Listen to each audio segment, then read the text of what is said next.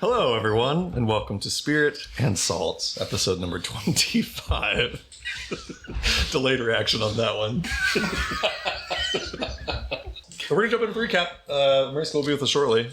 Last time on Spirit and Salt.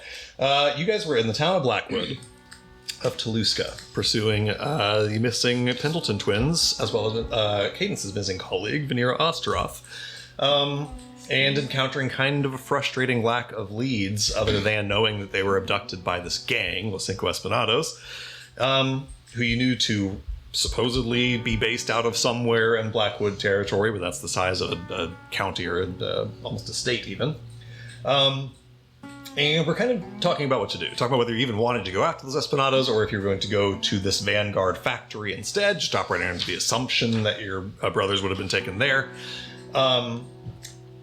Marble had kind of dissuaded himself of the notion that he was going to give up his power core to get his brothers back, and kind of decided that you were willing to fight to get your brothers back and not give up your power core to be used to create weapons of war. And in the midst of finally resolving a plan for how to get to the factory, you guys heard a scream from the end of the street out in front of the sheriff's office, where you saw Sheriff Bill Statler and a couple of just kind of random townsfolk being attacked by floating undead flaming skulls and other undead monsters. So you guys rushed to the street, helped dispatch these undead, noted that they seemed to focus most of their attention on Bill while they were fighting. And in the aftermath, Ghost attempted to talk to these undead using Speak with Dead in order to ask them where they come from and try to find some clues about what's going on with them, thinking they might be related to the Espanados and the twins and Vanir and everything else. But both Sheriff Bill and the priest in town, Father Cassius Lars, pushed back maybe a little suspiciously hard about that notion, saying that like these undead needed to be put to rest and that we shouldn't be waiting for them to rejuvenate so that they could be talked to. Things got a bit tense. The sheriff's life was threatened. And in the middle of this tension, noticing Bill's odd behavior, Morisco used a divine sense and deduced that Sheriff Bill was in fact undead, suspected him to perhaps be a vampire. That being the case, Ghost ended up handing over this undead skull to the priest to be interred with holy water. And then Bill, with things kind of de-escalated, gave you the information that he has about Los Cinco Espanados, told you where their headquarters is located, an abandoned sort of mining ghost town out near Liberty Valley called Whiskerbush. Offered you guys horses to take you there if you need them. There was kind of some weird passive-aggressive, mostly from Cadence, insinuating that you guys knew he was a vampire, but not outright calling him out on it. And eventually you guys just kind of walked away to discuss your plans and your strategies. Landed on essentially, we don't trust this Bill guy further than we can throw him. He's probably sending us into some sort of trap. He may even be in cahoots with Vanguard. And we are just going to go to the Vanguard factory, lacking any lead that we feel like we can trust. Your own better judgment telling you that they would probably be taken, the twins would probably be taken to the factory. You guys decided to head that way. In order to do so, you did go ahead and go get horses from Bill under the false pretense that you were going to go to Whiskerbush. Took the horses out of town in the direction of Whiskerbush and then cast a pass without trace toe and turned the fuck around. Rode your way to the factory, arriving there under cover of night. Meanwhile, Specs had been doing some scouting, trying to find some information or some way into this factory, some clues about the Twins of Vanir, but kind of coming up blank. Basically finding that probably the information that he's looking for is inside the factory, and that he was not going to be able to get into the factory undetected. His priority being to remain unseen. He kind of just awaited you guys' arrival. With that, you guys snuck onto the factory grounds, cutting your way through kind of a barbed wire fence, again under cover of a pass without trace spell. Snuck up to the factory itself, spent a little bit of time just kind of casing it. Bones climbed up onto the roof and used a Tremor Vein node magic item to sense vibrations within, only sensing one moving creature that did not seem to be humanoid, casting some doubt on the notion that the twins were here. Patches cast an augury spell, asking if you guys would have success going into the factory to look for the twins, and received a resounding no, you will not have success doing that. There was still some speculation that maybe the twins are just protected against divination magic, which would yield those results, who knows, and also you still don't know about Vanira. So again, after some discussing and some strategizing, decided that now was the moment, if there will ever be one, to see what you can find in the factory. So Bones and Morisco climbed up onto the roof of the factory, made your way down sort of maintenance ladders that lead down into the like smokestack chimneys of this factory, and had opened up a couple of hatches inside the factory to open into the factory itself. You guys had just like popped these doors open with the very slightest little creak sound as they opened, and looked in to see the factory begin taking in the sights. But before you got much time to do so, saw that the source of those footsteps that Bones had heard inside was a construct, a drone with a sort of old-timey scuba diver head that in place of the sort of glass helm has a camera lens. And it, with an extremely good perception check, saw you guys opening the hatches on these chimneys, looked towards you, and there was a flash and a snap of a photograph. And that is exactly where we left off. Before we jump into the action, the inspirations, one goes to Ghost for finally finding the courage to ask Boss to sleep with you. Oh my god. That was What a moment. yeah. Finally, it's been 2 days. I said what I said. And then the other inspiration goes to Marble for deciding to stand up to Vanguard instead of handing over your power core. Very heroic. Very lovely. Oh, thanks. Okay. We are going to jump into initiative order. I want to be clear. We're in initiative order because time is now of the essence. Things have moved to, second by second things of importance. We may not necessarily be in combat. I suspect we will be, but that is up to you guys' decisions. As we jump into initiative order. Oh, hold on. Before we start, did we tell... As the alarm started, does the security guard outside know? No, so for the record, at the moment, no one knows anything has happened except Bones and Morisco inside. Kind of fortunately for you guys, and for the sake of the narrative, the initiatives that we've rolled are that Bones goes first and Morisco goes next. So this is kind of, appropriate. Otherwise, you guys would be standing outside not knowing anything was happening on your turns. So, acting first in this initiative, Bones, you guys came down the chimney together, pushed this hatch open, and can see, as you push the door open and sort of look out into the factory, this construct walking around up on the catwalk up above. It looks down, there's a flash, and you see the shutter of the camera lens close and open. It has taken a photograph of you. You do also see that I didn't mention this in the recap, but there's another big giant construct in here, sort of seemingly hooked up with a bunch of cords in sort of like a frame, maybe charging, inert, whatever. At the moment, not doing anything. Bones, what do you wish to do? I have a bajillion questions, and I'm just going to keep asking questions until you tell me to stop, and then I'll take my action. Lovely. Do I know what this thing is about to do, having worked in a warehouse like this before? You may roll me a intelligence check and add your... Boy, what is a check about a construct? I think this is Artificer's Tools. You can add your siege weapon lore, either way. So add your lore bonus, but I think the skill you're using here is Artificer's Tools. Understood. So got it. 25? 25 is brilliant. Okay. You don't, in the split moments, know exactly its behavior. What you do know, that constructs in general, generally speaking, are possessed of pretty simple directives. Right. The reason Mick Eisenhower, a true android man with the ability to think and reason and be a person, is so exceptional is because they put a soul into a robot and gave it the ability to be sapient. You know that this thing, you don't know what its directives are. You know that it probably has very simple directives. On a 25, you know that the fact that, to place this in gameplay terms, the very first thing it just did as a reaction was take a photograph. Right. You know that one of its directives must be, if you see anything. You're not sure what it is. If you see anything, take a picture of it. You're not sure exactly what quote-unquote anything means. You can plainly see that in one of its arms, there are slots big enough for basically a heavy metal bolt to shoot out of. It has a bolt launcher in its arm. Got it. So it does have a weapon. You do see that. You're not quite sure what what it attacks or why, but you know it has the facility to attack things. Understood. Do I know, is this thing magically transmitting the image to a database somewhere, or is that stored in film in it? On a 25, based on looking at the literal apparatus of its like camera lens, you suspect that it works like a camera does and is recording it to a physical apparatus. Love that. Okay. Big guy, currently deactivated. Do I know what would activate that or how that is activated?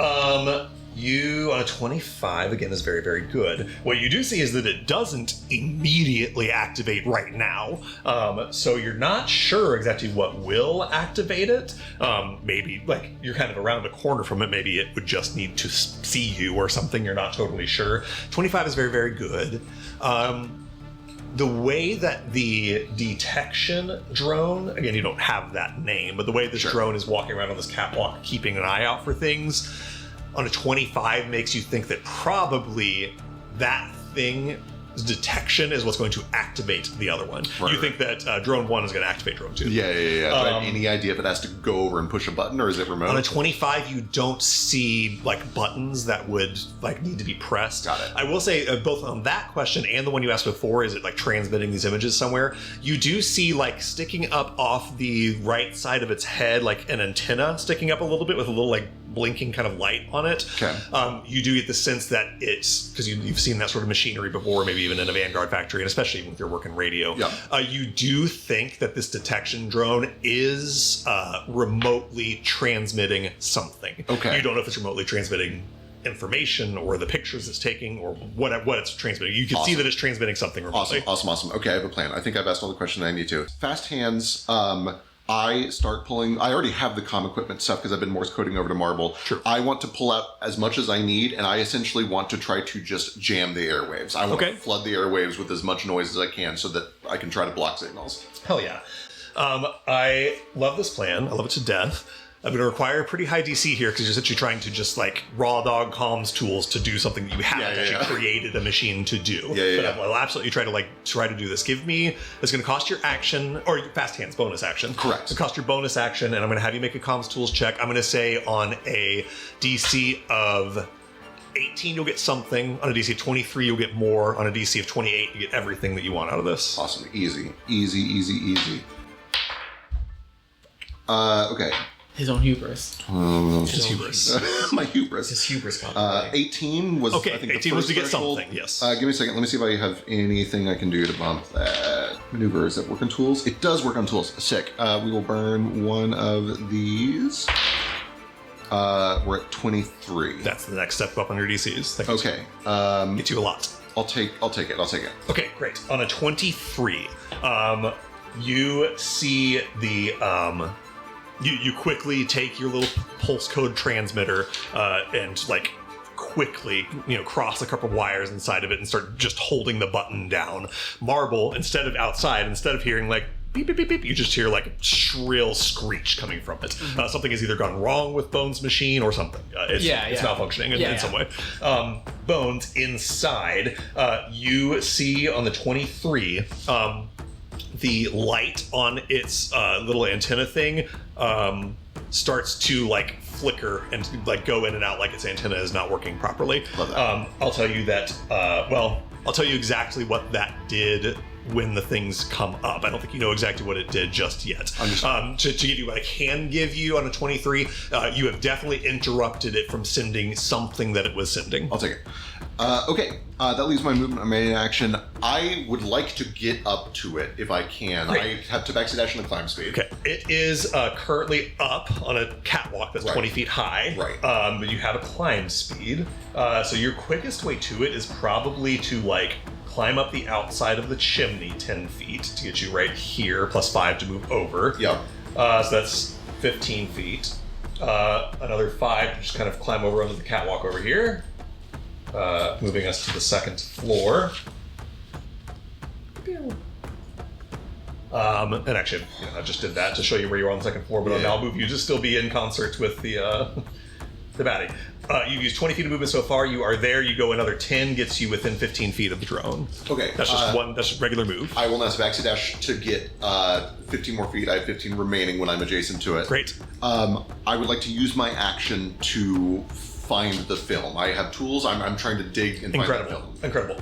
Give me, I would say that this, I'll let you do your choice of either a machinist tools check, if you have photographer's tools, I don't think you do. You could do an artificer's tools check, or you can just do straight up investigation. Either way, you can apply your siege weapon lore. Okay, wonderful. That helps a lot. This is not an attack roll. I normally have advantage on things that haven't acted. Yeah, I'll buy that. So you have advantage on the roll. Okay, delightful, natural 20, 24, Ooh, hell 30, yes. 30. In fucking incredible. Natural 20. It's easy peasy. It's not, let me rephrase that. It's not easy, but nat 20 you make it look easy. You follow just the cords inside of the plating of its head down into the back of it, where you can see that there's just an access panel right there. You find that panel is like locked and you don't have a key, but on a natural 20 you just sort of go in through the side and sort of track where that wire went, reach in the blind and just yank. And you do exactly as you described. You pull out a roll of camera film. It looks like camera film. And I don't know that much about camera film. I think ruin it. That should ruin it. It's destroyed. It's a bright light. Yeah. And in fact, as my free item interaction, I probably just find the brightest spot in the room and toss it. Yeah, described before the session started, but just so everyone at home knows, the room is brightly lit. Well lit, all the lights are on in here. Yeah. So you throw this film down, and that film is destroyed. I'm just gonna do this for a second. Hell yeah! What a fucking turn. Very well done. My turn's not over. I got 15 feet of movement. That's true. Yeah. Leave. I think there are no exits up here, right? No, there actually is. Right here, where the guard is standing outside, there is a door out. Oh, right to the stairwell. To the stairwell, yep.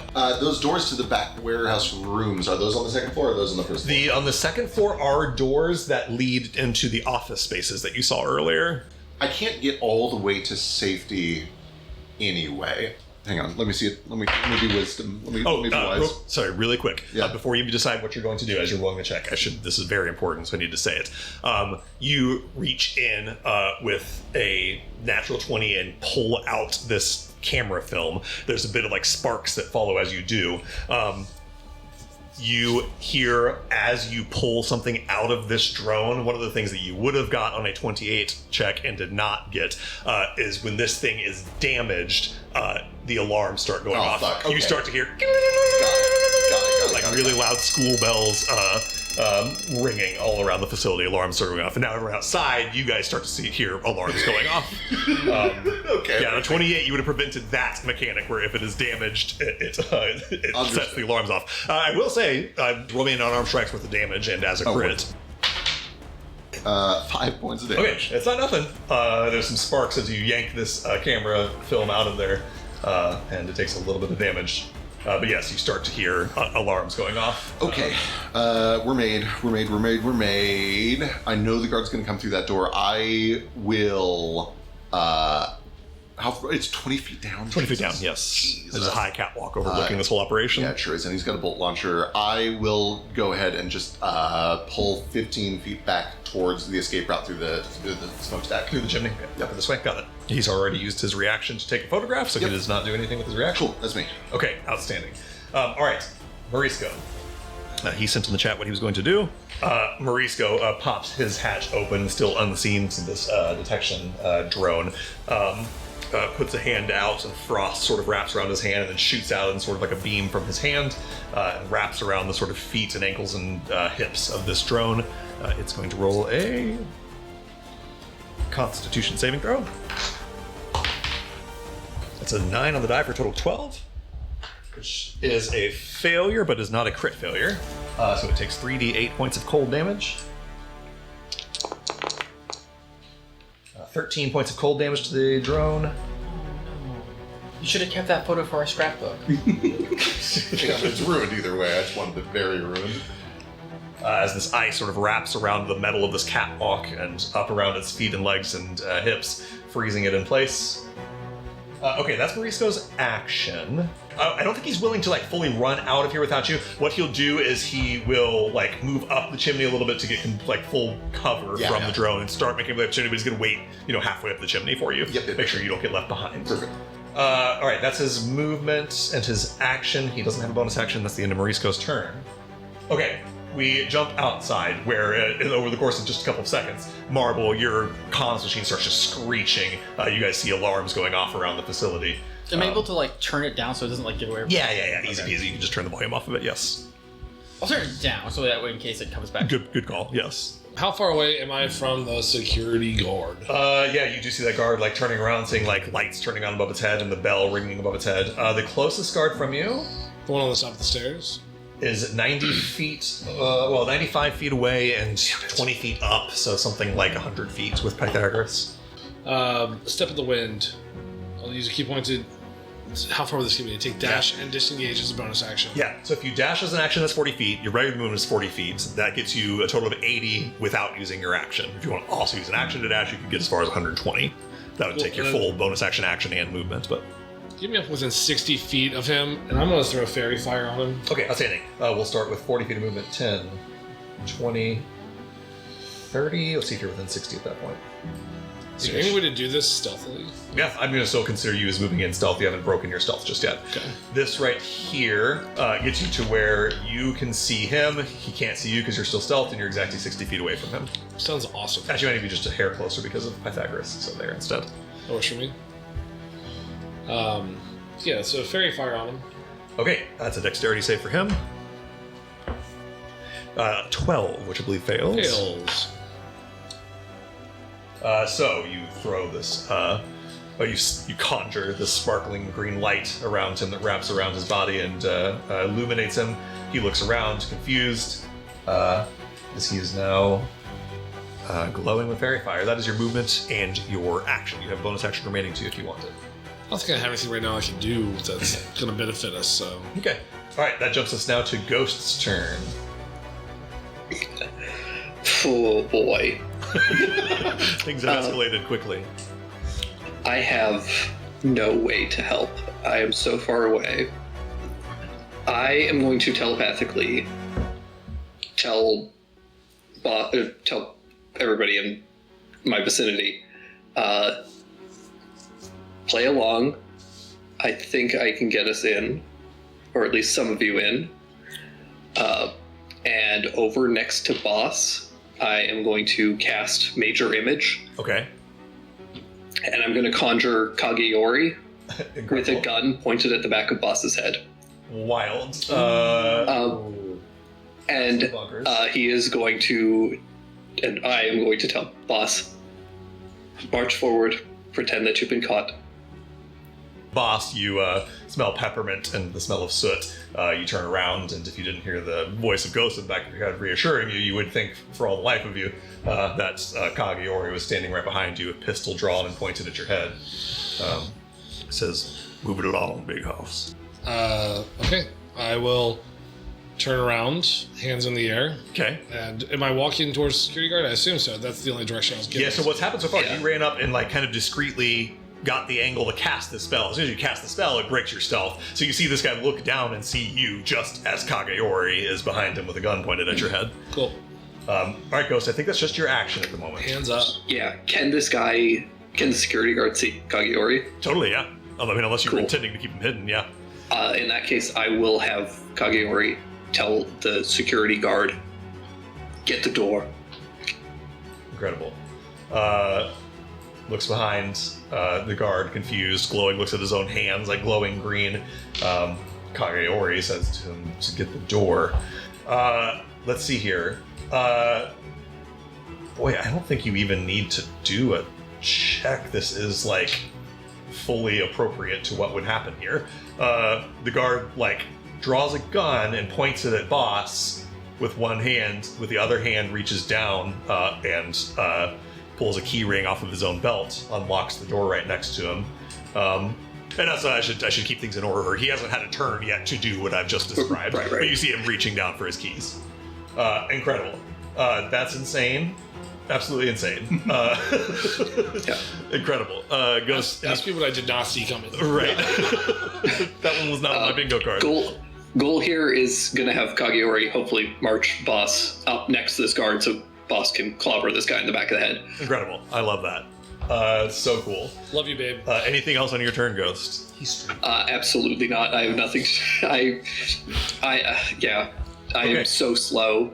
Okay, I love that. I'm going to leave all the combat to the rogues here. Makes sense. I will say, just for the sake of saying it, by virtue of casting a spell, you have revealed your location to anyone around you. You're still not within line of sight of any guards, but if somebody pops out of a door or something, you'll be in their line of sight. Right. I will press myself up against a wall just to try and stay out of line of sight. Makes sense. Get under like an awning. Specs will press his wall. His back right up against the wall right next to you. So stealthy. So cool. Okay, inside. The drones are both going to act. The first one is the one that is still attached to its frame down at the bottom. You see that as the alarms start sounding around the building, so too there's like a hit of steam. The cords kind of release off of this thing's body, and it sort of falls down off of its frame and takes a step forward. That drone activates. Would not have on a 28, but on a 23 it still does. Your 23 did buy you things. You'll find out about them as they come up. Bones. It sees you up on the catwalk running away from the detection drone. It looks up in your direction. You see that in its hand, it summons from almost like a little Iron Man arcane crystal in its hand. There's like a growing like orb of magic, which it then releases in your direction. You kind of expect it to shoot like a projectile, but it actually just disappears from its hand, and then you feel like a pulse of magic around you. And I need you to make me a strength saving throw. Oh. This is against a spell, if that matters to you. Boy. What do you add to this throw? Tell me what you're adding to the D20 you roll, because I want the drama. Just a +2. Okay, I will tell you about the board. You are looking for a DC 16 saving throw. I will tell you that this is of enormous significance, and far more enormous if you critically fail this. Yep. So you want a 14 or higher on that D20 to succeed. If you get a 8 or lower, that is disastrous. Easy. 10. All right, so there's a failure, but it is not a crit fail, importantly. Do you want my inspiration? If you feel like it. Seems kind of great. All right, give me one more D20 roll. 18. 18 on the die? Not 18 for 20 total. Yep. In-fucking-credible. Clutch use of inspiration, I will say, as you resist the hold person spell. Oh, person, Jesus. Yes, which on a crit fail would have paralyzed you. On a regular fail would have restrained you. Oh, boy. Neither of those effects take place on an 18 Thank on the die. Unbelievably important. Let's see here. Okay, this guy You said it is was a hold person? a hold person, yes. Whole person. A whole person. The whole person. Okay, that is its action to do that. It will start marching over kind of in your direction. How far can I move? 30. Massive, lumbering, thundering steps. It almost like pushes over this table as it moves. 10, Does it do like the Midwestern, oop, excuse me, as it goes past the 30. table? Sure doesn't. Wordless. I assume it's doing high steppies. Oh, High stepping. high steppies. Yeah. No, it is with on the 25-year-old earlier on how do these drones act, with a reckless abandon that makes you think like, boy, they could have programmed this thing to not knock over the sensitive tables. Yeah. It knocks over a table where some artificer was working on something and throws it all over the floor. Sorry to that guy. But simple-minded has one thing to do. It tries to go do it. That's its movement. That is its action. It does not have a bonus action to use. That is the end of its turn. Huge. Absolutely huge. That brings us to the detection drone. It currently cannot move. So if it wants to break free of this ice, it has to use an action to do so. It does not get a repeated save. It's got a pretty simple turn. It looks in the direction of Bones, who is fleeing from it. It raises its arm where those 3 bolt launchers are in its arm, and it launches all 3 attacks. Oh, boy. Let's see here. That is a 820 to hit. Hit. A 25 to hit. And Jesus, those are 3 good rolls. Another 25 to hit. Mm-hmm. Those were all north of 10 on the d20s. You take a total of And then you heal for 29 points of piercing damage. Ooh, boy. Oh, looks like you've got a little health left. So you had 6 temporary HP, so you take 23 damage and have 8 left, if I'm not mistaken. Yep. Hello? Incredible. You feel intense, sharp pain as like heavy metal bolts from like a very modern, high quality bow and arrow go through, like one through your thigh, one like goes all the way through your oblique and out the other side, and one plants itself in your shoulder blade. Oh my god. That's bad news. But that is its full action. It has a bonus action that it can't use right now because it can't move right now. And it's not going to move because it can't. So that's the end of the detection drone's turn. Should have measured this. Cadence, it is your turn. Yeah. Okay. I have no idea what's happening inside. I'm hidden currently, but the guard is looking right in my direction-ish. Yeah. It's looking down towards Boston Kageyori. You get the sense on your stealth check, you could kind of like move in that direction unseen. If you like round the corner, you know, it might see you. But if you can get to the point where you can like make a shot at it, you can do so with advantage still. I'm more interested in getting a beat on this southern guard, who we have no Makes- eyes on at all. Makes total sense. If you want to just move in that direction, you can absolutely do that and remain hidden. Yeah, I'll do that. And then when I get to the corner, I will action hide. Okay, outstanding. You sneaking through the shadows, make your way all the way down to the corner. Use an action to hide. You stealth check. You don't have your +4 anymore. That is 22. Okay, that is wise. I will tell you now that you've rolled it above table that the 15 you had last time would not have kept you hidden from the guard up front, but that does. You look around the corner and see that guard, like the other one, is like looking up at the bell ringing above its head, about to like get keys out and try to figure out what's going on, but hasn't had turn to do anything yet. So I believe that's your turn. Movement action, bonus action? Yes. Ghost telepathy is one way, right? It is one way, yes. Yeah. Okay. That brings us to Marble. I guess he'll get his armor out and just go to the wall. Okay. Or 30 feet. Makes sense. Action to armor up, and then 30 Or feet. go move 30 feet and then armor up if that helps me be a little quieter. This part, you're good. You just have this power line and then put on your power armor. It's all these little plates of metal whip out of your bag and wrap up around you. Yeah. That's movement in action. That's all I can do. Okay. That brings us to top security guard. Okay. This is the one. He's got a weird turn on his hands. Got it. That's This one has Fairy Fire on him, sees Kageyori approaching with the guy that put Fairy Fire on him, gun to his head, tells him to open the door. Or to get the door.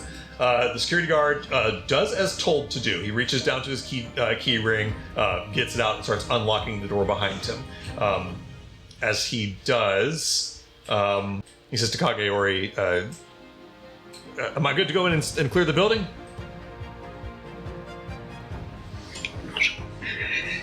Yeah, shut him down. All right. He will run inside, leaving the door open behind him for Kageyori. He steps inside. Can immediately see a frozen drone, Bones with a bunch of bolts in his back and a big drone. Bones, you rolled a 25 on how these drones behave. You watch as the door opens and as the security guard steps in. Both of the drones look up in that direction. Their heads like snap in that direction for a second. You see them like, I don't know, process for a moment and then focus back on you. Okay. 25 is a very good roll. You see them initially move to, especially the one with the camera, you see it initially move to do exactly what it did to you. It sees something, take a picture of it, and it doesn't. It doesn't do this to this guard. Yeah. In other words, you think that there is something this guard has going on that is It's a like, photo detection system, yeah. yeah, that's preventing this thing from viewing him as a target. Yep, got it. What that is, you're not sure. It could be yep, that just whoever made him gave him a list of names or whatever, but Cool. and actually, you know what? 25 is such a good roll. You being able to create a drone that can identify your allies and enemies, you think probably only works if the creator is here. So either the creator of these drones is present to identify his friends and enemies, or there's something else that is identifying who this guy should or shouldn't attack. A key, maybe Sure. someone's holding or something. Something like that. Yeah. Badge key, something like Presumably not something jammed by radio. that. Presumably. Yep, got it. Presumably so. This guard Well, he's at his long range right now. He draws a pistol from his side and keeps running towards you. 15, 30. He's still at his long range by 5 feet. So he is going to pull a pistol out and start shooting at you, but he's doing so at disadvantage because he's firing at his long range. Missed a crit and got a 6 total instead. That's the disadvantage. And a crit miss. 2 pistol shots just plink off the wall behind you, Bones. This guy's not a great shot, especially while he's running and while he's kind of distracted by the light of his own fairy fire glowing off of him. Okay, that brings us to Patches. Patches points his wand to the side of the building to see if he can blow a hole in this wall. Honestly, that is the most. Yeah, I would say wonder. Yeah. Someone spin the D100 for me. 73. That's so close to what I rolled. This is the dumbest fucking one. Oh my god. Is it gonna hit me? Oh no. He moves forward a little closer as he's stepping up to do it.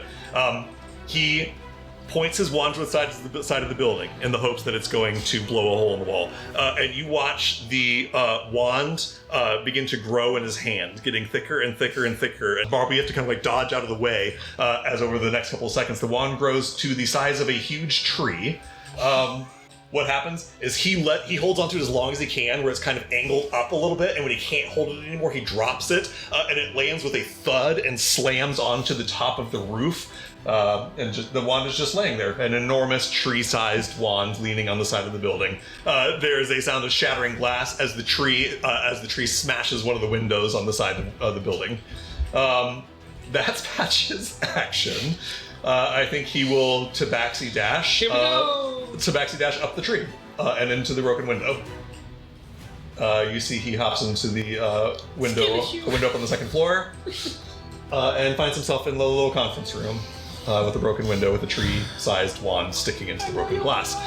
That's his movement in action. He can't move any further because that was Tabaxi dash. Bonus action, I don't think he's going to do anything with it at the moment. That's it for Patches. You guys now have a giant wand, tree-sized wand sticking into one of the windows on the second floor. Okay. Second security guard, the one at the main entrance, doesn't see anyone at the moment and is going to do his job. Hears the alarms going off, turns, unlocks the front door with some keys, opens it and goes inside. Opens another set of doors. Does he Here. Does he spend like a minute because he keeps getting the wrong key? No, he sure doesn't. Thank you so much for asking. Gets to lay the land, can see what's going on in here now. Because of Pythagoras, he's still firing at disadvantage. Thanks, He's more than 30 Pythagoras. feet away from you. That fucker Pythagoras. It's his fault, right? Like, he's the one who decided. Okay. Yeah. Without him, there'd be no Without angles. him, there'd be no angles. Geometry doesn't exist. 17 to hit. Yeah, that hits. Okay. Does Bones have cover because he's on a catwalk? He is shooting up from under a catwalk. Yeah, I'll give you quarter cover. What does that do? Makes it a miss. Does it? Okay. It does, yeah. Yeah. Thank Bless. you. Good Thank ask, you. but yes, he's shooting from up underneath the catwalk. Yes. Oh, okay. All right, second attack is worse. Oh, thank God. Okay. There's pinging of metal on the catwalk underneath your feet, Bones, but the bullets are deflecting. Bless. Incredible. Back to the top of the round, we are to Bones now. Okay. Bones, you've got 2 giant robots and 2 cops chasing you out of this Yeah. facility. Robots. Let me see where 30 feet gets me. 30 feet if you're going for the chimney again. Yep. 10 feet gets you here, Yep. 5 feet to there, 5 feet down to get to the hatch is 10. So you can get in the chimney and start climbing 10 feet up with normal movement. Okay, got it. And I've not seen any of my friends arrive at this point. No, you haven't. Cool, awesome. I have no idea what they're doing. I assume that they are sitting tight because what else would they possibly do? Okay. I use my bonus action and my action to add myself another 60 feet of movement, and I just get to the roof and towards my Great. friends. Instant you take a step, detection drone uses reaction to snap a photo that it can't take as a snap film. Okay. But it's I just- should ask, is my jam continuous? Yeah, it's still jammed. Okay, Yeah, as great. long as you keep that thing with you.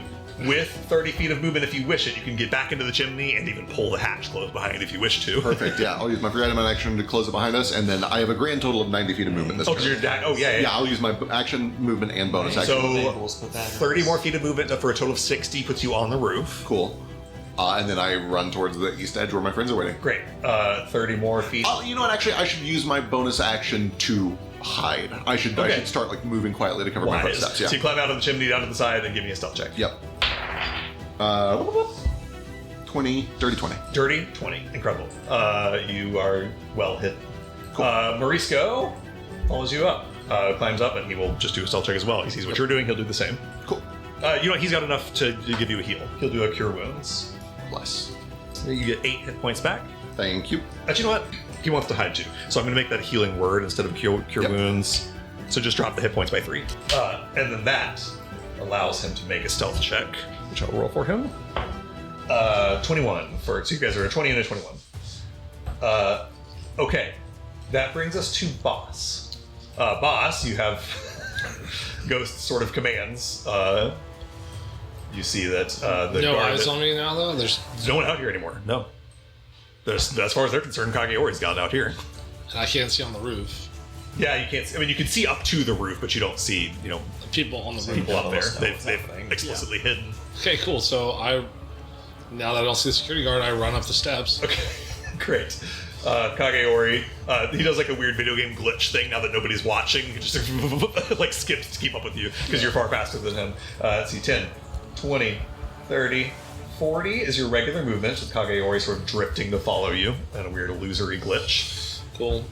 You have a very, very good perception. You can just barely see around the corner into this door, at least enough to see this one drone and this one guard.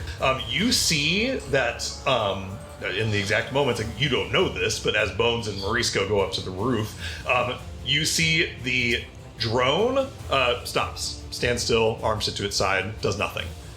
The guard says, fucking piece of shit, runs past the drone. Well, it's not his turn, but you see the guard is frustrated seeing that the drone is not doing anything anymore. So for whatever that is worth, you see that passively. You plainly see that the drone stops acting and the guard acts frustrated that the drone has stopped acting. Are there any barrels, crates, anything like that sitting out here? Not up here, and honestly not out here at all. You do see this is not a barrel or a crate, but you do see up here at the platform where that guard was standing watch, there's also a ladder up to the roof, for whatever that's worth. Sure. How can I get up there? Do I have bonus action movement at all? You can bonus action dash with a key point. With the key point? Yes. Or you just action dash. Oh, yeah, I can action dash. Yeah, let's do that. Okay, so climbing up to the roof just costs you another 20 feet of movement. Climbing a ladder does not require climb speed or any checks. You can just do it. Let's do it. Up on the roof, Bones and Morisco see you emerge on the roof. Oh, what the hell? What's your passive perception? You got 20. 20 is enough that you don't see Morisco at the moment. He's still like tucked into a shadow, but you see Bones bleeding out of some wounds in his side, huddled like back to the chimney. So let's use my bonus action to heal him. Yeah, he sees Kageori pointing a gun at your head, but he kind of glitches his way up to the roof behind you. Just floating. Yeah.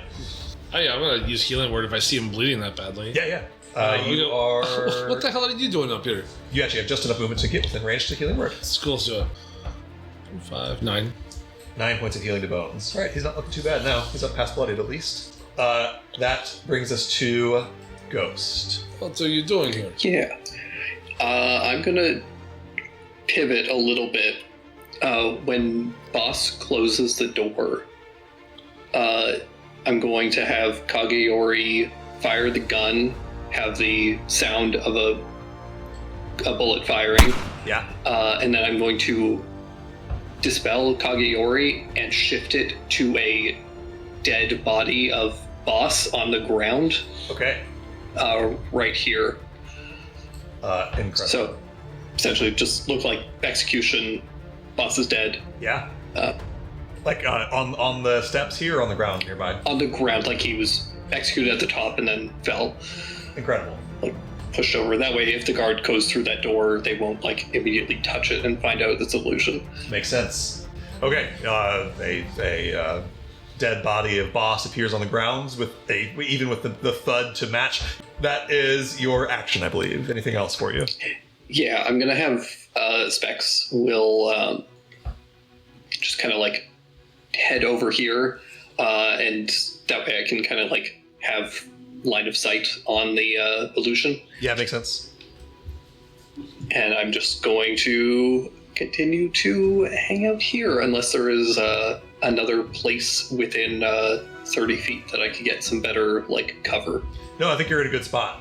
I am trying to keep an ear out for people coming because I assume other people have heard the alarms at this point. Makes sense. Okay. Yeah, and I will say a whole round of combat has gone by, which, it's only 6 seconds in world, but you do start to hear the sounds of, like, shutters opening, doors opening and stuff around, none directly around you at the moment. Marble, go ahead. Quick question. So you said that, like, Boss was casting some spells on top of the roof to heal. Yes. Can we hear, do we know that they're up there? Healing Word has verbal components, yeah, I think so. I think you hear spellcasting up there. That brings us to Advanced Detention Drone. Does nothing, stands there. Advanced Detection Drone does nothing, stands there. Actually, the Detention Drone will use its action to break itself free of Marisco's spell. And then stands there doing nothing. You once again hear the security guard like, fucking piece of shit. God damn it. Cadence, that's you.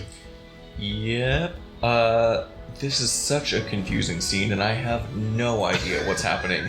Is there a window I can look into? Yeah, I you just need to watched- know what's happening. Yeah, you just watched a giant wand smash through a window on the second floor. However, all the windows that you see are up on the second floor. There's none on the first floor by design. Where's the wand bridge at? The wand bridge, I should draw it. Okay, I will cunning action dash 45 feet up the bridge into the room. Okay, outstanding. I will pull you over to the second floor map. I'm probably not going to be staying there, so it does that. Yep. As you step into the room behind Patches, you find yourself in a little conference room with a closed door. Let's look at Patches. What the fuck is happening? And then I'll go look through the window. I don't know how that bridge got there. It's very mysterious. They're making crazy things here, like bridges that break through their own windows and land on the ground. It must be like some sort of escape bridge, like in an airplane. You don't know what an airplane is, do you? I'll go look through the window. I just need to get eyes on what's happening. I don't see Bones. I don't see Marisco. I see the guards leaving. So this is a door there's no window on this door, just a wooden door. Is there a window No. to the conference room? No, there's not. But maybe surprisingly, you may expect there to be one. It's a solid wooden door. You can push it open if you wish to. I don't wish to, is the problem. Apologize, but that is where you are. Give me a perception. What's your passive perception, actually, if you're not taking a search action? My passive is 20. Your passive is 20. You can hear voices in there. Hear the voice I just did shouting like, "God damn piece of shit!" Some human expressing frustration. And actually, because both the guards are in here now, I'll say that you overhear two voices talking. There's one guy shouting, piece of shit. The other voice, the guy down on the floor, again, you don't know where these people are, but you hear another voice go, what is it? What happened? Where'd he go? And the other guard says, up the chimney. So you hear that. I mean, that gives me something. I think I take 15 feet back out the window. Patches goes, where are you going? This is cool. It is kind of cool. God, I have no way to help. There's not like easy access to the roof from this window, is there? Because you have this wand that goes all the way up second floor now, I would allow you to try to get on top of the windowsill and make like a leap and grab the roof edge and pull yourself up. You're going to be doing athletics. She has strength. But you've got the She's got the strength gauntlets. Yeah, I'll give it a try. I have to know what's happening. It's a 17. A 17 gets you to the roof, yes. You climb up on the roof and now you likewise can see Boss and Bones and Marble, or Marisco up here, except maybe not Marisco because he's hidden on a 21 stealth check. Okay. Sorry, I put you in shadow right now. You're actually on the roof, but I'm going to move you out of that hidden area so I can see I'm you. going to be staying here super long. Okay. Climb up to the roof. I still have an action left. You do. Are we leaving? What's... Unless there's anything that we think we can glean from here. I mean, we can take them. There are 2 robots and 2 guards inside. Do we want to kill people today? No, we're Then not let's go. fighting Mick. And then I drop down the roof back onto the log and I'll dash to, do all that and Yeah, start. Okay. Let me say one thing really quick before you do that. Bones, passive. What do you need? What's your passive perception? 16. 16. I'll just say this. I don't know, or maybe even think that this necessarily changes anything about your guys' plans. While you were inside, you got a little bit of a chance to at least look around a little bit more before you ran back out. You see some of the projects that are being worked on the workstations in here. and none of it, you have to look a lot closer to get a lot of detail, but something that catches your eye, and there's a moment where you why does that look so familiar? It's just a plate of metal that looks like a shoulder cover, like a piece of shoulder armor or something. Pauldron, yes. And it's, there's a million metallic pieces of shoulder armor out there, but there's something in it, like weird angular piece of metal that connects in like a right angle to a shoulder seam that catches your attention for some reason as you're on the roof, catching your breath and closing your eyes for a second. It is the shoulder of Marble's armor, the Marble's neck suit. Right, got it. Okay, So I don't know if that changes anything about what you're doing. I'll mention to kids, we should talk to Marble. They're making his mech down there. Okay, we shouldn't talk here. We need to go. Yeah, we gotta Okay. Yep. So you continue to take your dash action, get off there. Yes. All right. That brings us to Marble. I got some gang sign thrown at me, right? I believe Yes. Cadence gives you a let's fucking go. Okay, I will fucking go. Okay. Just dashing off to the alleys. Yeah. I will. I don't want to get too far ahead of the group in case they need something. I'll go 30. I mean, with Ghost if you want to. That's 30 feet of movement right there. I don't really know how everything is, so I assume that everything's doing great if she's just saying we're leaving. So I guess I'll just take action dash as well. Okay, great. I'll just kind of say you get over here, off to the side, leading your pack. Oh, actually, you know what? Instead of action dashing, I feel like I should get out of my armor. I'm gonna get out of my armor Okay. because it gives me disadvantage on stealth, Makes and sense. also like it's very. Probably Recognizable? wise. I get out of your armor. All right. Okay. Security guard inside. Fairy fired one. Sees you guys go into the roof or into the chimney. No one is in there to hear. Oh, Patches is in there to hear, But he would never tell us. but he certainly wouldn't tell you. Wouldn't they have heard the window smash out? Potentially, possibly. This is part of I it. mean, a big giant tree fell on the building, so yeah, they probably heard a big thud on that side of the building for Is he sure. gonna have to leave his wand? It's a big giant fucking wand now. I don't know if he has a way to move it. Okay, so guard up on the catwalk. You guys don't hear what he says, but he goes 10, 20, 30 out to here, looks around, sees the dead body of Boss down on the ground, looks around like where did Kageyori go, doesn't see him, focuses on his job, takes a dash action to go up to the roof. That gets him right here, right up next to Boss. It does take his full action to do that. He looks now and sees real Boss. After he looks back down and sees dead Boss, notices something is afoot here now at least. He has used his full action to get to this point, but you see him like pull like a bully club out and says, "This can either get a whole lot worse for you boys or a whole lot better. Your choice." That's his turn. Patches. Boy, oh boy. What the fuck does Patches do? He got into an office. Is there anything in the important that you would be interested in? Not in this particular room, unfortunately. He will use his movement to come down the Wand of Wonder. And try to drag it behind him. And just like grabs it and tries to like pull it. Can't get it to move. Surely he doesn't. He's leave not it leaving. behind. No, he's not leaving without it, and none of you will tell me otherwise. Is have, it like- still a Wand of Wonder? Can he still activate it? Probably. Oh wait, he's gotta activate it. Probably. Yeah. I mean, that actually sounds he's looking for a way to get this thing to turn small again. Ooh, and maybe this he could just make a does giant- something else with That sounds it. like him. Does this Yeah, make everything? give me a all D100 the, again. Does this make all the effects bigger? This has huge Patches energy. 30. 100. 32. Shrink. Okay. He, on a 32, puts his hands on the wand, trying to get it to do something else. What it does is cast Gust of Wind. I'm just trying to decide. Yes. Does it destroy the background? Right, a tree-sized Wand of Wonder casts Gust Can you of just Wind. rocket us off of the map? I think that a couple things happen. There is a swirling of wind that pushes up with all the force of a Toulouse-Continent tornado. There's a massive creak from up on the roof that like rips a section of the roof up off. There's a screaming of metal up there. Give me dexterity saves from Boss and from the security guard. You guys are close enough to it. Ooh, 17 for the security guard. 17. Okay, yeah. You guys both manage to keep your footing, and it's not.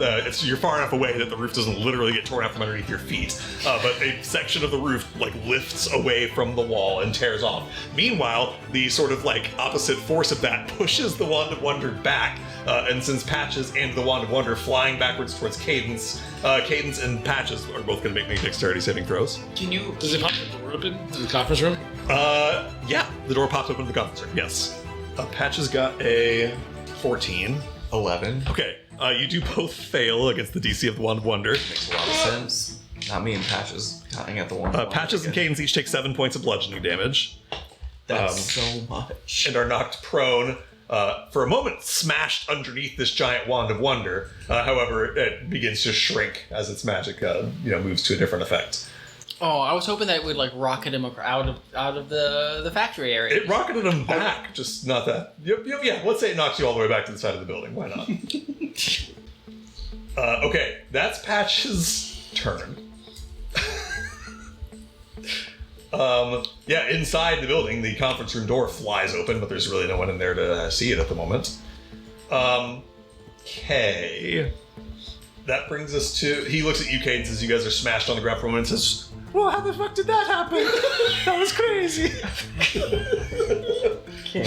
security guard inside he's not sees the here. fucking roof rip open, sees the conference door fly open. The detection drone uses reaction to take a picture as the door flies open. It's not their turns right now, but they might do stuff about that in just a minute.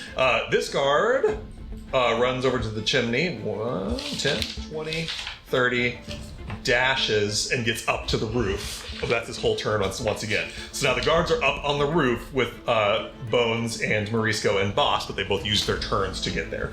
How far from me is the one that just came up? Right behind you, 5 feet. No, the other one that literally just Oh, came that just came up? Can he climb? He climbed the ladder. 70 feet from you. Top of the round, Bones. It's me. We're getting the fuck out of here. I just used 3 actions to continue moving through stealth. You got somebody within 5 feet of you. Are you The guard made it up. Just kidding. He's seen both of you. He's got to die. I think he does have to die. I think you're so right. That's so Just unfortunate. turn I don't like and killing. push. That sucks. He has to die. Is he right next to me? 5 feet? Yeah, 5 feet. I will use my movement to move 30 feet east. Okay, he will take an opportunity attack. Yep, got it. 10. Misses. That does miss. Man, I don't want to kill this guy. I'll use my cunning action. How far am I from the edge at this point? Which you're Trying to get to 50 the feet down. from the north edge and 30 feet from the west edge. If you wanted to run it more of an angle, you'd be closer to where like the ladder is, but you don't even need a ladder. I was going to say, I assume that we were trying to go back to the way that we came, which is out through the Okay, through the then park. from the complex. opposite edge of the building where you came from, you are 85 feet. Okay, I will use my movement and my cunning action to move 60 feet east of where I started. Okay, from where you started. 10, Yeah. 20, 30, 40, 50, 60. And then I will ready my action to shoot that guard. Okay. You Or see- well, to patient marksman. Got it. Yeah. All right, Morisco will follow you. 10, 20, 30, dash, 40, 50, 60. Oh, you should do one further. I must have messed up your movement. Yeah, there we go. He will... Now he'll go ahead and bonus action to... Spiritual weapon, I guess. He'll do it on the one that is next to Boss, so it can attack with advantage because he's fairy fired. I will help him so he gets advantage, assuming that I hit. Okay. You have advantage because of fairy fire. Yep. 23 to hit. Absolutely. 22 points of damage, and Risco has advantage. Is this lethal? I think it has to be. Yeah, it's lethal. Bullet goes between the eyes, he drops to the ground dead. Yep. Unfortunately, as explicitly written in that ranger ability, Morisco's attack is wasted. Okay, that is Morisco's turn. And Bones, shaken, is like, we can't leave the jaws. We can't leave their jaws. So whoever's listening. Jaws. Jaws. Can't Speak leave their speak with jaws dead. dead. Yeah, Bones, I'll say on a one-shot kill, you aim the shot as you were trained to do in some of your more sensitive operations in the military, explode the jawbone of this guy. Okay, yeah, if I can just do it with my shot, I'll do that. Yep. Yep. Boss. The other one's on the roof already. Bones. scared. Yep. So there's another one right here. Yeah, there's The another other one one's on the right roof. here. Yeah, they've both seen us. All right, so boss doesn't know if he can take the jaw of somebody. I hate my place in this. Yeah, let's say this is a rough spot to be in. Yeah, I really do. Hold on, let me roll for something. Okay. I don't understand what you mean when That's you fair. say pull the or you gotta get their jaws. I roll a 3 on that. Yeah. Let's say I'm Yeah, rolling a flat. I think there's something in you that, like, you know Bones well. You know him to be, like, I don't know, a well-meaning and kind person. And there's something when Bones looks at you dead-eyed and said, "We need their jaws," that makes you think that he must be using, like, an acronym or a piece of lingo that you don't Something, understand. yeah. It can't be that Bones, sweet, Jaws. gentle Bones, means take the bones out of the jaws of these Yeah. humans. So I roll. I don't understand that. But I do see the other one over there. Let me push towards him. I want to run towards him. Okay. I know we have to subdue them all the same, 10. but I don't think I understand what jaws means. 30. 40. Actually, this puts you more direct. I want to hit him with Horizon Thunder Sphere. Okay. Give me an attack roll. 27. 27 absolutely hits. 16. 16 points of damage. This guy has just barely managed to pull himself out of the chimney and landed on his feet on the roof. Looks around to see and is immediately blasted in the chest with an orb of lightning. He begins to shudder and shake, burns spreading across his shoulders and neck. Stumbles back against the side of the chimney with a thud. That's your action and movement. You have a bonus remaining too if you want. Okay. Bonus action search on this man. Okay. Does he have like a noticeable, like very clear, like badge? Give me a perception check. 27. 27. Okay.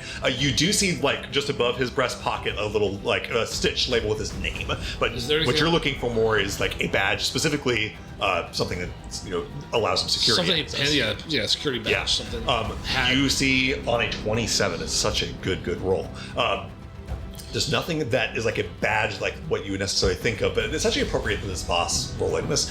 I don't know if boss would know what a like bad security badge is, but what you see is that there's the front pocket, and that's not really the main thing. You look down at the holster on his hip where his pistol is, and you see that there's like an extra little leather buttoned compartment next to the pistol itself that has a little stone in it.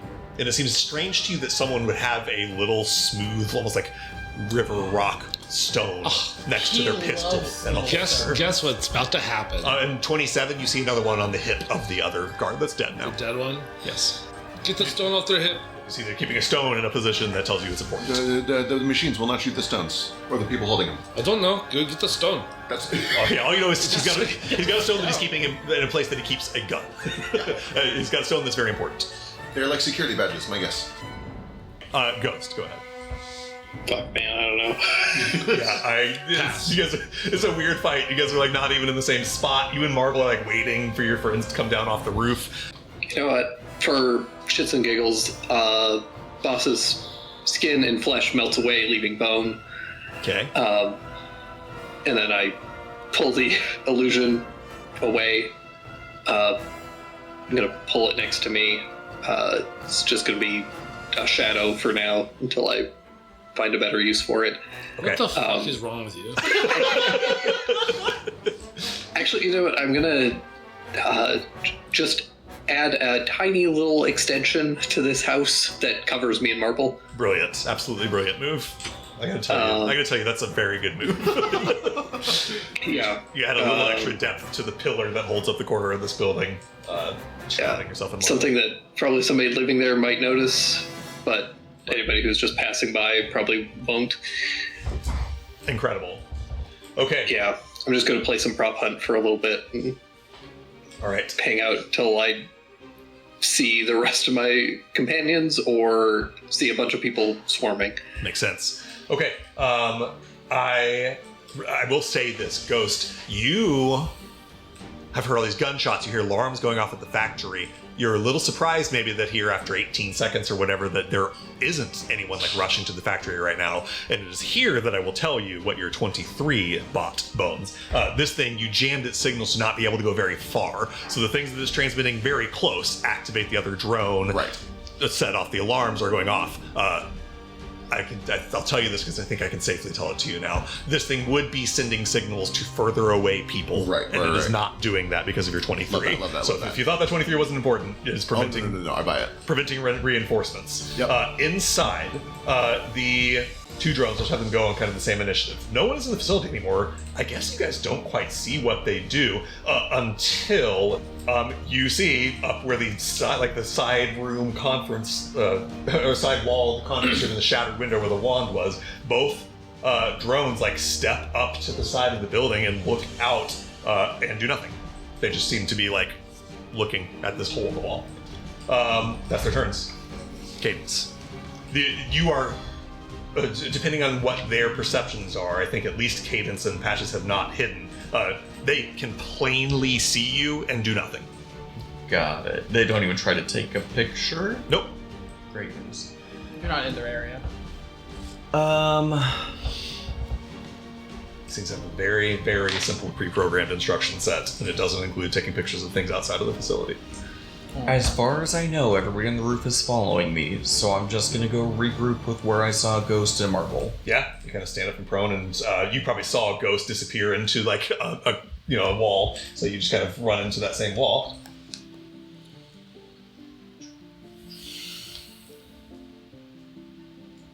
Great. If you'd like, you use an action to hide, unless you want to use your action to do something else. I would like to use my action to hide. You can do it with advantage because you're hiding behind an illusion. 28. Brilliant. Keep that in mind in case it comes up. Marble, you're shrouded in illusion. I have a few questions. Okay. Can I see? I'm assuming the jamming is still going off. Yes, your thing is still beeping. Can I see that it is jamming the antenna on this guy? You give me as well now an Artificer's Tools check and apply your Arcanotech lore. So you can kind of examine these drones that you're seeing them for the first time. I'm not very good at 16. 16. That's enough to at least see that it has an antenna and it's like blinking and the light's kind of flickering. On a 16, I don't think you suss out as much information as Bones got. But you see that it has an antenna that does seem to be malfunctioning. But this is generating power for the entire facility? Yeah, you know that this. You guys studied this last time. You know that this factory produces the energy, or not the quote unquote energy, but sends out the magic to the whole compound. I see that you guys are here. I haven't heard anything about people up top other than gunshots. We're trying to get out of here. I'm going to cast Shatter on the top of that power line. I'm just going to bring down the entire grid. Fucking incredible. So I pull out like this little, like, going with a little laser, and I just like heat up the area there, and it just like and just explodes on it. Yes. The metal gets red hot, and then there's just an explosion. There's a splintering of wood from the central posts, and then bits of metal shards start flying everywhere. You sever these lines, and all around you guys, all the lights around the facility all go out. The factory's power remains on. Right. The lights are on inside, the alarms are still going off. Right. But around all the house and everything, all the lights go off. Yeah. Incredible. Alright. Anything else on your turn, Rob? It looks like we are currently taking the regrouping action right now. I'm going to stay where I'm at, and just kind of go from there. Okay. Yeah, I'm going to wait for us to finally get our other cats in the group before moving forward. Alright, get all the cats in the bag together. Patches One elephant stands up, rejoins you guys in your secret illusion over here. Goes, Did you guys see that thing with the tree that fell into the building? That was fucking crazy. Shut up! Yeah, Shut up. you'll roll a stealth check. it would take me far too... I was there in front of him, but it would take me far too long to call him out. Right. I'll just roll my eyes. Alright. You got a 13 stealth check. If it comes up. Okay. Back to the roof. You should do better. Nearly dead security. With advantage, you got a 13? Yes, you rolled an 8 and a 9. Fucking weak link. Okay. This security guard is Dead. very close to dead. He is scorched by lightning, terribly injured. He turns around and climbs back down into the chimney. Uses some movement to climb back down the chimney. You know what? No. He will first pull out his pistol and take a couple of shots. He will shoot at Bones. Actually, no. Bones is at his disadvantage range. He'll shoot at Boss. That's a hit of 24. Nope. And a miss. Just running on like pure sort of training instincts. Pulls a pistol out and starts shooting. 9 points of damage to boss. So 3 temp and then 6, so 27. That sounds weird.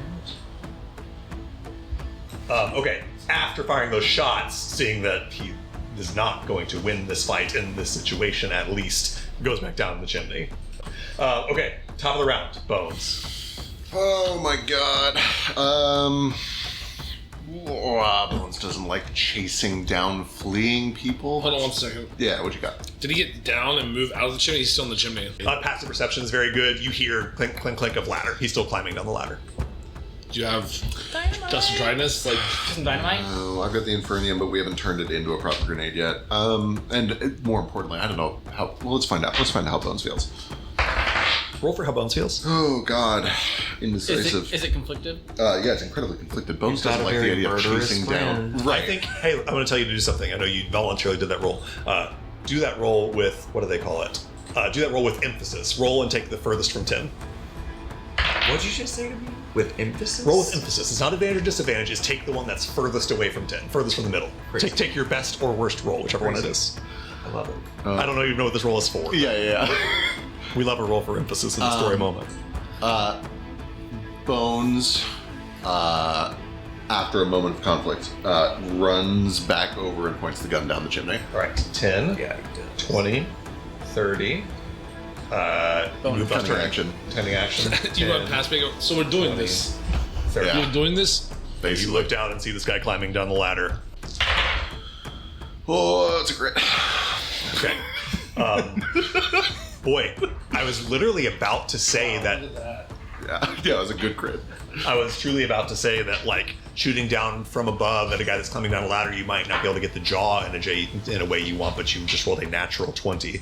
I imagine this is actually probably a worse experience for Bones, but you point your pistol down, and I know you didn't use patient marksman mechanically, but your Bones, you take a moment to wait for the right shot. Yeah. You wait until he does what the good natural human instinct of a person being chased is to look Behind him, yeah. You wait until he looks up and makes eye contact with you, and then blow his jaw off. Yeah, I do a fuck ton of damage, yeah. Okay. There's an awful squelch and thud as he lands down in the inside of this Who engine. does that kind of shit, Yep, Bones? that's the end of my turn. Okay. Ice. So sorry. Ice cold. Oh no, these things happen. This is war.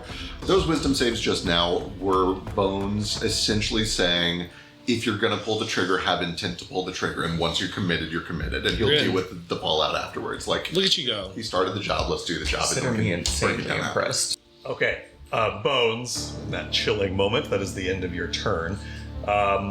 Things go eerily quiet after that gunshot rings out. There's still the ringing of the bells, but there's no longer movement.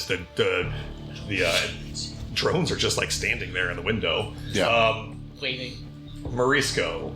Morisco hears boss say, get the stones. He will Yeah. run over to this dead security guard, rifle through its holster, and pull out the stone. He pulls it out. It's like a round river rock that's got, on one side, kind of is indented, and there's like a metal plate kind of embedded into it that has like arcane sigilry and stuff on it. He takes this stone that's just an Iman interaction, looks at it. He looks to you, boss, and says, why are we taking these? Hold this. Hold it. I run to. Can I take a quick. Yeah, you guys are back to back, so I'll let you guys kind of act in tandem here if you wish to. I want to just run to Bones, who I see still pointing his barrel down the chimney and like breathing heavily. Yeah. I run up and I look down and I grab him, like put my arm around him and grab him and say, "Let's get out of here. Leave it. Let's get out of here." There's no one here. We have a free run of the place. We should look while we're here. We should make this worth something. What do you mean worth something? That stone means the robots will leave us alone. We should look while we can. What's robots? Downstairs, there are 2 robots inside that were attacking us. That's what went wrong. Real quick, Morisco says, that's what they're going to do. That's my guess. We should test it, but that is my guess. Test it. Got it. Test it. Before you guys continue your conversation, Morisco has used 10 feet of movement. He goes 20, 30. Can you go through the hole in the roof first?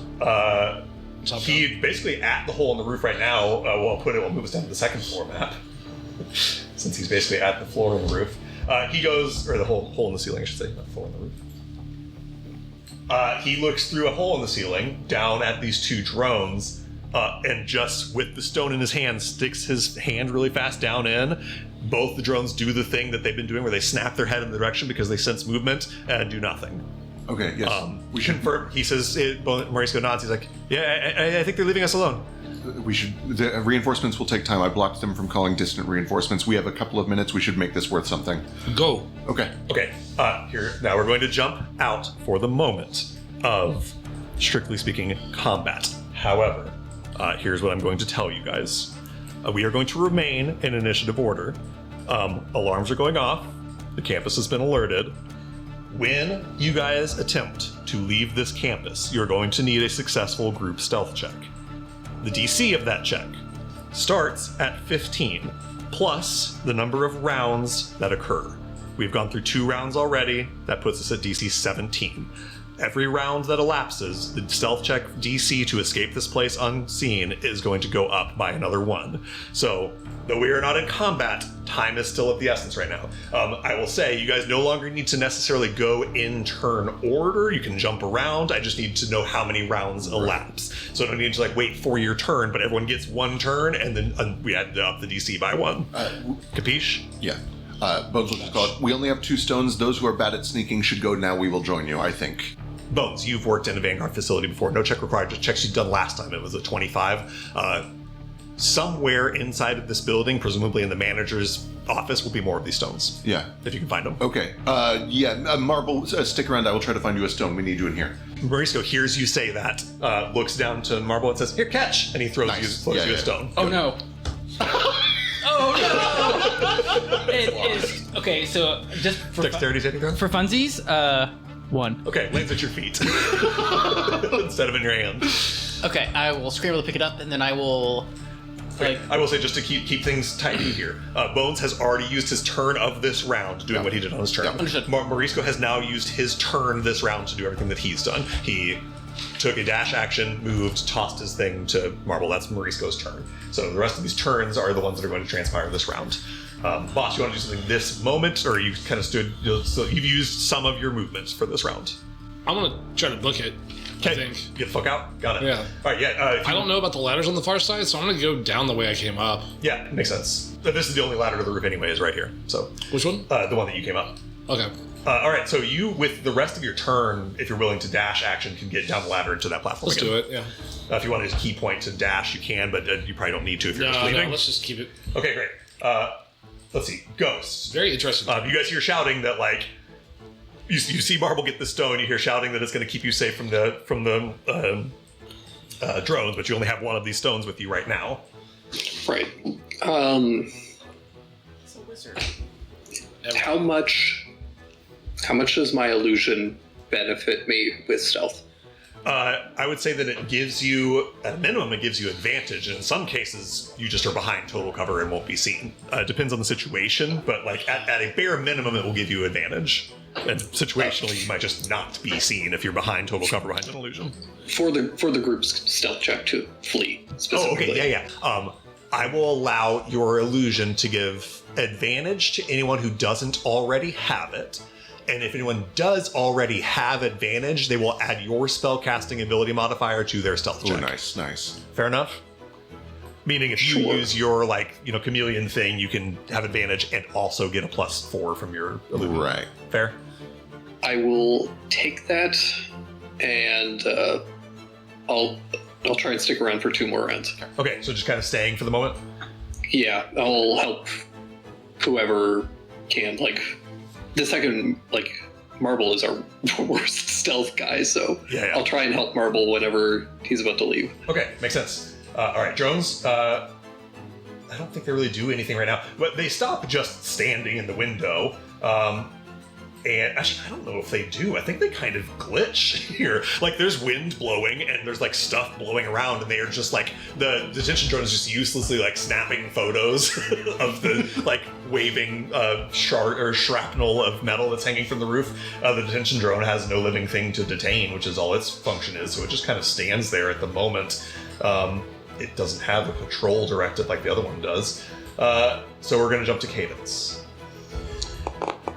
Okay, Marble just got past a stone. He's Yes. about to go in. Seems that way, right? yes. Okay. I'm gonna look to Marble. Grab whatever paperwork you can. I'll buy you as much time as I can. Okay. And I am going to dart off away from where we came in. Okay.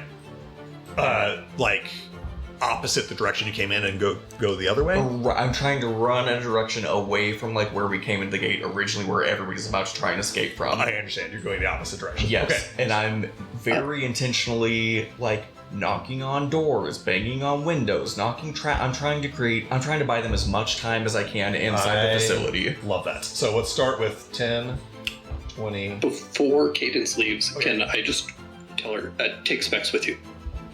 Yeah, I'll grab specs. Smart. Yeah, that way I can pop into his vision just in case something terrible happens. Makes a lot of sense. He's knocking on the smaller 15, doors. 20, Yes, 30. the 80 doors.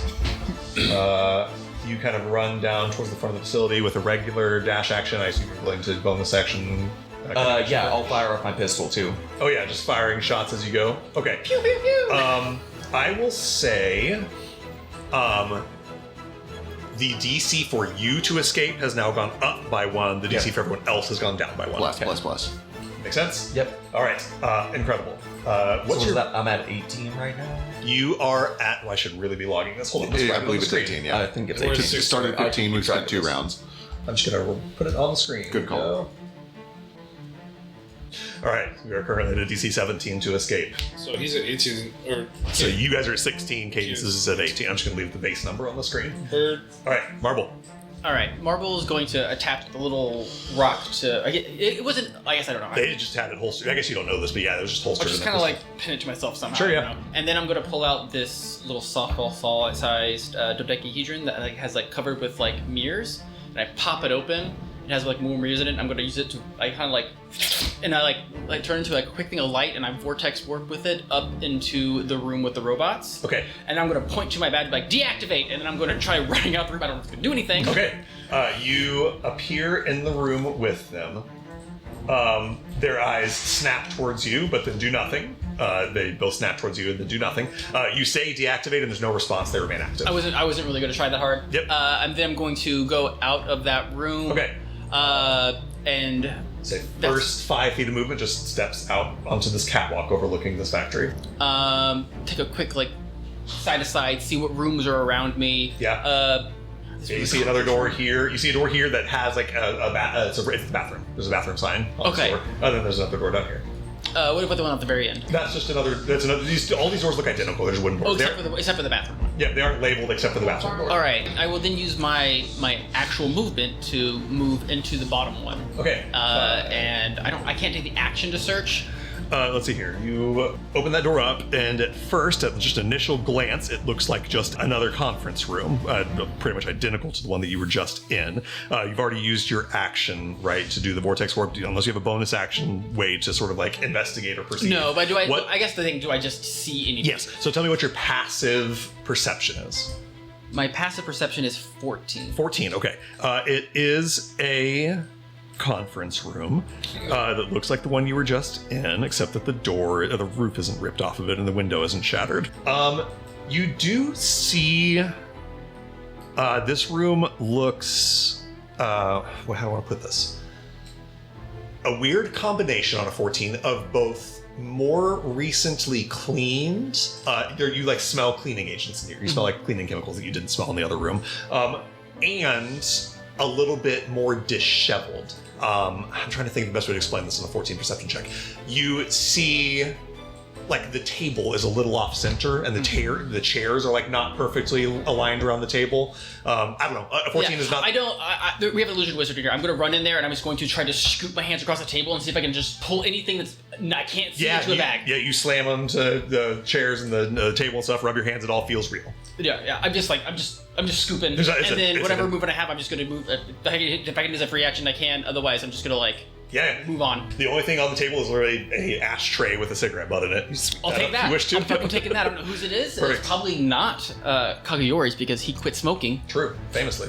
Okay, you And have then, No, he's used, trying to. you've used 30 feet of movement so far. Have Oh, I? no, I'm sorry, you do 25. 25. I will then step back out and I will start. Yeah. I'm sorry, only 20. So if you want to go, Yeah. are you going up towards the other door? up here? Or going Actually, down into the work? Let's go to the work area because Okay. I'm just going to be like, you know what? This is the second conference room I saw next to each other. There's a bathroom. Probably more conference rooms. Sure, fair enough. Offices. Offices have stuff in them. You know what? Let me. Paperwork. Yeah. That's all it would do. Oh. As I say, it's up to you. right here. I don't know the things. I'm going to go up. I'm going to go north. Okay. I don't know what's down there. I'm just going to follow. I'm going to just do a sweep. I will say, on your passive perception, you, without a check required, see what Bones saw. Okay. You see that you see a piece of your mech suit being constructed down on one of those tables. Okay. Don't like that. You know what? I'm going to use my Tabaxi dash to move all the way up to the next door. Okay, great. 10, 20, 30, or actually just 25 gets you to that I'm door. going to try getting into that one. You try that door and it is locked. Okay. Letting you know this room must be more important than just a conference room. This one's locked. Okay. All right. Patches. I don't think I have a patches. This is a fucking boring. He steps over to Ghost. He says, It's pretty crazy about that. I'm going to tell you a secret. he says to Ghost. It was actually me with the wand. And you know what? No one will ever believe you. You're right. He strokes the wand like Gollum. He says, I was afraid I was going to lose you. okay. Top of the round. The DC for you guys to escape is now 18. And we are at Bones. 17 and Yeah, just tracking the base DC. 18 is the Yeah. mid. baseline. Baseline. All right, Bones. Okay.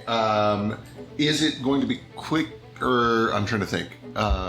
They drop down through the ceiling into that room, right? Yes. Run over that way. I use my movement and my bonus action to run and see how far that gets me. Are you wanting to get a stone first? You don't have the guy's stone. Oh, right, it's down in there. Yeah, I'll go down the chimney Okay. and grab the ghost stone. that Yeah. being said, could I have closed the door behind me so the golems don't now Yeah, see? sure. Yes, anything probably a about- good idea. Close the door behind you. They don't react to that. When you close the door behind you, one of them uses their reaction to take a picture. But he has no films. Get some stones. You, Bones, climb down the chimney. 30 feet of movement is enough to get down to the bottom of the chimney. Sick. And you grab the stone. For what it's worth, if I can do a cool ladder slide to save some movement, I'll do a Give cool me an ladder acrobatics slide. check. Sick. Give me a cool. Either way, you're going to use no movement. This is just for if you take fall damage in doing so. Awesome. And this is how he dies. 21. 21's brilliant. Cool ladder slide, no movement required. Awesome. You land on your feet. Okay. You can grab the stone as an item interaction. All right, then 30 feet, I pop out and I start. They're already upstairs, I see. So I'm going to start by going to that south room and see if that door is locked. Okay, great. 10, 20. I'll let you know. See if you go there or not. You saw one of the guards come in through that door and didn't lock it behind him. So unless it automatically locks or Okay, something. got it. That's fine. where the guard I'll that just- was out front came through. I'll check it anyway because we haven't seen it. I want to see what's in there. 10. I assume it's just like a front 20, desk, but 25. crack the door. Yep, you crack the door open. A little bit as expected. It looks like just kind of a little reception. You do see that there is another little door Right. that goes off this way. You see a desk that does have like a closed like book sitting on it. Book's not the right word, like folder. You'd guess this is like a guest log or something. Sure. Yeah, I'll grab it. Great. So you can just go grab it. You're not going to start reading it right now. Yeah, stuff it into a bag.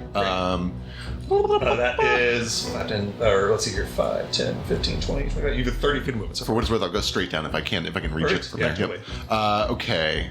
I will. So I've used just my movement and my free item interaction so far. Presumably, do I need to use an action to pick up the? I'll let you like pick up things on your turn as an item interaction, no matter how many things you pick up within reason. Got it. Wonderful. Let's do our bonus action for another 30 feet of movement. I'll go southwest and open that door. I assume you mean southeast. Or yeah, sorry, southeast. You pop that door open, not locked or anything. It is looks like a locker room, break room. There's like employee lockers, a coat rack, a little couch. Passive 16. Do I see a mic? Do I see? You don't see.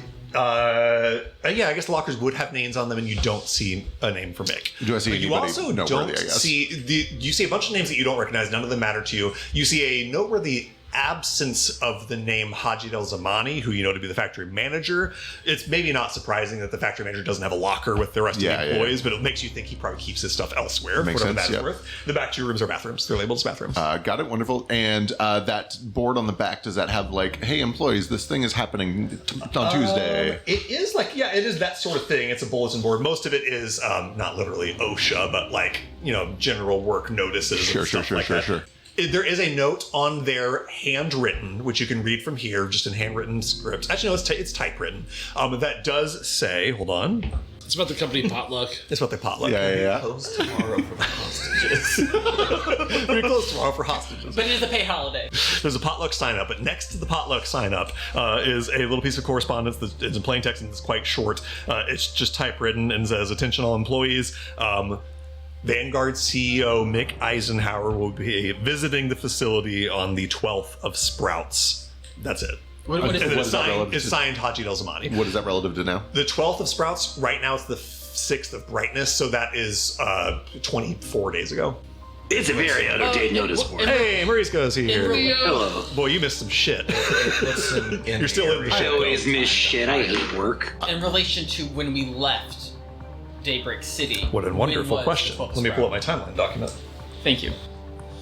The story that we are telling together, this campaign, Spirit and Salt, enrolled began on the 20th of Sprouts. That is when the race was, when the explosion happened, Sadie Fairfax died, etc. The date that Mick Eisenhower came to visit this facility was the 12th of Sprouts. When did he visit Marble at his shop? It was, I think, the next 23rd, the 23rd of Sprouts, 3 days after the campaign began. Underneath that one, and actually, like, you know, over it, but nothing, you can still read the second one, is a note that says, "Attention all employees, Mr. Eisenhower will return to the facility on the 24th of Sprouts." Okay. The day after your power core thing. So there's two notes here about Mick Eisenhower visiting the facility.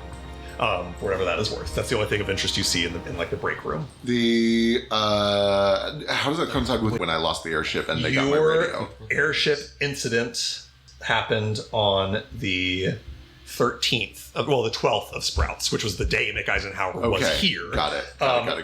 And then the patent for your radio technology was filed in Daybreak City on the 23rd of Sprouts. Okay. Same day that he tried to buy marbles. Yep.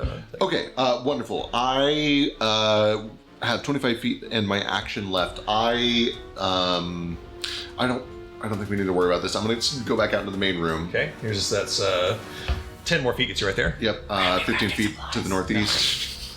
Sorry, which way? 15 to the northeast-ish. And then use my action to do a combination. I'm investigating each of these desks. Oh, actually, I'll just go over to the one that has marbles thing. That seems most pertinent. Yeah. Do you have more movement to use, or are you like a... I will use my action to dash. Okay, great. 15, 30. You just kind of get in here with all these desks. Yeah, run in, just like passive perception that we saw earlier. Now that you kind of remember seeing that, you look, and there are several little bits of Marble's power suit being constructed here. Little shoulder bits, little weapons, and little bits that you recognize. You do see just passively, again, you don't have enough action economy left to like study them, that there are like schematics sitting next to each one of those. Cool. Okay.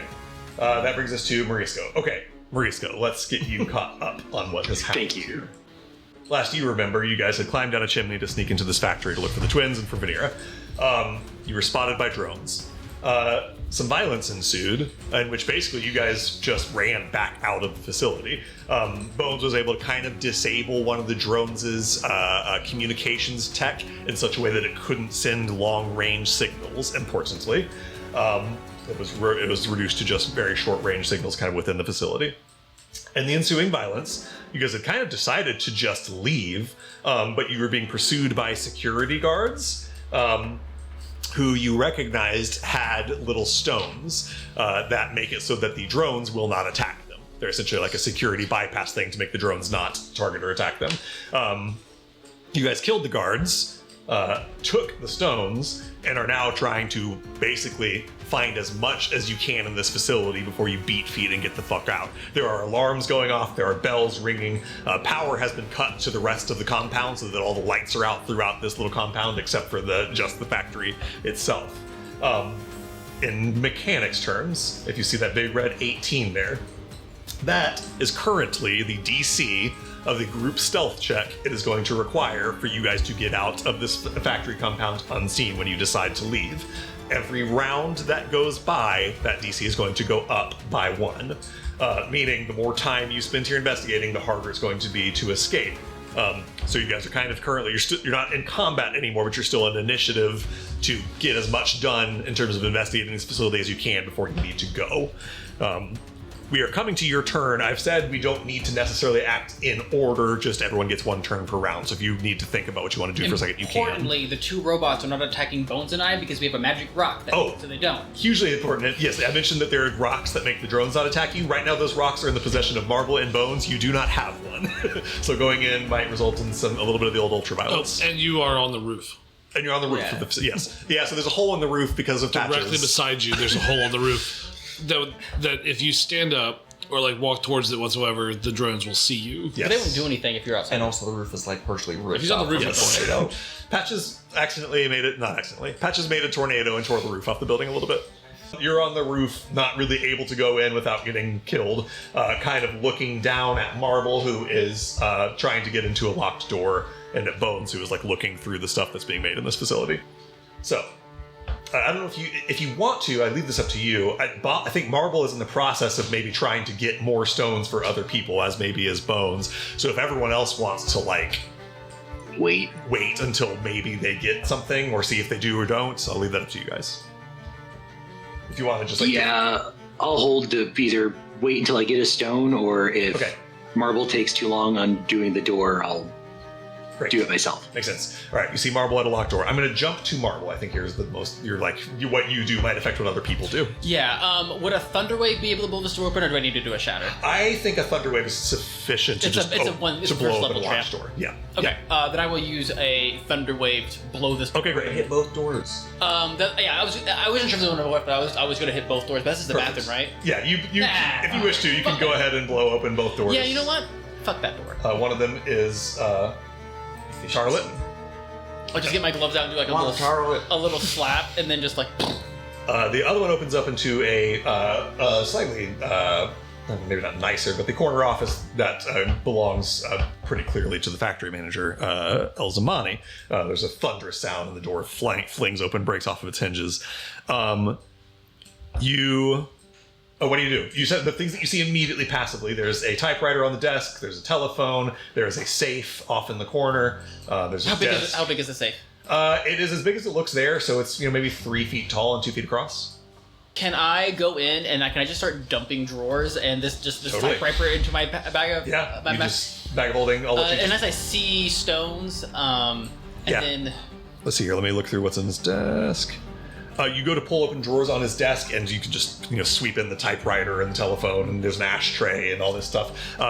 You open up one of the desk drawers, and it has just like pens, pencils, nothing interesting. You go to open the other desk drawer, and it's locked. I don't have any more actions. Just blew up this. If you have like a way to do like a lockpicking check or something, I'll let you do as an item interaction. I won't necessarily charge you your action. I mean, for I think the best thing I have is machinists. I would let you do a machinist tools check to try to pick a lock, and I'm going to bump the DC up by 5. I mean, if you'll let me. I'll let you. Sure, I'll let you try it. I'm assuming that lore doesn't affect this. No. 25? 25 is enough. I'm just gonna jam my wrench in. This is what machinist tools are. They're just it's a little machine, and it's not quite 1-to-1. But this, for the record, is a pretty simple lock. This one is not very complicated. So you get this lock open, no big deal. Pull it open, and there's a bunch of paper and manila envelopes and various letters and stuff, and you just grab those. I presume. Yeah. Once you're gonna take time to sit. And then I'm just gonna yell safe. Yep. Notably, you do not. Like. I got it, yeah. Everyone, he's good. Just do not worry about it. I'm assuming that I can't free action start pushing this safe out the window. I would respect you if you said no. I do respect your respect, and I'm going to say not for free. However, if you want to try to push this safe out of the window, I will let you use your action to I use my action to blow up this door. Oh, right. Okay. Yeah, I think you've used as much as you can for free. Did you close the door behind the drones? I did, and it took a picture of the door. He did. So they didn't open the door when I blew up these 2 doors next to it, did they? Not. Yeah, then on a turn. Oh, I guess we're kind of at a weird turn order here. Yeah, well, because we jumped down to your turn to jump back up. So I think, just to keep us kind of moving in like round order here. As you do all that, you do hear the clanking of footsteps as these things come to investigate the sound of that thunder wave. But they kind of just like step around, step in, see that you have a stone, and kind of just stand there doing not much. Right. Just kind of watching your movement. Do I hear them from outside the door? Let's see. Where are you? I'm right outside the door, I think. Yeah. I think you hear big, heavy footsteps inside. So that's Maurice's, or that's Marvel's turn. So now, basically, all the people without stones. Is anyone doing anything particular at this moment? I'll come to Boss. I'm gonna get to the bottom of the steps right outside the window, and just throw a stone at the window. Yeah, throw a stone up there. Marvel, you hear it clink against the window. Or if you're trying to break it, you can. No, just like, here I am. Yes, like, he looked down and see Boss waiting outside the window. I don't even need to look. If it's a rock, I know. True. babe. There's a tiny little pebble, and I'm like, only he would pick a rock that side. Kent, you just doing the same thing you've been doing? Yes. Okay. Great distraction in the wrong direction. I'm going to leave this up to you. Every turn that you do this, I will allow you to drive the DC in both directions. Yep. I don't think I told you this, Marisco. Cadence is using her turns to create a diversion, essentially making her DC to escape higher and you guys is lower. So if you wish to, you don't have to do this, but if you wish to, you can make your DC another one higher and there's another one lower. Yep. Great. All right, we're at a plus or minus 2 difference now. I should track that number 2. Don't worry. You have made this considerably more difficult for me to get into the room. Yeah, I'll go climb down the ladder, considering I think they've got it covered up there. Okay, great. I think it is totally reasonable to just like start leaving. Yeah, if people leave now, you can just make your stealth check now and not. The earlier you leave, the easier your stealth check is. We're just leaving our like artificer boys behind to check. Did you real say quick. this is a group check or individual? It is check? going to be a group check. More So successes than pretty much, failures. if you leave earlier, it helps everyone else. Yeah. Here, I guess. If we are basically done here, I might as well go. Like, Okay. So if you want to, just using this turn, you can just go get with Ghost and Patches, who are like getting ready to leave. yeah, I'll go wait over here. That works. Great. Boss, you used your turn already. Ghost, anything at the moment? Ooh, I don't think there's anything that I can do to help, really. Alright. So I think Patches will just kind of stay close in case more stones are come up with or something. He doesn't have a way to help. Yeah, I'll do a perception check. Okay. Just a general, what's your check? see any doors, windows that are opening in the area, like who's taken notice of this, or are these buildings fucking empty? Give me a perception check. It's 8. On an 8, I mean, even an 8, just your passive of 11. You are starting to hear like doors open and people step out onto the sidewalks. Like the lights have gone out in the whole city. Alarms are ringing. So people are starting to come out curious. Some people are making their way towards the facility. All that is represented by this DC going up. You don't see anything that jumps out to you as noteworthy or interesting on a 8 perception check. No immediate danger. Right, you're not in immediate danger. I think Patches, hearing that there's a safe up there, let's see, let me have him make a criminal lore check. Great.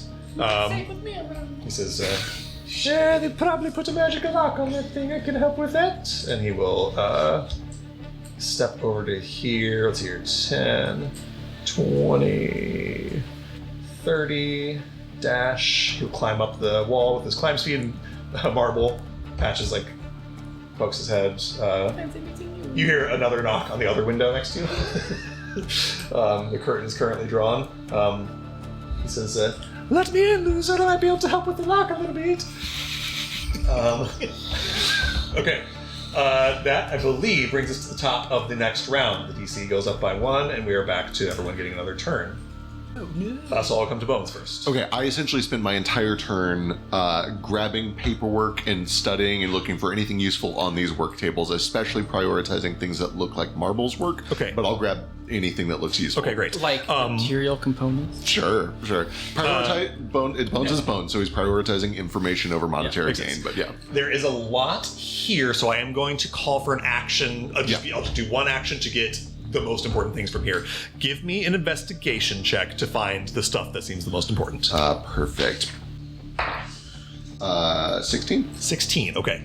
You go through and find the things. It's easy to find the things that are sitting on tables that look like Marble's mech suit. You find on a 16, as you go through, that the actual things themselves are like unfinished not done yet. So I imagine you don't worry about grabbing the actual Right. components. You find the schematics that they're making things based off. Grab those. You go to the next one, and it seems to be identical schematics. You can there's just multiple copies of the schematics. You just take one of them. Makes sense. Yep. You can, I mean, you don't have to grab all of them. It doesn't cost much to grab a stack of papers. Yeah, like I'll take everything I can get. Yep, definitely.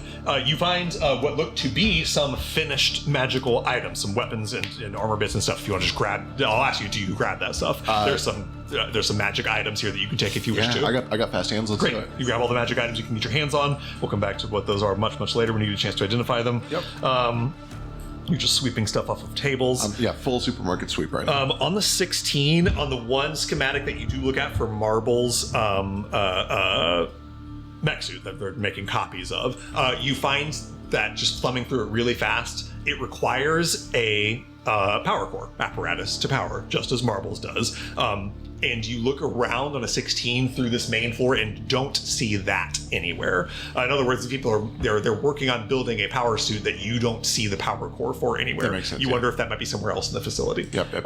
Besides out here on the main floor. Those two doors at the back, are those Yes. on the first floor? Yeah, so up here on the far one north and the far one south, yes, they're not even doors, they're open rooms. You can see right into them. Okay, got it. They look from a glance from this distance to be like storerooms. You see shelves of stuff.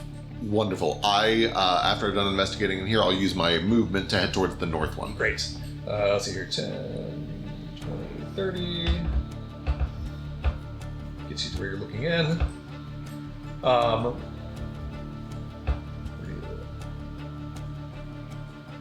In here, you don't have Artificer's Tools proficiency, do you? You do have comms. I know you have comms tools, but I don't think you have Artificer's I have tools. comms, guns, machines, both kinds of vehicles, and siege weaponry. Great. You look across the shelves here, and it's just essentially, to put it simply, crafting materials. It's stuff. It's basic, not necessarily expensive or rare, but just basic crafting materials. Got it. If you want to spend some time gathering stuff here, you can get crafting materials that's going to cost you either your fast hands bonus action or something. Yeah. I've already used my fast hands to supermarket sweep the work stuff. Okay, so you can use an action now to search this room if you wish. Oh, I understand. You see what I'm saying? You've used either your action or your fast hands bonus action. I see. Then I will go ahead and use the other one now to ransack the most valuable and light-looking things. You ransack that room. We'll go over how much you gather in just a minute. You try to grab the most important stuff. Yep. You've used your action, bonus action now, and your movements. I think that's you. Yep. Okay. Marble. I'm assuming it just takes a free action to open the window. Yeah, easy peasy. Pull the curtains open. When you do, Patches will go ahead and he'll jump into your turn here. He just casts a dispel magic spell on the safe. There's no obvious immediate effects, but he says, I promised it was a good idea. It's probably if they're any good at what they do, they would put an arcane lock spell on the safe, and they probably did. Now it doesn't have it. Can I just push this out the window to boss? Would that be like an action or? pick this safe up and throw it through the window, essentially, is what you're trying to Yeah. do. I will let you do it. It's going to take an athletics check, which I know is not necessarily your strongest suit. So can't your artificer thing let you do that with? I have to use my action to put it on. I took it off. Yeah, I forgot about that. Yeah. So yeah, if it was just an open ledge, I would let you just push the safe off Yeah. it. Because there's a window there, you have to pick it up and throw it through the window, which I do think is going to require an athletics check. How high is this window? 20 feet. Okay, hear me out. I get out my 25-foot net. I drop most of it out the window. I roll the safe onto it, latch it on, throw out the other end to boss, and I leave the room. Okay, great. You pop this window open and throw one end of your net out. Morisco and Boss, you guys see a big, heavy rope net fall down next to you. Marble, you use your item interaction to tie it around or wrap it around the safe. Am I coming up? Pull it down! Pull it. Okay. All right, give me an athletics check with the help action from Marble. 11. 11? Okay, I was honestly only looking for a 10. I should have declared it before. But you pull down on the net, and Marble, with you sort of lifting up with all your might to the bottom of this safe, it comes tumbling down. What the fuck? So, because you only rolled an 11, Boss, you take 6 points of bludgeoning damage. Jesus. The safe falls off. I did yell, safe! I thought you meant you were okay. I'm then going to... You've gotten the safe out of the building. I'm going to leave the room. All right. What the fuck? Is this the words you use? Fuck? Patches will use Yes, that is correct. It is a very what the fuck I moment. still have my action, right? Jesus. Yeah, all you use as far as an item interaction. So that's 20. That's 20 feet. Off the catwalk? Yep. Yeah, 20 foot. All right, I'm gonna jump over the edge and try to land onto the tables. Outstanding. I'm in a hurry. I don't care. Give me a dexterity saving. I'm throw. gonna try to land on the tables so I'm at least 5 feet higher. Sure, yeah, give me a dexterity save. Whatever. I have health. You said dexterity? Yeah. 13. Okay. I think 13. I'll say that you still take a little damage, but you don't land prone on a 13. That's a max. 6 points of damage. I lose my 10 health. All right, There you go. and then I'm gonna use my bonus action to dash and go to the other room that Bones did not go to. Perfect. Let's see here. As I probably jump on, slip on a piece of paper, hit my elbow. You step into this room.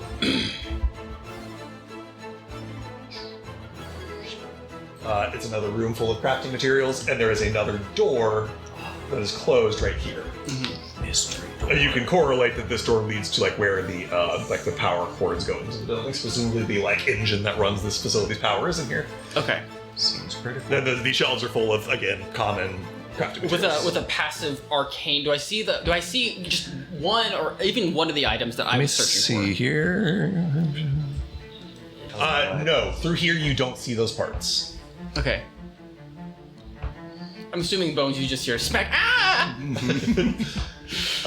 then some skittering, and that's all my movement can give me. That's what I can't do anything with a bonus action. All right. Boss, Morisco Patches will come up to the three of you. A safe and a giant net slams down to the ground on Boss's shoulder. Can I use shape water to put some water into the lock mechanism on this and then freeze it? Yeah. Interesting. I will let you do it. I will have you make a spellcasting check following the same DC as picking the lock to see if it works or not. So yes, go ahead and give me a spellcasting check. It's just a roll plus your charisma. You're not the sorcerer level yet that makes you proficient in spellcasting checks, I don't believe. I think that's level 7. I will tell you, this would be DC 30. Because Patches is concentrating on Dispel Magic, that brings it down to DC 25. Oh, I can't do that. Okay. I would have to get a crit. Let me try, I guess. If you crit. I'll give you advantage because Patches is effectively helping you. Oh, so close. Right. Yeah, Oh. you get some water into the lock and freeze it up, but it just isn't enough to jam the thing open. Patches kind of looks over your shoulder and says, No, you're doing it wrong. You're doing it wrong. I'm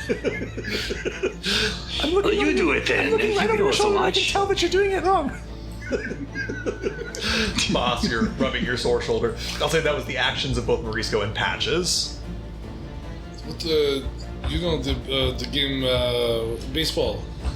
Your country started this. You can't even say heads up. I just like the mental image of Boss just like quietly grumbling at Marble, who is nowhere near anymore. You can't even say the heads. Your country created this sport. You see Morisco and Patches like trying to get the safe open First and generation. unsuccessfully doing so at the moment. Yeah, I mean, I'm not good at this shit, but Just carry it. let me just start pulling it. Just moving it? Yeah. Yeah. You can just drag it. I'll let you move it half your normal movement speed, dragging this big heavy safe. So 10, Don't you 20 have, like, gets you heavy to build or right something? here. No. I'll Do you have, use like- the safe? Oh wait. Yeah, Can I use my movement to go I'm with gonna use airlift him? and throw it 60 feet. Yeah, you can go with him. Yes, so Do you have like Can I shrink? take airlift and toss it 60 feet? totally, I'll allow it. Sure, yeah. This is The rest- technically not within rules, but I'm going to allow it. It's the rest of my mana. I'm out of mana. How far does it launch something? 60 feet. Jesus. Ghost, you have to kind of dodge out of the way as a massive safe. Boss can't see the illusion you're hiding behind because you put it there while he was gone. You zoom So out. a safe comes flying You into zoom the. A safe comes absolutely just careening into the corner where you are, Ghost. Does that break the safe open? What the fuck? Probably not. Let's see here. So here's the safe. I yell, heads up! You say pull it down. Bloody throw the hell. safe, Pull it! and then chuck the safe 60 feet. I toss myself with it though, since I can do that, and everyone with me. That's smart. Yeah. Everybody Oh, with okay. me We can come. gotta start getting out of here. So everybody can come with me, unless they want to. Oh yeah, you can pull contest. yourself with it too, right? And everything within 10 feet of me. So yeah. I'm still Alright, glad so that I'm still glad that I grabbed this net. The safe, the Patches, the Morisco, the Ghost are all together now with in that corner, with Ghost keeping up perception to make sure you guys aren't spotted. And that's- No, I'm exhausted and spent. Okay, that's the actions of Bones, Morisco, Boss, Marble, Patches, Ghost. Anything right now as the safe gets flung in your direction? Are you guys? Jesus Christ. Do I see you, Ghost? Are you still? Are you still Maybe the most inside? unhinged encounter I've ever run. I probably come out of. I poke my head out of the illusion of just Oh, like, fuck. bloody hell. Holy fuck! Oh, can I get in there? And I step inside. Yes. God. Can you open this? No, but I can see inside. Ooh, spicy. What's in there? Well, Do it. find out. I will drop major image. I'll recast it later. Okay. If I have the mana. And I'm going to cast invisible object on the safe. Genius. Insane. Absolutely insane. That is crazy. You cast invisible object on the safe. You see a Is bunch this of thing worth us taking? you see a bunch of stuff tossing around inside of there. You can see from the way things are jostling around inside there are things on shelves in there, though it's all just chaos now, but you can see that it's like divided into what would have been nice tidy shelves. One of the shelves contains a bunch of papers. They look like schematics for various Arcanotech projects. One of them contains a checkbook and a bunch of bypass glyphs, a bunch of little rocks with glyphs on them. And then one of them contains a magical item that it looks like a gauntlet that has, it's kind of like a steampunk looking gauntlet with a bunch of like brass tubes running along it, a bunch of like gears and interworked into it. Steampunk Iron Man gauntlet. Something like that. Give me a perception check also. It's a gauntlet of protecting your hand and forearm. Dirty 20. This is probably not of huge significance, but on a dirty 20, you do see one of the schematics is schematics for Marvel's power suit. So there's that. You guys kind of already have a copy of that from elsewhere, but this seems to be maybe like the master copy or something that would be kept in the safe. Okay. So that's what you see inside the invisible safe. I need to look up a thing, but Okay, while you're looking that up, Cadence, you still just doing the same thing? Doing the same thing. So I action dash. I'm going to use my regular movement, so 60 feet, and then Okay. I'm going to bonus action activate my dagger. Okay. So I'm now, where is it? I'm now shedding bright light. Okay. There's a plan. Moving through this Relax. darkened facility. Yes. I love this. I want to be seen. I'm shedding bright light in a 20-foot radius and dim light for an additional 20 feet, and my mirage cloak gives anybody trying to perceive me in bright light disadvantage to perceive me. Smart. Very smart. Okay. You're so cool. Mechanically, do you wish to increase the DC thing again? Yes. Okay. I kind of like slow down and stop doing the triple dashing to like make sure people are seeing me and following me. And At this point, there are people that have come out of their houses and are looking as you're going down the streets. They're over there! They're over there! People are yelling, and you're just kind of moving down slowly. It's such a cool image, just like casually walking down the street, just firing into the sky. What's your? Why don't you give me a perception check? 9. 9. Okay. What's your passive? 20. Oh, okay. Well, you can use your 20. Your passive is better. You are making your way between like various alleys and stuff, or do you go right down like the main drag? I'm going down. So Great. since you mentioned alleys, I'm going down the main drag trying to get as much attention as possible, but I'm looking for an alley where maybe there's not as much activity Perfect. coming up in the next 6-ish seconds. At about the same time, you see two things that are about 6 seconds away. One is an alley that you can dip off into and kind of get lost. The other is a way up the street, jogging as fast as he can, running in the direction of the facility, is the facility manager, Hajid Al-Zamani, that is kind of running towards the facility. It's going to take him another 2 rounds to get there. Okay. So I you have see him, no he has way not to seen you communicate yet. that, but 2 rounds to get to where she is, or 2 rounds To where get to we the are? facility. Where we are. Yeah. Okay. Top of the new rounds, DC goes up. I think the most time-sensitive and pressing people are inside when they come to Bones first. Plus GTFO. Yeah, I'm gonna go just poke my head in behind Marble, see what he found in there. I don't know if this door is locked. All right, so 10, I'll just point to the door. 20, 30, Cunning action. 40. He's pointing at a door. 50. I'll check the door. It's locked. I will use my action to unlock it. All right, give me a Thieves' Tools check. How about 19? A 19 is exactly what you needed. That was in fact the Nice. exact DC. You can feel as you go to pick it, you know that you're doing everything mechanically right, but you can feel arcane resistance. There's an Got it. arcane lock spell on this that increases the DC by 5. And with that assistance, you pop it open. Inside this door, I'll let you do that as an eye-bender action. That's so generous. I know. I'm a generous guy. So generous. I'll have it be known. There is another room full of. There's like a big, giant whirring engine here that is connected to cords. This is the thing powering the facility and the rest of this place. There is a tank here that you can see is full of the white, gritty, refined ether salt. There's a bunch of ether salts in there. Got it. And then there's a bunch of crates in here that are sealed. You don't know if they're locked or not, but they're sealed closed. Is the vibe... this does not strike me as like supply storage. This supply is almost like an evidence room. Maybe. That's all. I'll leave that deduction up to you. I'm going to go past the tank, past the engine. I'm going to start supermarket sweeping the crates. Okay, the crates you find, 2 of them, well, 3 of them actually. The 3 kind of darker colored ones, the north, south, and right one. They all you can just pop right open. These are, again, more crafting materials. These are ones that are a little bit nicer, a little bit rarer. Sure. Here, you find some of the things that were bought from Canton Mechanics. Got it. Some of the stuff that Mick Eisenhower bought, though there's not nearly as much here as what Mick bought. For whatever that is worth. Right. A fraction of it is here. And then there is one crate that is locked. If you want to try to pick that one, I'm going to require an action. I'll Since take you've already action. done one Yeah. item in our action Okay. here. Let's do it. That's an 11 look? 11 is not going to do it. Do I... you can tell this is harder than the last one. Okay, then I will wait and try again next time. Okay, got it. Marble, you look into your room and see a tank full of... Does it look like my engine? Or anything similar? Nothing in here looks And quite like you're in. Then I just kind of... Okay, I forget because it's been a long time since we've been in a civilization. Does the normal ether like, lines, are they fueled by ether salt? Because I know that I know there's like ether tapping in the ether salt. So like, for instance... You mean like in a normal city and in on like the power Daybreak lines? City, those power lines, are they fueled No. by... So this is... They're weird. not. This is weird. This So is pretty strange. And actually, you look in here and see this like ether salt tank, and it doesn't seem like it's even hooked up to power or anything. It seems to just be storing ether salt. Okay, so this, see what I mean? This is just a storage. This green tank right here seems to be just storing ether salt. It actually looks, you look at it, no check required because you have ether salt lore. It looks like a mini ether salt refiner. Looks like they're refining their own ether salt here, but it's not. But the thing that's generating their power next to me... Right. This engine here generating power, you can see the cord or the like pipes that go down into the floor and presumably go over to the giant engine where the ether tappers work. It's just using tapped ether. Gotcha.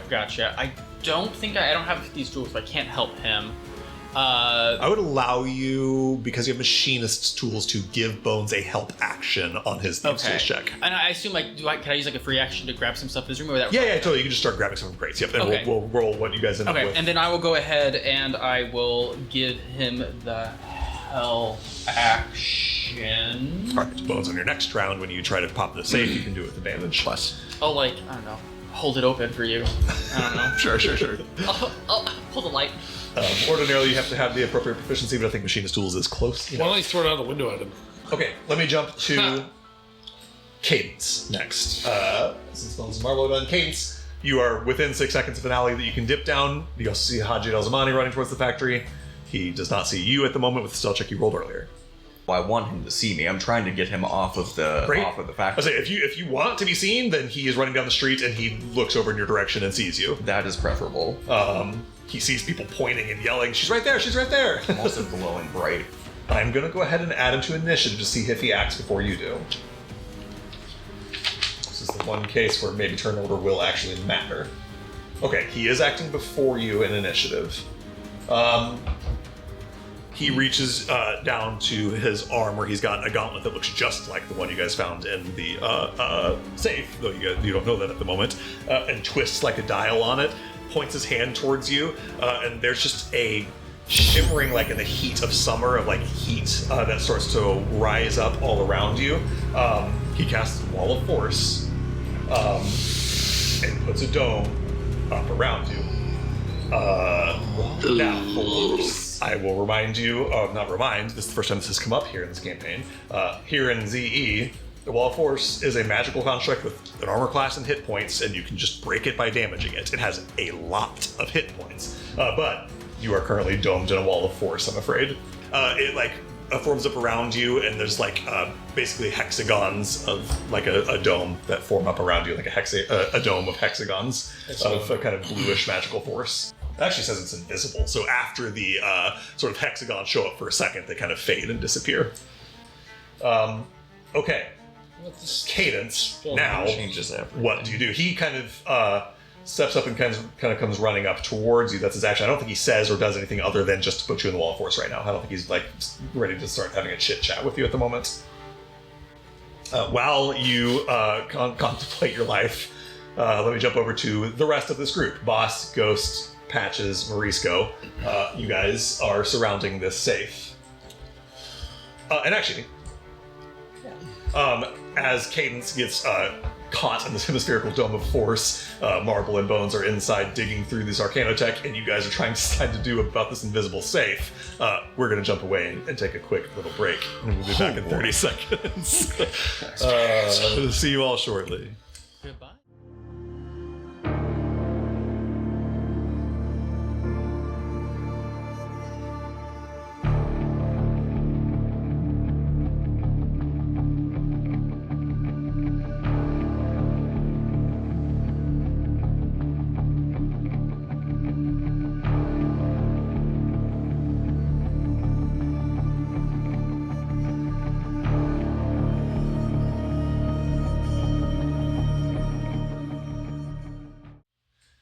And welcome back.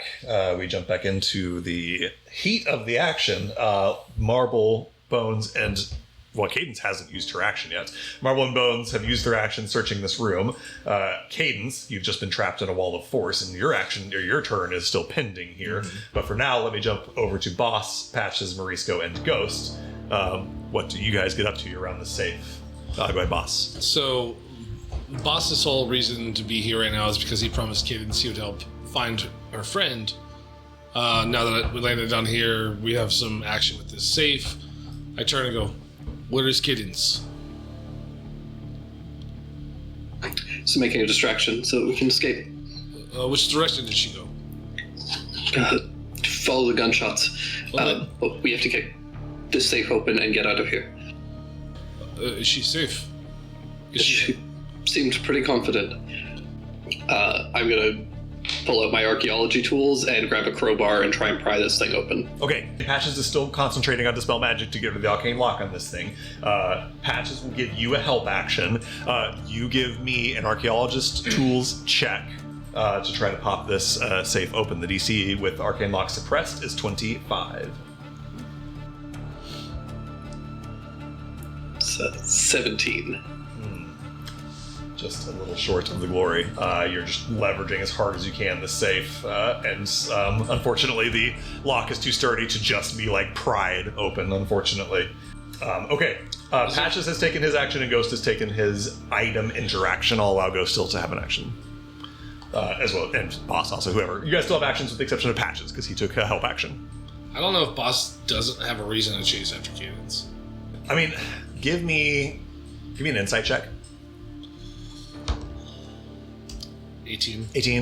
If Cadence deliberately is making a diversion for you guys to escape, then following her is obviously a bad idea and contrary to what she wants you to do. For sure. Is on the 18 insight check. Please also roll me a perception check. Okay. 28. 28 is so goddamn good. Even a 28, she's very far away. You just see in the direction Cadence went, you look just at the right moment to see a flash of hexagonal sort of magic appear for a second and then disappear. Give me an Arcana check now. Oh, hell yeah. Nat 20 for 27. Hell yes. Okay, sweet. You see that flash of magic appear in the direction that Cadence went approximately, and you, on a nat 20, know that is a Wall of Force spell. Do with that information what you will, but you know that somewhere in the direction Cadence just went, a Wall of Force spell has just gone off. Let's kind of play this out. Ghost is behind me, slamming a crowbar into a safe. I see this and I go, oh, she is trapped. And I run towards her. Okay, got it.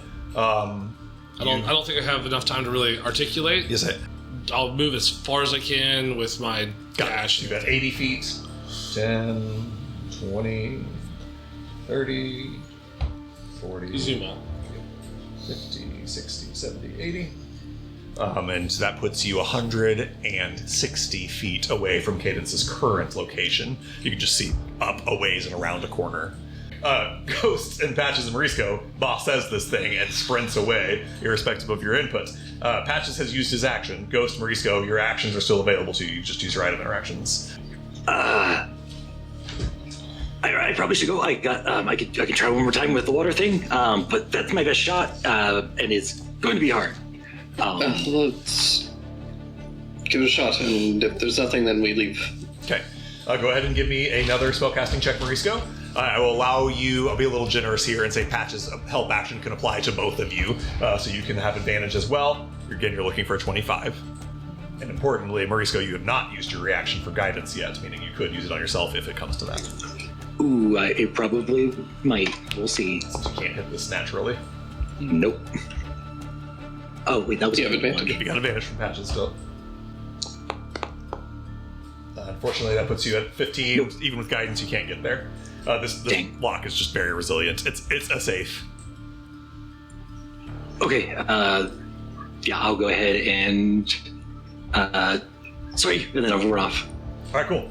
You can take your movement. I think 30 gets me here, and then I think it's actually, how is the actual name for it? Feline Agility? It's feline agility, but you did move last turn, so you can't. What you know, Did boss. I? Boss moved you last turn with his thing, so you did not move. So yes, you can tabaxi dash if you wish to. Yep, I also have the racial feat thing for it. Yeah, it lets you use it an unlimited number of times. Yep. With the Arcana check that I rolled, the nat 20, 27, would I know that the Wall of Force has a hit point? Yeah, you rolled a natural 20. You know exactly how the spell works. Patches. Wait to see what you do, Ghost. Oh, boy. Okay, well, unfortunately, this thing is. You said it was 2 by 2 by 3, right? Correct. Okay. Exactly too big to fit my haversack. Yeah. So, I leave. I don't see anyone on the way currently. Not on the perception check that you rolled earlier. If you Right. you're in your passive perception 11 right now, you don't see anything other than you do see people leaving their apartments and coming out into the streets and walking towards the factory. But you see that happen, and then there are gunshots, and most people go back the fuck into their apartments. A lot of people are not coming out to see where the gunshots are coming from. Right. So yeah, for the most Okay. part, people are holing up in their apartments, not coming out to see what's going on. And from your perspective on your passive perception, you don't see Hajid and Cadence. You can roll an active perception check if you wish to, but I don't know if you could even succeed it with your perception. Yeah, there's no chance. Yeah, I just leave. Okay. Yeah. In that case, I gotta go. now is the time that you roll your stealth check. You were looking for a 17.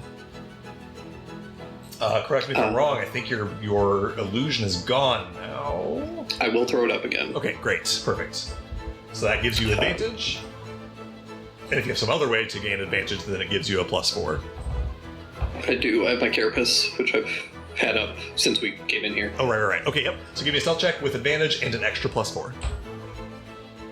And you know what? Patches will... he'll go with you. He's going to go with you so that he can get your illusions benefits as well. Absolute piss. That is... 15. That's rough. Can Patches guide that? No, he doesn't have it's, guidance. it's not good. Yeah, it's Morisco. Now, I'll remind, this is still a group check, meaning we're not going to true. hash out the results until we have all of the results. Here comes Patch's check. I'll go and roll it in front of the board. He just needs to hit a 17. Are we doing a group check if everybody has different DCs? Is it just pass-fail? Yeah, it's still Okay. it's still going to be more passes than fails. Nat 20s are 2 successes, Nat 1s are 2 failures. Okay, so it's not combined. Correct. Totals. Correct. That should be Okay. more successes than failures. Gotcha. Let's see here. When I made this rule up, I wasn't expecting everyone to leave at different times in different directions, but we're still going to stick with the group check because I like the mechanic. Patches adds +4 to his stealth check. He's advantage from Ghost Illusion. That's an 18 on the die, so Patches succeeds. I got it. So we got 1 success, 1 failure. Let me record those somewhere real quick. All right. Now, perhaps the most important and momentous of the remaining turns in this round, the turn of Cadence Amado. Cadence, you are trapped in a wall of force. I'm going to move you over a little bit in case combat erupts in your position. Okay, well, I've still got the dagger lit up. Bonus action, activate my shift weave. And turn it into my, like, commonplace get lost in the crowd clothes. Okay. Action, still my pistol and my haversack. Okay. And then I'm gonna run up to the wall and start banging on it. And I'm gonna use, what's it called? Master of Intrigue. Okay. I can't remember her name. I should have wrote it down. Didn't think I was going to need it. The girl whose pass I swiped off her. That I asked very specifically, do I look like her? You did, yes. Maddie Elliott is her Yes. Help me, it's Maddie. They tried to use me. name. Oh boy. Okay. I'm going to call for a deception check. I'm going to ask for disadvantage because there are people in buildings yelling, "There she is, get her." I'm going to give you advantage for your Master of Intrigue and your efforts to specifically disguise your first. Please give me a flat DC or flat deception check. I'm going to say 27 is perfect success. This guy 100% believes you. 22 is he's suspicious but kind of on board with what you're saying. Let's drop that to 26 and 21. 24. Oh, so close. Oh boy. Okay, that's still a very good check. It doesn't quite get you to just like he flat out. Had you hit 26, he drops the wall of force and says, "Get out of here, go hide." That's not quite what happens. He looks at you, and you are well disguised as Maddie. It's dark out here. It's low light. He steps up to the edge of this wall of force, scrutinizes you a little bit. He just says, "What do you mean, used you?" Just sit tight. I gotta go check on the factory. If you're telling me the truth, we'll deal with this. Stay here. Yeah, check the factory. Take your time. He again looks at you, furrows the one big brow above his single eye as he's walking by, and kind of stops, looks for a second. He's used his full turn just to start walking past you. He's still within your sight at the moment. He looks hesitant. He looks like he doesn't 100% buy this, but he hears the alarms going off at the factory and sees the fucking roof has been blown off. Yeah. That is the end of this round. The DCs to escape this place now go up. We are on another new round of combat. Let me jump first to the people that are inside. We're not escaping this place. Let's come to Bones and Marble. Bones, you have a help action on trying to pick this Actually, strength. the first thing I'm going to do is try to pick the lock. Okay.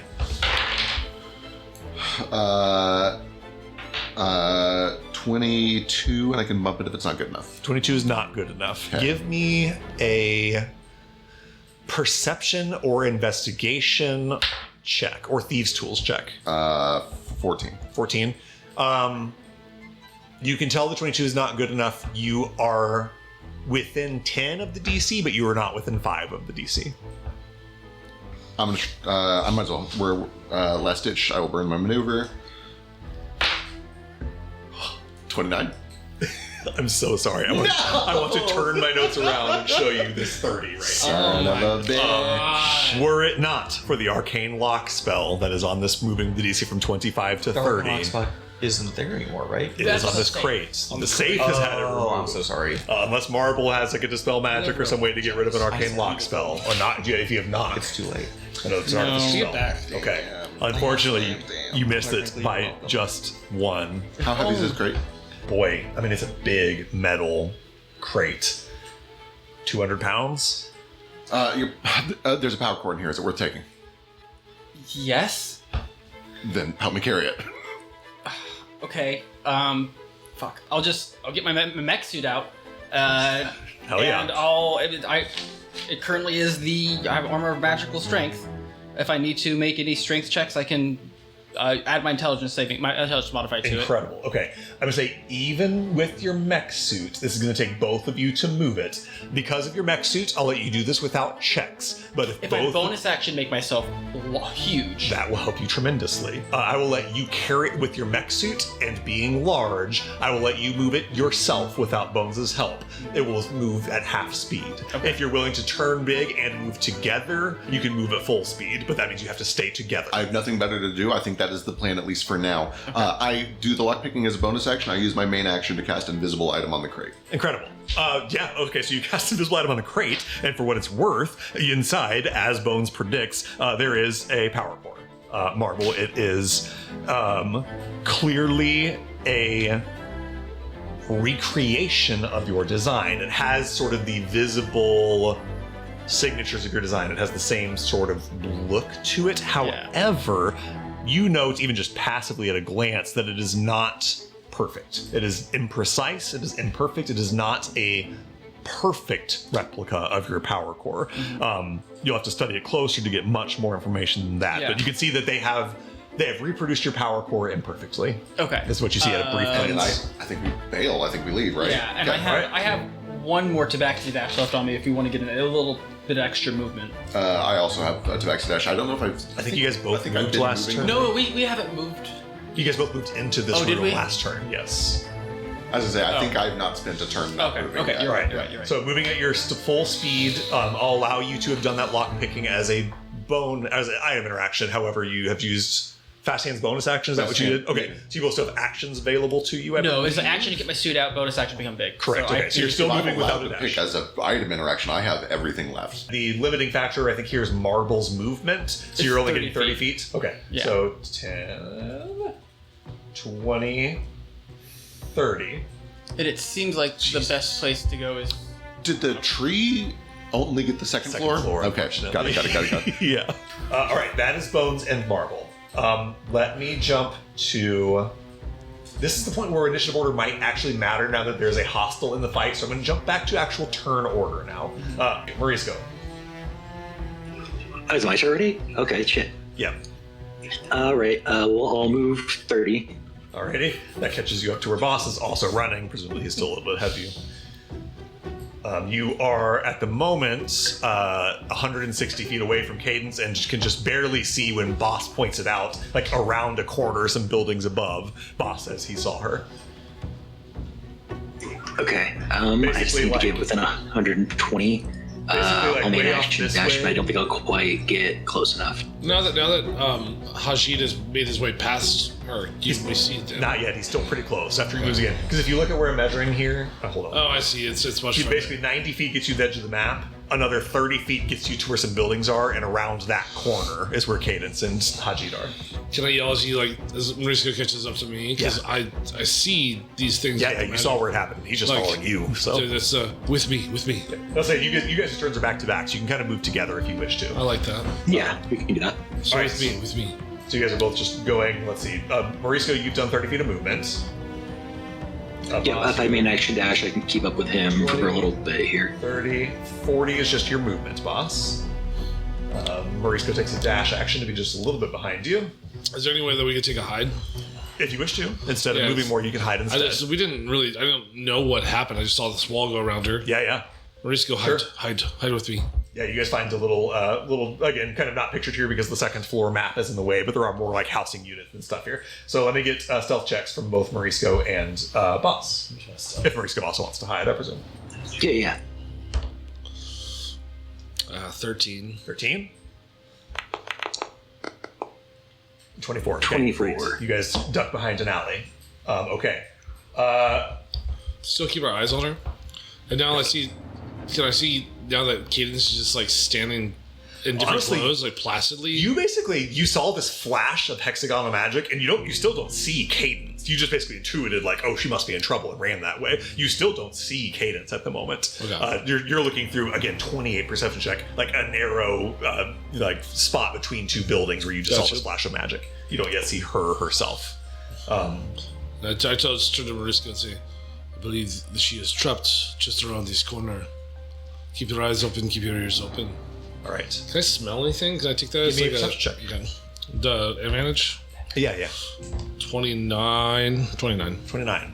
You smell a smell that is the smell of a factory worker who doesn't care all that much about personal hygiene. Gross. It's like a specific type of body odor. It's not necessarily like unwashed. It's Musk. Just, yeah, it's a musk. It's a workman's musk. A working man's musk, and you smelled it earlier in the saloon from Hajid. You smell Hajid's smell. Okay. So I tell Mariska really quick. The factory manager is here as well. All right. We'll avoid him if possible. I'm sure he would be pretty pissed off we're here. I assume he's probably very strong too. All right.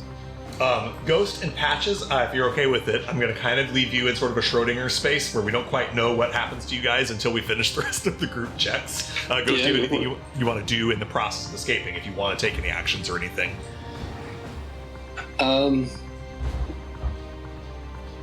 If at all possible, I would love to use my illusion to pull out Kageori again and just like have him go and send people in a different direction. Like, they'll pull anyone that's running that way, pull them in a different direction? Yeah. Yeah, I love that. You of all these like housing units and stuff, most people are hunkering down, hiding in their houses. But you do see more security guards rushing towards the factory through the street, and you summon a Kageori, and he just looks at them and says, "This way, boys," and runs off in the wrong direction, and they follow him. So yes, well done. Hajid El-Zamani gives one slightly suspicious look backwards towards Cadence, but he's got more pressing issues than a person that he feels he has safely trapped in a wall of force, at least for a few minutes. He takes a full action to dash, gets 60 feet closer, which puts him within 100 feet of where you guys are, which puts him basically right here at the edge of the map with a full dash action. Now, Maurice Boss, you see Hajid El-Zamani running down the street, and there's a factory like at a dead sprint, going as fast as he can. That's his turn. Okay. Cadence, trapped in a wall of force. He's pretty far out of my line of sight. He's out of your line of sight now. Yes, he's rounded around a corner. Same reason that you guys can't see Cadence. Cadence can't see. Am I right effectively alone, just trapped in a wall of force at this point? there are people looking. You are drawing attention deliberately. Yeah. There are people looking out windows. The same ones that were yelling like, "Oh, there she is," are still looking out their windows at you trapped in this wall of force. But Okay, I am going to try as best as I can. I don't pull my entire disguise kit out, but like if I can reach into my bag or my haversack and pull out like pieces and grab or like rub my hands in the dirt and put it on my face, I'm gonna do what I can to muss myself up to blur the lines between I'm Cadence versus I'm Maddie. okay, go ahead and give me a disguise kit check. Is that just roll plus proficiency? I would say it's definitely a proficiency here if you're proficient. And then I would say you could do wisdom or dex or int or 26. one of those. Jesus H. Christ. Okay, yeah, immaculate. You bear the striking luck of the fact that you look quite a lot like Maddie, and it's not hard to just sort of muss your outfit up a bit without, and 26, in a way that's subtle enough that you don't, like, Haji doesn't come back and find you looking completely different. Right. You make some subtle little tweaks. You don't know if this will stand up to close investigation under bright light, but you look enough like you look enough like Maddie that you can get away with it under low light. I will not deactivate my dagger, so it's still shedding bright light, but I will stuff it in my haversack as well so the light goes away, Okay. and I will stuff all of that. So I'm now unarmed. I look like Maddie, and Love it. let's try and hide the haversack on my body. So Perfect. Yeah. I'll include that with the DC 26 disguise kit check. You have your bag hidden in such a way that it's not visible to anybody. Okay, is he far enough away that like he's not gonna hear me? Depending on how loud, I mean, if he's gonna hear a gunshot, but Okay, never mind then. yeah, so a gunshot's gonna be heard anywhere in this compound. So we'll just move you off to the side here a little bit. Just keep things relatively in the right positions. This has gotten someone in. There are like people looking out the window at me, kind of. A few, yeah. I mean, it's like you deliberately were trying to draw attention. I think so. Yes. Okay, I don't have like any action economy for this, but I will set specs on the ground away from me and like try to like cower away from him and just yell out somebody's name, like Okay. right. Love it. Kind of drawing attention away from specs. Yes. Okay. Or more than trying to create the illusion that I'm afraid of specs. Oh, okay. Got it. Oh, that's cute. Specs, Like, he maybe knows there how was to a- play along. Yeah. He gets up and makes himself look big like a cat. He arches his back a little bit and starts making a weird I love burn this so sound. much. He looks so ferocious. More that he was. You're gonna kill my best friend. You're gonna kill my best friend. You can resummon. I need him to be the scapegoat when I blame all of this on him. Okay. We arrive back at the top of the round. The DC has now moved up to 22. We're not getting out of I'll here. look at Bones and be like, meet me, and I'll like You guys motion need up to there. leave. Got it. Caden I know sacrificed you guys have everything. no for you reason guys to to not leave. leave. Okay, I'm sorry. We'll start with Bones, and I'm just going to put Marble and Bones are kind of the same relative I'm going to tell him initiative to meet me up there, and then I'm going to vortex warp up to the top. here. Like, up to the roof? Up to the second. Well, I guess we don't have that wand anymore. Yeah, your bridge out is gone. Bones, real quick, before you commit to that teleport, what are the walls made of here? I don't know what a factory walls are made Concrete. of. Mostly concrete and metal. If I could shatter it, that's the same I was going to thing. just shoot a hole that you can look through, so you don't have to teleport this weird. Like, we got to be out this turn. We need to make the roll this turn. Okay, well, if that's the case, then if we're back on the floor, I'll put you back where you were, yeah. I mean, I won't be able to do both. Could I invisible item the wall to make a portion of the wall invisible? No, you can't do it to a whole wall. I assume that it's not just exposed brick. It's not just exposed brick. It's concrete. Give me a luck check for if there's some little bit of something that you could turn invisible to see outside. 17. 17 is so good. Okay. You look underneath the stairs of this like catwalk in this weird little corner down here, and there is like a utility box essentially where enough. whatever would be. You open the utility box up, it goes into the wall behind it, Yep. and you can turn the wall like behind that is cut from the rest of it to fit this utility box. Okay. So yeah, you cast invisible item and you're looking through a little like 1 foot, maybe 2 foot square hole. So I guess if he does that, Yeah. how far this way can I teleport? I don't want to go like this way as much as I want to go that way. To the east, you mean? Because that's what Towards we our can escape direction, yeah. Arc- Yeah, you can kind of stand at like a bit of a weird angle and go like over and I think this it's like way. I think it's 90 feet. Yeah, all the way kind of off to the corner of the map. Can you- You can't quite see that. Can you but- scooch the map for me, please? I mean, I assume that we get at least far enough out of the building. Well, it's not going to be a make our we. It's check. going to be a me. Oh, that's fair. can't- I can run very So Marble, effectively, you can kind of make it off to sort of the edge of the map. Yeah, so like as Yeah. soon as I make this invisible, I use my movement and my bonus action to do 60 feet out that north door, and Gotcha. Okay, I so let me take Gotcha. Okay, so I guess the big thing is here is I was really hoping that I would be able to walk past the safe and see that they hadn't opened it. But if I go that way, it's fine. It's just the way that's going to be. So if you're trying to vortex warp as far as you can away, Yeah, then you're yeah. going to end up past the safe. That's fine. Okay, you end up edge of the map, past where you would see that. You'd also not even see the safe. You'd see like random items floating in space. Yeah. No, it's because he's concentrating on something else. Oh yeah, that is. So you would see the safe. But anyway, you end up right there. So meanwhile, Bones Meanwhile, has Bones. used 10 feet to get there, I believe. Or no, wait, we were in the northern room, so I've used 10, 20, 30 feet to get there. I think that my fastest route out of here is climb up to the second room conference room, go out the door, drop down. We started our turn here. You started on the first floor down here. Oh, Yeah. wonderful. You said Okay, so like- I've used no movement so far. So far. Perfect. Then I believe still what I said is true. The fastest way for me to get out of here 10. is climb up into the second room conference, go out the door, 20, or go out the hole. 30. Yep, and then cutting action dash. 40, 50. Drop. and Drop. If you're willing to, if you're just dropping or are you dropping. climbing? We'll drop, Okay, give me we'll an drop. dexterity saving throw. Yep. 22. You're good, no damage. So you get 10 feet of movement left with just 60, so that gets you here. Yep, and I You just- do see the safe, for whatever that's worth. Is it still closed? Yep. Is it still invisible? It's, No. Both Ghost had to drop concentration to cast Major I Illusion. don't think it's It's concentration. not Oh, concentration. then yes. so it's You still just open. see a bunch of weird items floating in space. Got it. Okay. Well, I have nothing left to do this turn, but I'll be able to see it more closely on the next turn. Yeah, I'll continue moving 30 more feet with my movement. speed. Great. So here is where, if you're running away, Marble, I will allow you to go ahead and make your stealth On my next check. turn, I'm going to cast invisibility on myself, so I'll have invisibility on me and a visible You item. can wait till that turn. But- All right, that's Bones and Marble's turn. Joint. That brings us to Morisco and Boss. You guys are up. You do see Haji Del Zamani kind of running towards the factory now. And I will say, Haji does not seem to see you guys on your stealth Cool. checks. He's still making his way over. Yep. Can we like slip past behind him? Yeah, I'll say that there's like buildings you can go behind Yeah, instead kind of of going in flavor front. out that. Yep. So it costs a little bit more movement to go the long way to avoid his detection. if I you want to wish go find Cadence to see if she's safe. Great. So are you, Mauricio and Boss, just getting to Cadence as fast as you can and as stealthy as you can? Yeah, but Yeah. can we get to a point where we see Cadence and do we recognize her? Let's see how far we get. That's a great question. 10, 20, Can you zoom out? 30, 40. So I'm going to move you into darkness here. 50, 60. Okay. Boss gets 80. Do we see because her? he's fast boy. So I'm going to reveal some stuff here. There's nothing to actually reveal, but you guys are like in a little alley behind a building at the moment. And yes, at this point, you can see up ahead in the middle of a street, Cadence. Do I recognize it as Cadence?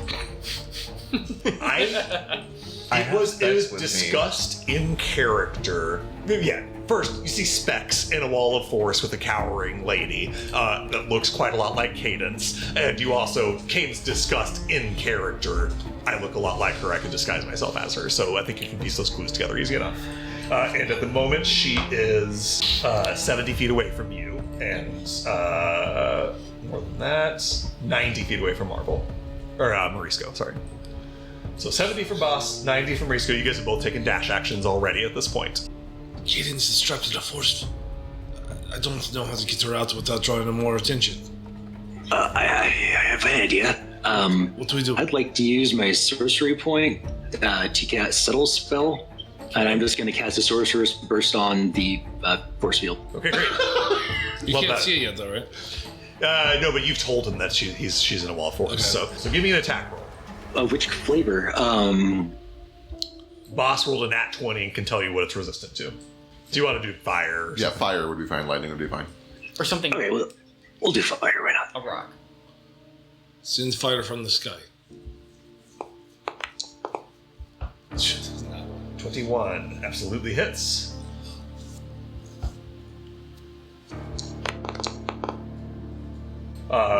You see a brief sort of shimmering flicker of hexagonal sort of shapes. The wall of force is down to 190 hit points. I assume I clock that. Yes, you absolutely do. What the fuck are they doing? Trying to get You're you out, welcome. bitch.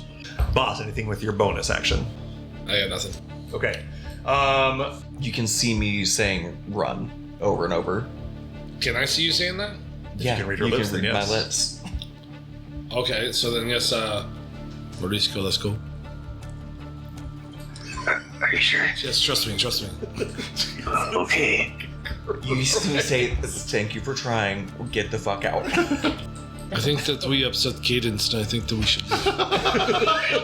Okay. Oh, okay, then we can go. That's fine. All right.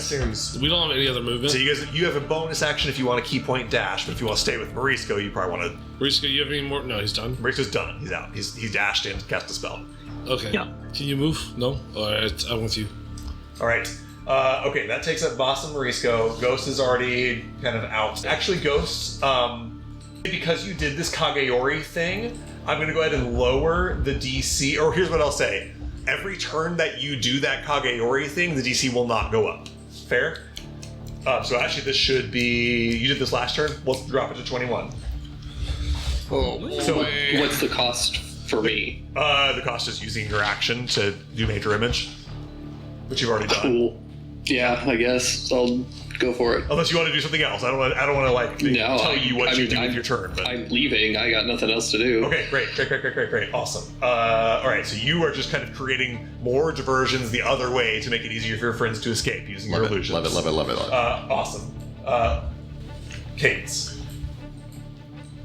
I'm waiting for Zamani to come back. Okay, so you're just kind of killing time at the moment. Yeah. All right. I have a thing that I can. Yeah, go ahead. I can't do, but Specs can do. Great. Specs is gonna dig a tunnel for Cadence. I lost his tunnel. Oh my that was God. So smart. I forgot he has some burrow speed. Yeah. I was wondering. It's a little wormy burrow, but he can eventually make a hole big enough for a people. You're gonna have to squeeze, but That's so fucking fun. It is Okay. Cav Specs, give me. I was gonna say, if I see him start digging, I'll help if I can. Great. I love Honestly, Cadence. I forgot it doesn't have a floor. Yeah, honestly, Cadence give me athletics with Specs giving you help as you dig with your giant steampunk gauntlets out of here. 15. 15, okay. Let's see here. You start digging a hole underneath this thing. 15 isn't quite enough to do it all in one turn, but you get working on that. Fucking incredible. Absolutely fucking incredible. Specs, you sweet, sweet, sweet child. He's just like, just dig, bitch. Session title, right? Yeah. Just take this. Okay, I believe it is at this point. Oh wait, Marvel took his turn earlier. Pashes is with Ghost. Top of a new round. DC does not go up because Ghost is keeping up a Kageyori illusion to create more diversions and keep more guards away from the rest of you. Top of At the least round. until Kageyori finds me with him. Right. We'll come to that when it happens. Yeah. Okay, top of the round. I'm going to come. Bones and Marvel kind of on separate tracks now. So Bones, go ahead. Bones is going to start running out the way that we came. He'll pass by the safe and see, like, he's going to see those items. Does anything catch his eye that we should not be behind? You see a bunch of schematics for machines of war. You see Glyphstone. more bypass glyphs, and you see what looks like a very nice item for an artificer. I think Bones believes we are in way deeper than we need to be, and I think we cut and run. I will tell you the mechanics. If you choose to take this safe with you, it's going to slow you down, meaning I'm going to give you disadvantage on your stealth check. I can't afford that. I'm not going to make this check already. Okay, so you leave the safe behind? Unless you have some other avenue to do something. I think I have to. I don't believe I have any way to bring this safe with me in a reasonable way. Okay. You know what? I have fast hands. Let's do fast hands. So go ahead and give me a stealth or a Thieves Tools check. You're looking for a 25. Okay, Patches is still concentrating on Dispel Magic. Perfect. I'm giving this one shot and then I'm bailing. Sure. No, that is not good. Okay. I bail. All right. This pesky safe stays behind as you guys run out. Bones, you may now go ahead and give me your stealth check to escape. You need a 21. I'm sorry, no, you need an 18. We got our 18. We're good. Beautiful. Okay, that's another success on a stealth check. Okay. Mauricio and Boss, it sounds like now following Cadence's directions, you guys are leaving. Yeah, and I spent the last of my mana throwing that safe away from the building. You did. Okay. You sure did. So, if the two of you are leaving, it is now the time that I need your stealth checks. You both are looking for an 18 on a stealth check. Oh boy. 23. 23 is good. That's another success. Can I add guidance after I forget? Yes, you can reaction to guidance. Okay. Alright. Yeah, guidance Nope. won't even get you there. So that is a failure from Morisco. Damn it. We're at 3 successes. Sorry. 2 failures. Alright. Ghost, I assume, just keeping up the DC, keeping the DC flat. Yeah. Got nothing else. No one really sees what Haji does. I'm going to kind of just disappear him from the map. So no one is keeping an eye on what he's doing anymore. This brings us to Cadence. Cadence, if you're in specs are still digging, give me an athletics check with advantage. I'm going to say before you tell me what you rolled, I'm going to say if you get a 25, you're out right now. If you're on a 20, you might get out next turn. 14. 14, okay. You make progress, but not enough to get you out this turn, and next turn is still going to be a high bar. You've dug, you can now get like your hands out underneath the dome, and Specs goes underneath and is waiting for you outside. You just can't quite fit yet. Got it. All right, Marble, I believe it is time for your stealth check to escape here, unless you have other plans. Okay, so if my understanding is if Cadence escapes and she succeeds her stealth check, even if I fail, we succeed.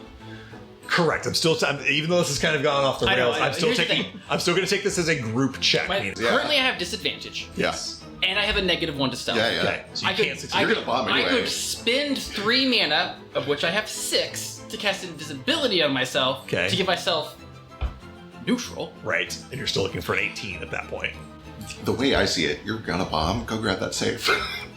True. Although you're already carrying a crate. I don't know if you can take crate and safe. No, but I can have shatter. True. That's up to you. That's safe. I kind of want to shatter that safe. I will say, I want like, to shatter the front of the safe so that it doesn't blow up the entire thing. here's the other thing that I'm going to not say. And I'm not telling you not to do this. I'm just trying to keep some verisimilitude Yeah. here. Cadence's diversion is over for the most part Yeah, now. which I don't know about. If you create a shatter sound on this side of the building, it's going to undo what Cadence and Ghost have done. It's going to move this to a normal plus or minus 2. You know what I mean? My thought is, how far could I get with 30 feet? Do you mean like towards the safe? How far Yeah, you let's can say go? if I put 30 feet towards the safe.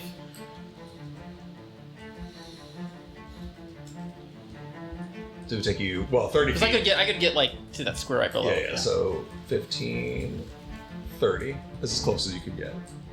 All right. I guess I will just action dash away. Okay. In that case, go ahead and roll me yours. Because you just kind of are mean by saying, "Oh yeah, there's just a really nice artificer item in there," which just hurts my feelings. I'm really sorry. No, that's what he said. He I did. It's He got did. a really nice artificer Okay. item in there. All right, the safe. You damned. Marble, give me your stealth check. You were looking for an 18. I assume that you basically can't do this, but who knows? A natural 20. Hold on. I have disadvantage. Disadvantage. That's so sad. 2 nat 20s. 5. That That would have been pretty great though. Yeah. All right, we are at 3 successes and 3 failures. It all comes down to Cadence and Specs. On the way out, can you just pick that lock? I'm thinking about it. If I see it, it's over. It's over for that lock. If I see it. Over. Top of the new round, the DCs don't change because of Ghost Illusions. All right, Haji, really all that's left here is Cadence and Specs. All right, so Cadence, let me set DCs before you roll. If you roll a 22, you're out right now. If you roll a 17, you're out next turn no matter what you roll. If you roll a 12 or higher, your next turn it will be even lower DCs. 13. 13, okay. That lowers the DCs for next turn. At this point, really the limiting factor is how long it takes Hajid to come back to check on you. Yeah. You think you have some time here. He's looking around the facility. I mean, you don't know what he's doing, but you presume he's like looking around for Investigating. stuff. I'm going to roll in front of a board, a D4. This is how many rounds before Haji decides I need to go check on the person that said they were involved in all this and talk to them. I'm going to roll this in front of the board for how many rounds till Haji returns to you. 2 rounds. Okay. Meaning Cadence, you have 2 more attempts to escape from this wall of force before Haji will be moving to return to you. This time, you lowered the DCs. 20, you're out right now. 15, you're out next turn automatically. 10, the DC's lower again next turn. 19. 19, okay. Oh, no. If that's still, you have 2 rounds. You're out Because I was automatically next turn. On this turn, the last one before Hajid starts returning, you shimmy underneath the little gap underneath this wall of force with Specs. And now all that is left to do is Cadence. You need to make a stealth check with a DC of 24 Yep. for your party. And again, I want to set the stakes here very clearly. We're still in group check mode, meaning if you fail this, your entire party fails to escape this facility unnoticed. What do you add to your stealth? I will allow. Athletics check made with advantage. I was about to say, Specs spent 5 hours scouting this place. Specs will give you advantage on your stealth Thank check. God. I'm gonna throw up. What do you add to this, Cadence? 10, and I'm going to use ambush to add a superiority die to it. So you need to roll at least a 14 on one of these dice, or you'll need to add superiority dice. That's one. Hell yes. Oh, Jesus Christ. Hey, nice. Oh my god. A 5, so 25 plus your stealth. Holy fuck again. Yeah. My Like- fucking heart is beating. My heart has not calmed down since we started this session. Okay. With that, on the nat 20 from Cadence to round off your party's group stealth check. We don't even see her coming. You guys, under the cover of night, with alarm bells still ringing at the center of this facility compound, rushing back to where Bones cut a hole in the barbed wire gate, and Cadence finding your own exit, cutting your own opening in barbed wire. Escape the Vanguard facility compound. A bunch of precious and interesting cargo in tow, and begin to make your way out into the dark of the wilderness to reconvene at your camp, I presume. Holy fuck. Can we take a break? I straight up need a break. Can I take three? Can I take three? I'm gonna do a lap real quick. I need to go outside and walk just 2 quick miles. Just 2 miles really fast, and then we can keep playing. This is some good LARP. 2 quick miles. Just a quick 2 little miles. 2 quick miles. Leaving this chaos behind you, maybe about 30 minutes or so later, you guys reconvene. Where are we? I do love how I'm completely oblivious. Marvel's completely oblivious to all the stuff that's happened to Cadence. Guys, you know the saying, don't split the party. I think we managed to split. Splitting the as much party is as the only possible. reason that we got out of there. Yeah. It's we really every dog for himself out there. Even we split up at the end a little bit, but we at least planned ours. But I guess we kind of planned all of them. Okay, who can open this? And not us. I will continue to try until I succeed. You guys reconvene around your fake campsite that you made. I presume to maybe actually camp now that it's like 10:30 p.m. Well, they probably don't want to make. I presume to fucking leave Yes, before they come looking for us. I was gonna say before we like settle in to start looking through stuff, things are still tense. You guys did not have Pass Without Trace when you made it this far. Importantly, you guys come back to where your horses are, and everything is as you left it. Your fake little campsite, your smoldering campfire, your horses tied up to trees. Do you stay here? Do you go? What do you do? Do we have Pass Without Trace at this point? I'm out of mana. I'm also out of mana. I cannot help this situation. No. I will also say, most of your stuff you guys have unloaded, but you just have a giant fucking crate, which you simply cannot move on a horse. Yeah, I think it just can't happen. Before we do anything else, we are not doing any long distance travel until we get the crate open and start tossing things that we don't need. Which I guess means we're leaving even more evidence behind. But at least they won't be able to track it. Let's sit down and crack this safe before we do anything else. Somebody should start breaking down the tents. Those that cannot pick safes. Correct. Now, I'm going to say, while we're in the sort of heat of combat initiative order there, I was allowing repeated checks on the same roll. The rule of the game is if you keep trying to do the same thing over and over, you just use your passive. None of your passive thieves tools are going to open this crate.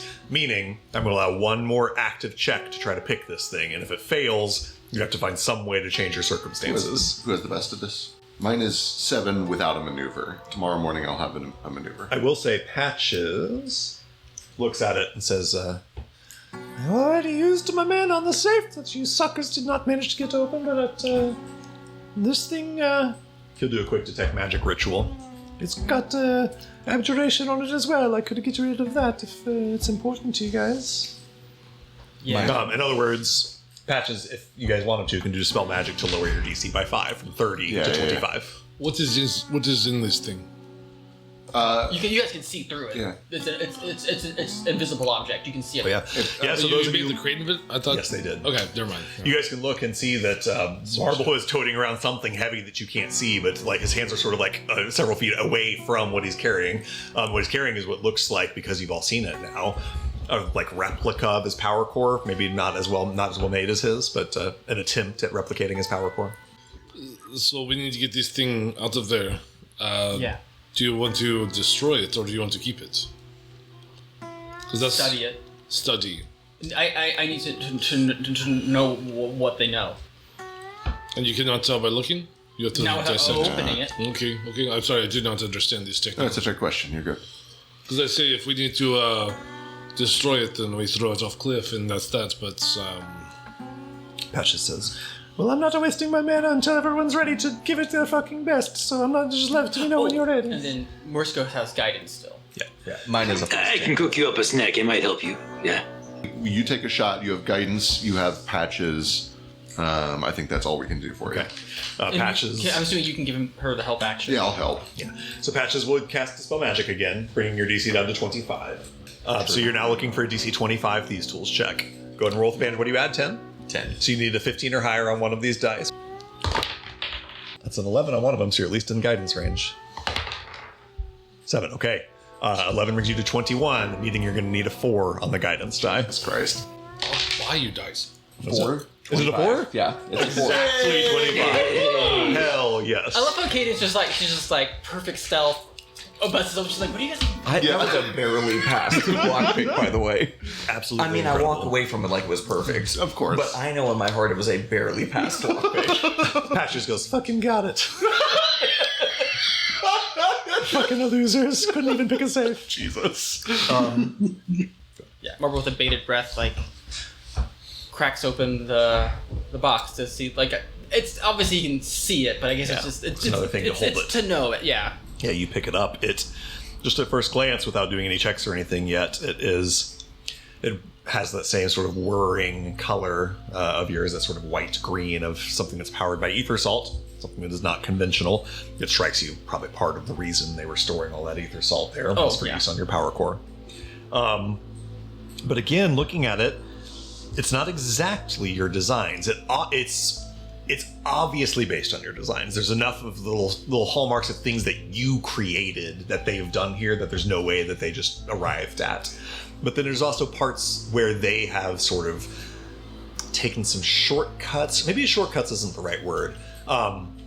There's parts where at first glance it looks like maybe they were missing parts of your design or something, and they've replaced them with just what things they could come up with.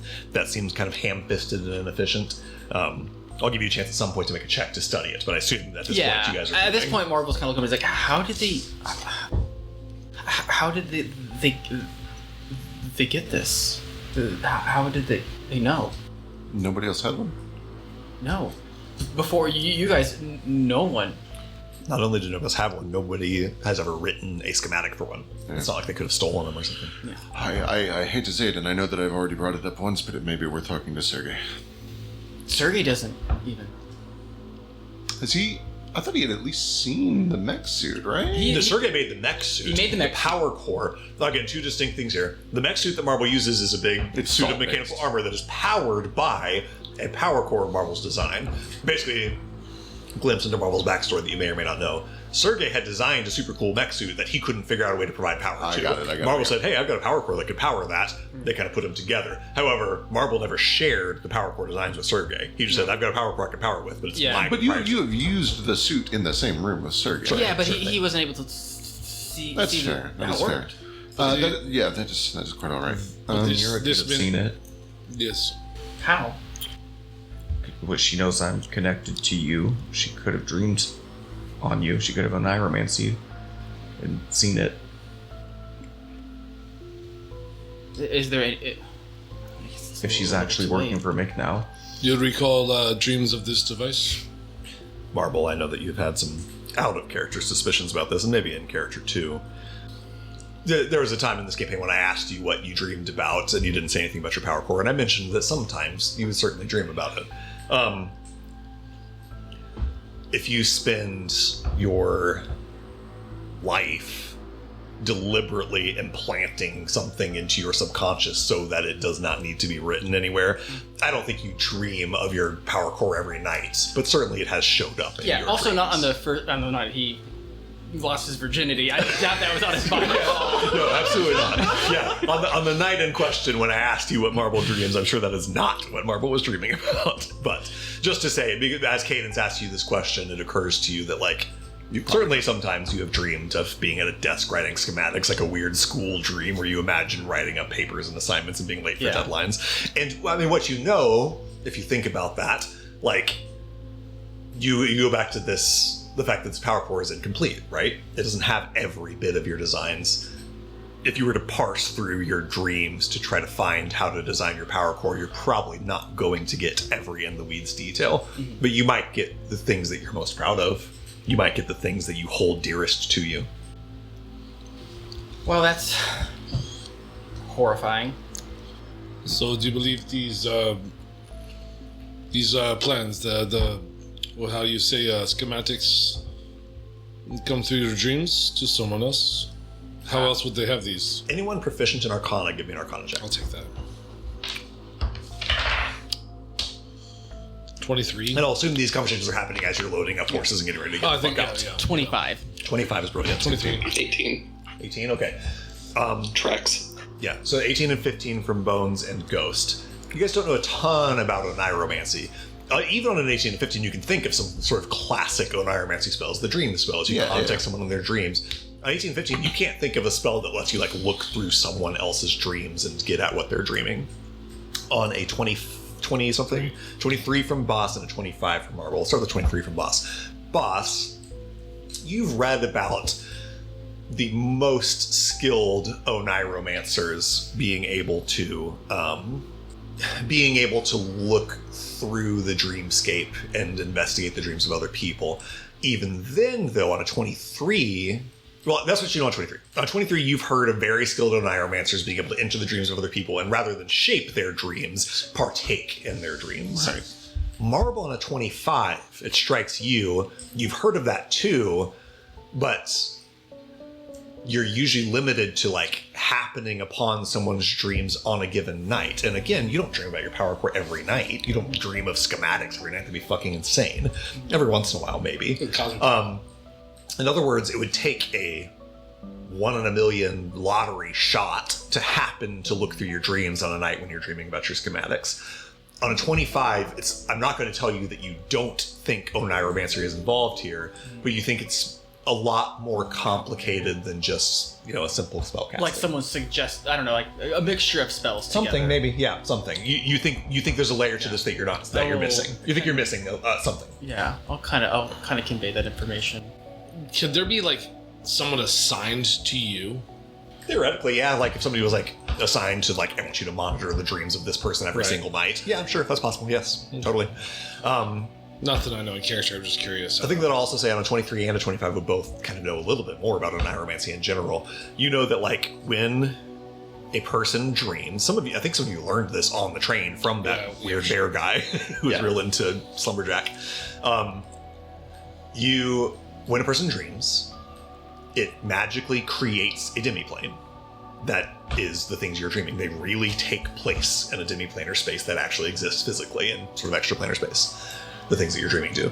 And everyone's dreams collectively in these individual pocket demiplanes all connect into a space called the plane of dreams, or the dreamscape, it is sometimes called, such that all dreams are kind of in a way connected via the dreamscape. So that kind of occurs to you as a thought, especially on the 25.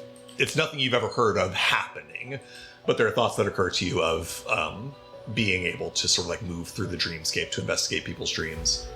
Cadence, you've got a hand raised. Yeah, will you do a reminder? Do we know anything about the Finch apparatus? You don't. You heard the term Finch apparatus. Okay. You know of a famous Oniromancer named Silas Finch, who wrote a book called The Sleepwalker's Almanac, which is just a book about Oniromancy and about dreaming and about dream magic. And you know that Silas Finch, his book, The Sleepwalker's Almanac, was a regular favorite of Vanera Ostros. You read it all the time. And you also know that in the saloon in Blackwood, you saw Haji Del Zamani reading a copy of The Sleepwalker's Almanac. Yep. Okay. So...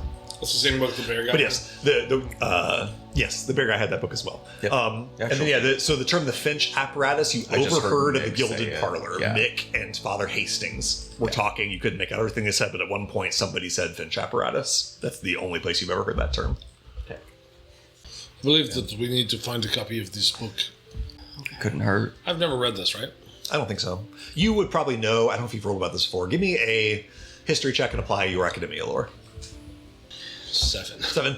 Worst roll. You would guess that maybe there's a copy at the scriptorium, but you don't know for sure. Didn't read it. On 7. Didn't read it. Not anymore. And you didn't read it. Yeah. Not anymore. Not anymore. Maybe there still is. Who knows? So sad. You don't know what they did with it. The place was burning, Zeke. So, at this point, as you guys are having these conversations, that you've loaded up the horses, packed up your tents, and are getting the fuck out. Where do you guys go? We came out of some heated action just now and have walked away with a bunch of papers and stuff to read that might have some answers for you, but no twins and no obvious information about Vanera. Head straight to the camp, right? Like the gangsters' camp. Like we can't go back to town. I agree. I think we can trust Bill now. Yeah. No, I agree. I think we need to go there and try to intercept in case they're headed here. Also, before we leave, they're going to find this chest. If we reclose it, they may think that we've not gotten into it and take it back and open it back up. Can we use that? I am not comfortable booby-trapping and killing Same. a tech that opens this. I do not think the techs are guilty of mixed sins. Frankly, I don't even feel good killing those guards. Do you have mold earth? Yes, I do. Can you bury it? I could bury this thing. It is worth mentioning. There's nothing in it. No, but it's just one less thing for them to find. That's fair. They will find it eventually. They will look for it. Then they'll look for it. Yeah. So it could be time sink. They can bury it and have to spend an hour digging it up. Time sink is good. Could we put this on top of these buttes? Because we help us carry this to the top, so I put this up here so they try to identify and they spend their time finding it, even spend more time? That's maybe it will take a long time. It will not take this long. We just go up another 100 feet and bury it. Yeah. Because so many of your party have climb speeds, if a bunch of you can work together to pull this thing up to the top, it would be it. Yeah. It would just buy us more time if they're trying to identify where it's located. Do you have my net? Oh, no, I left that. Oh, that would have helped. I need to talk to you about this. You broke my shoulder. Yes, I am still actually in a lot of pain. Why? You could have given a heads up. I said, with what? You could have said literally the words heads up. I said pull and safe. What did you think you wanted? I thought it was safe to pull. I'm sorry, this is not first language. I'm sorry. I will... No, to be clear, this is not your first language. You are in the right here. You are correct. Sorry, I can't use a lot of words. But you said safe, pull. I said safe. And I said, do I climb? You said pull. Oh, I see. Yeah, what? I understand. Safe and I get it. I get it. And now my shoulder is broken. He thought that you were saying it is safe to pull, and you were saying there is a safe pull. And I said safe 6 seconds later. Pull. Yeah. After I threw a thing. No, out the I window. understand. It is a language barrier thing, and we should not trouble anyone. But can we still talk about how my shoulder is broken? Can I? You're the healer. Fix it. I'll like the heal. I'll Spent all my mana. I'm not helping. Okay, I'll like beckon you down. Here, I can get you a little bit. You can take up to 9. I like to have 1 left. Lovely. Mauricio steps over and sets your shoulder in place. This was a little sloppy, but we all got out. We got a lot of loot. Nobody was subpotted except for Cadence. A little sloppy. This was disastrous. We nearly got arrested and shot multiple times. Nearly. Cadence could have been taken in by Mick for God knows what. Hold on, you guys were inside the factory the entire time? Yeah, basically the entire time looting and ransacking. We cannot stop here to get all the things that we got, but we got a lot of things and they are of some value. Boss falls in his, roars laughter. Wait, what's I had no idea. That's so funny. I had no idea. The whole time I was just outside just trying my best to hurt this guard. I got to the roof. I saw you. Yeah. You killed the man. I ran away. I tried to help you, but then you weren't you, but you were you. Yeah. And then I ran away. How did you get out? Specs is very smart. Specs looks so proud. Looks so proud. Yeah, That's a wild. he's a good Speaking boy. of Marisco and Boss, thank you for coming back for me, and Ghost, thank you for trusting me and leaving. This is You're welcome anytime. I would leave any of you in a heartbeat. such a funny night. That's yes, sloppy, but in retrospect, I think that we did okay. Mostly by sheer dumb luck. We really should try to find a way to communicate better I agree and not with split this. up. Yeah, I agree with this. If anything, we should take tonight as a lesson in how important it is to have communication in stressful situations. With that, you guys get onto your Communication horses. is good, but sometimes it is fine to be sloppy. You guys get onto your horses and begin to ride off into the wilderness to get at least some distance away from this campsite, and it sounds like move towards Whiskerbush, which is Yeah. going to be a couple days ride away. Could you hide our tracks with mold earth? 5 feet at a time.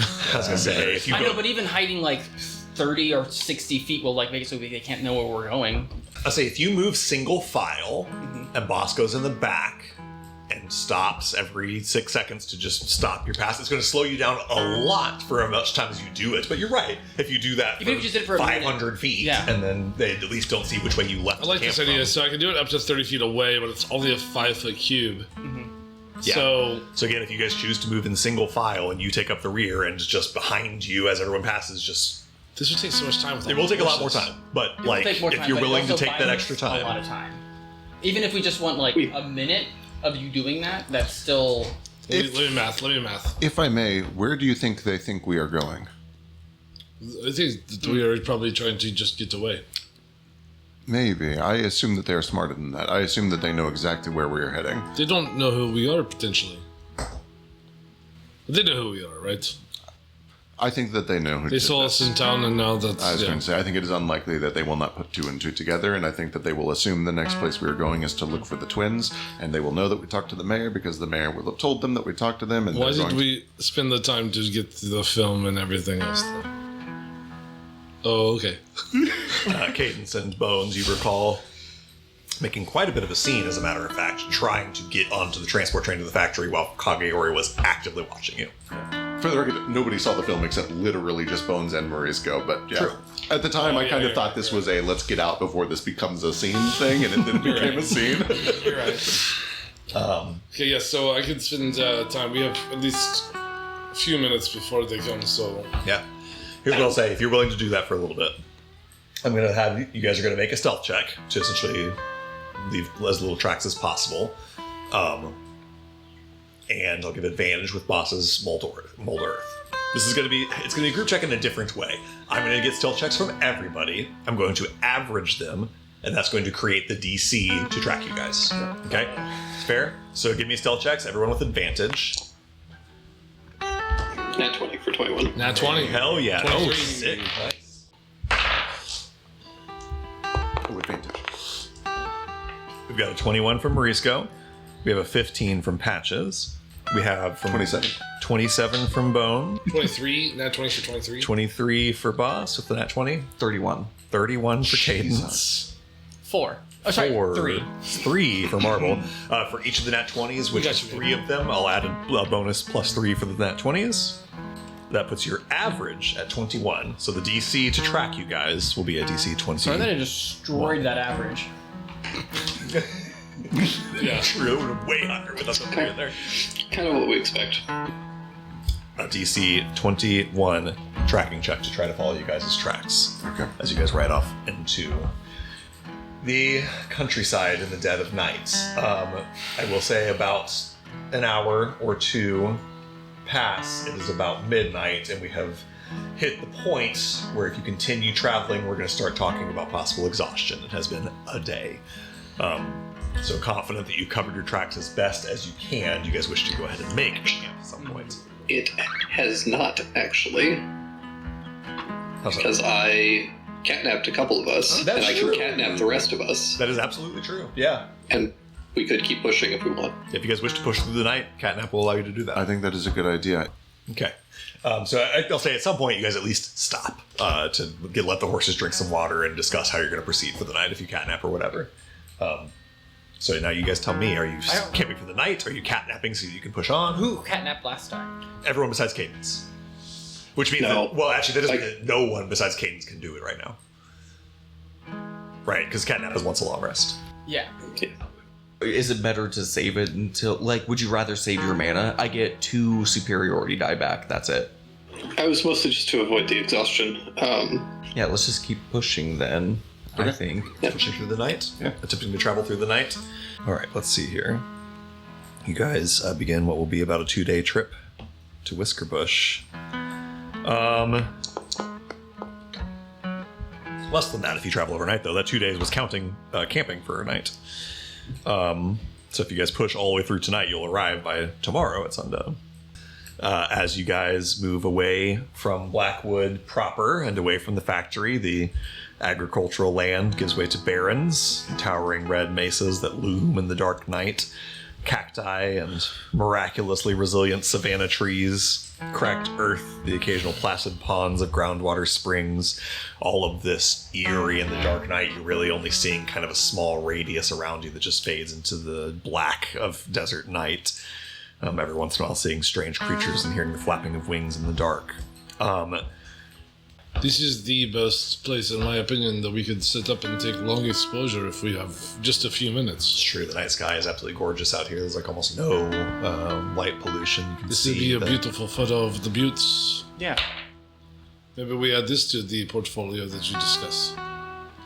That's a good idea. So even with your traveling, even going as fast as you can, you still have to stop every once in a while for the horses to drink some water and stuff. So you guys stop at one point to let the horses drink water. Actually, real quick before we get to that, before we get to the point where you guys even make your first stop, let me get a survival check from somebody. I do need that at disadvantage because you're moving at night. I had nat 20, and then an 18, Okay. which is still a 22. Brilliant. So much more than you need. Boss, there's something like, as you said, it's beautiful here. There's also something like that reminds you of home. The land is far less green. Obviously, Harsamon is a lush and green and verdant place, but you look around and see these buttes and mesas that are not that dissimilar from the spires of your homeland. A flat land interspersed with jutting geological features that sort of remind you of home in a way. And there's something to this land that is perhaps the rockiest place you've ever been as a geomancer. I don't know. There's a place. It feels natural to you to move through this place. Yes, this place feels very good. On a 22 survival check, even under the cover of night, you guys move safely through the night. Eventually, again, we'll come now to the point where maybe it's 2 a.m. or so, and you guys take your first stop to rest the horses and get them water. Go ahead, Marvel. What's your passive insight? Passive insight is 17. That's really good. Marvel's like he's like not making eye contact with you. He seems very sheepish, maybe a little uncomfortable. With me. So we stop, we're watering the horses. And Yeah. I'll step up side by side. And is everything okay? What? Are you happy? In general? I understand this evening seemed very hard on you, but I can't help but make notice of your eyes. You are looking towards me with, how do I say, did I do something to you? Well, no, I just... Speak your mind.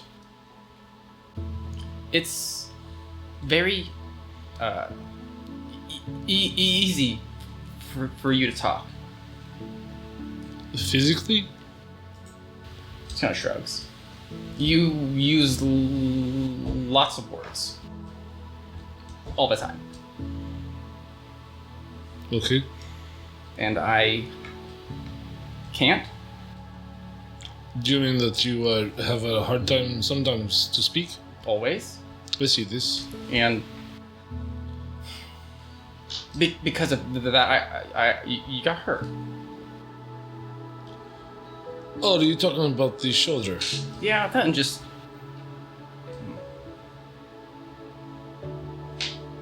I'm jealous.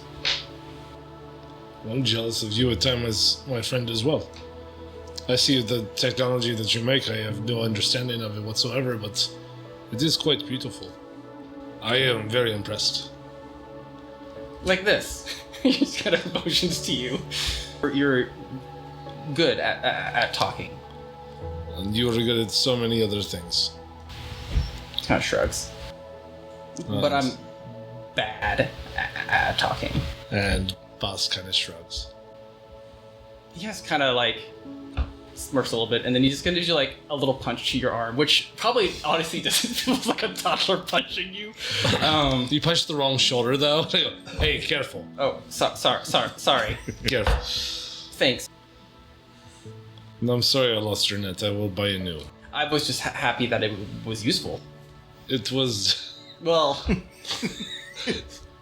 yes, the safe could have proven valuable. I did my best to remove it, but I could not enter it, and I left it be. I I will, at some point, I'll describe what was inside to Marble. There was mostly a bunch of like schematics and designs, one of which was for your power core. There was a cool looking artificer item. And the gauntlet in particular. Yeah. After this talk, Marble does seem a little bit more comfortable. He just seemed like, I don't know if you've noticed, he's always been a little standoffish with Boss. So, yeah, And I don't think they've really ever talked much. nope, we haven't.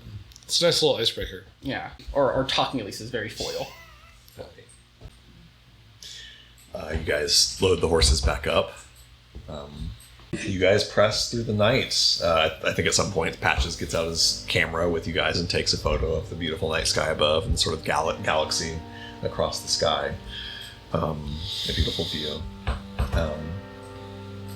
Eventually, you begin to see way off on the horizon, Boss leading the way.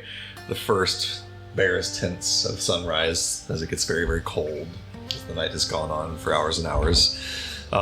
Does Cadence get a catnap, or does she stay up with everybody else? I will, I guess, stay up. I don't really get much from it, so I'd rather wait until like it's absolutely necessary. As sort of dawn is creeping over the eastern horizon, Cadence, you're having a little bit of trouble keeping your eyes open, kind of nodding off on your horse. By the time dawn arrives and you guys get your zenith, you do get a short rest, but Cadence, with that short rest comes a level of exhaustion for you. Only thing I wanted to ask as we are kind of approaching like sunrise, I have my eagle lens out and I'm constantly searching buttes and cliff sides for cave entrances. Okay. Yeah. Yeah. Maybe just a potential spot to like, shunt off or Sure. Yeah, just carrying your same check you made. You see several as you go. Yeah. whatever people are interested in. Boss will tell this to the group, but whenever you guys are interested in making stop, let me know and I can find us a spot to hide ourselves and potentially block off any lights that we need to, especially during the day.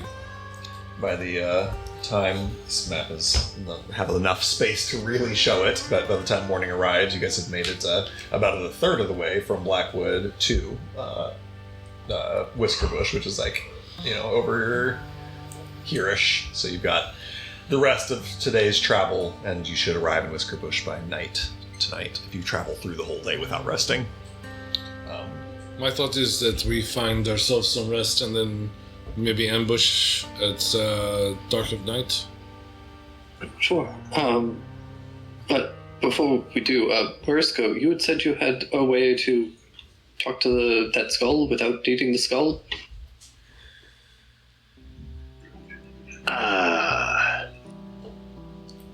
Did I say that? Yes. Something thereabouts, just that you could get the information out of that skull without it? Things are a little hazy in the memory of someone who's High on balls deep into a candy high. Yeah, it's not really coming back to me right now. I'm not sure what you're talking about, honestly. As a reminder, Ghost was trying to interview that skull. Sheriff Bill was putting up a fight. You did divine sense and found out Bill was a vampire and said, I can get this information a different way. Oh, he's a vampire. I just used my magic sense to find that out. And magic vampires send the skulls, so he is the one who sent the skull. That's what you were going to ask it, and that's what you needed to know. He is the one who sent the skull out. He is doing some weird sort of trick where he is acting like he is protecting the town while also sending skulls to kill people he doesn't like / know his secret. What? This... Oh... Ghost has a small crisis and just walks into the desert alone. What? He's just gone. He's done. Boss will follow him. Hey, are you okay? I think What just happened? What was this conversation? I was just... there was a lot of information that we could have gotten from that skull. And What skull are you said talking with so much confidence, he told me 97% certainty. And I thought that he could get the rest of the information. But no, he just knew that Sheriff Bill was crooked, which we already knew. And we don't even know that he's crooked. Those skulls were attacking him. They could have been criminals that he's just been killing off in secret. Perhaps he's protecting the town that way and is genuinely a good person. Or maybe he is corrupt and he's killing off citizens in secret. All this is information we could have gotten from that skull had we been able to keep it. Boss kind of chuckles and just puts his hand on your shoulder. Yes. Wreath, I understand these things are troubling to you, but I believe that we could potentially go back to this town if you really need to seek vengeance. For now, I just don't understand why you find so much upset in this particular situation. Because if we'd been able to question the skull, we could have known if these were mercenaries. If they were other mercenaries that were hired to deal with the Spiky Five, Yes, I understand, but we are past this. This is done. I know. I'm tired of us wandering into things blindly without any understanding of what's happening. Isn't that just life? Just wandering into things blindly? No, it's not. You sit down in a library and you read and study until you're absolutely certain that you can accomplish what you're trying to. More than most people I've sat in a library and read. Yes. More than most. But then I find myself with all of my friends dead. And everything around me burnt. The only thing that we can do is try to find solace within each other and the time that we have together. So, once again, let's just move forward. All that we can do.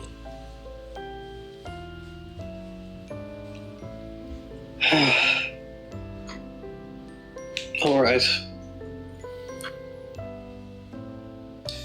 It's around this time that you see the first crest of the sun itself rising over the distant horizon, sending long, sort of stretching angles of light as, a hot day is likely on the way.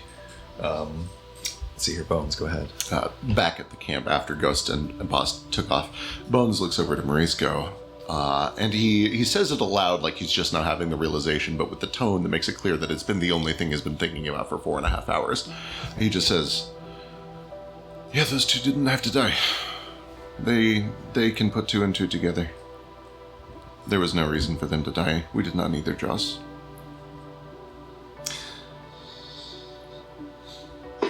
Yeah, we really didn't. Yeah. I guess these things happen. I suppose so. It's unfortunate. I hate that is just a reality we have to accept.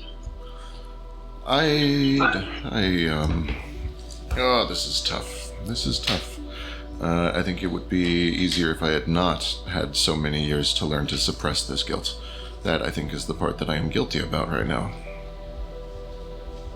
It's very easy to tell myself that I was just doing what I thought was right in the moment.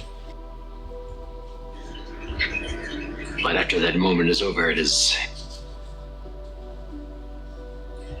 think about everything else you couldn't have? What I would have done with perfect information. Right. Yeah. It is okay. I will lose the normal amount of sleep over it tonight. I will be okay. I just had to say it to somebody. I have to admit that I made a mistake.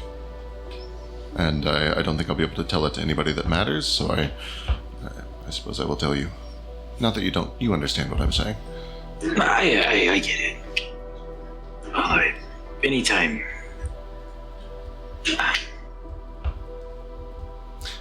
I should have pissed in that box. Then they would open it and it would smell like piss. That feels like an appropriate...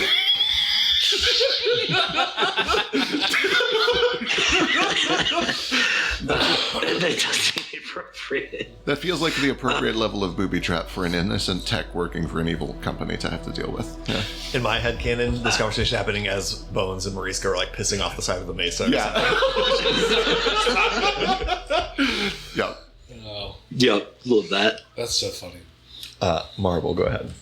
During this small stop we're doing, we'll have enough time to do a crafting session? I don't know when we're actually stopping. So at the moment, I think you guys have decided essentially to not stop Until we are tired, all these yeah. stops that we're describing are 10 minutes to let the Okay. horses drink water and rest their I legs. said, if you guys need to stop, let me know. I will look for a little cave entrance for us to On hide. 22, you can find a safe camping spot, but if you guys are, I'm not gonna. the goal was I'm not to press gonna through. push for one, but I would like to have a camping session before we go into this combat. Last thing I pushed was that we would get a rest or like a camp in and then ambush at nightfall.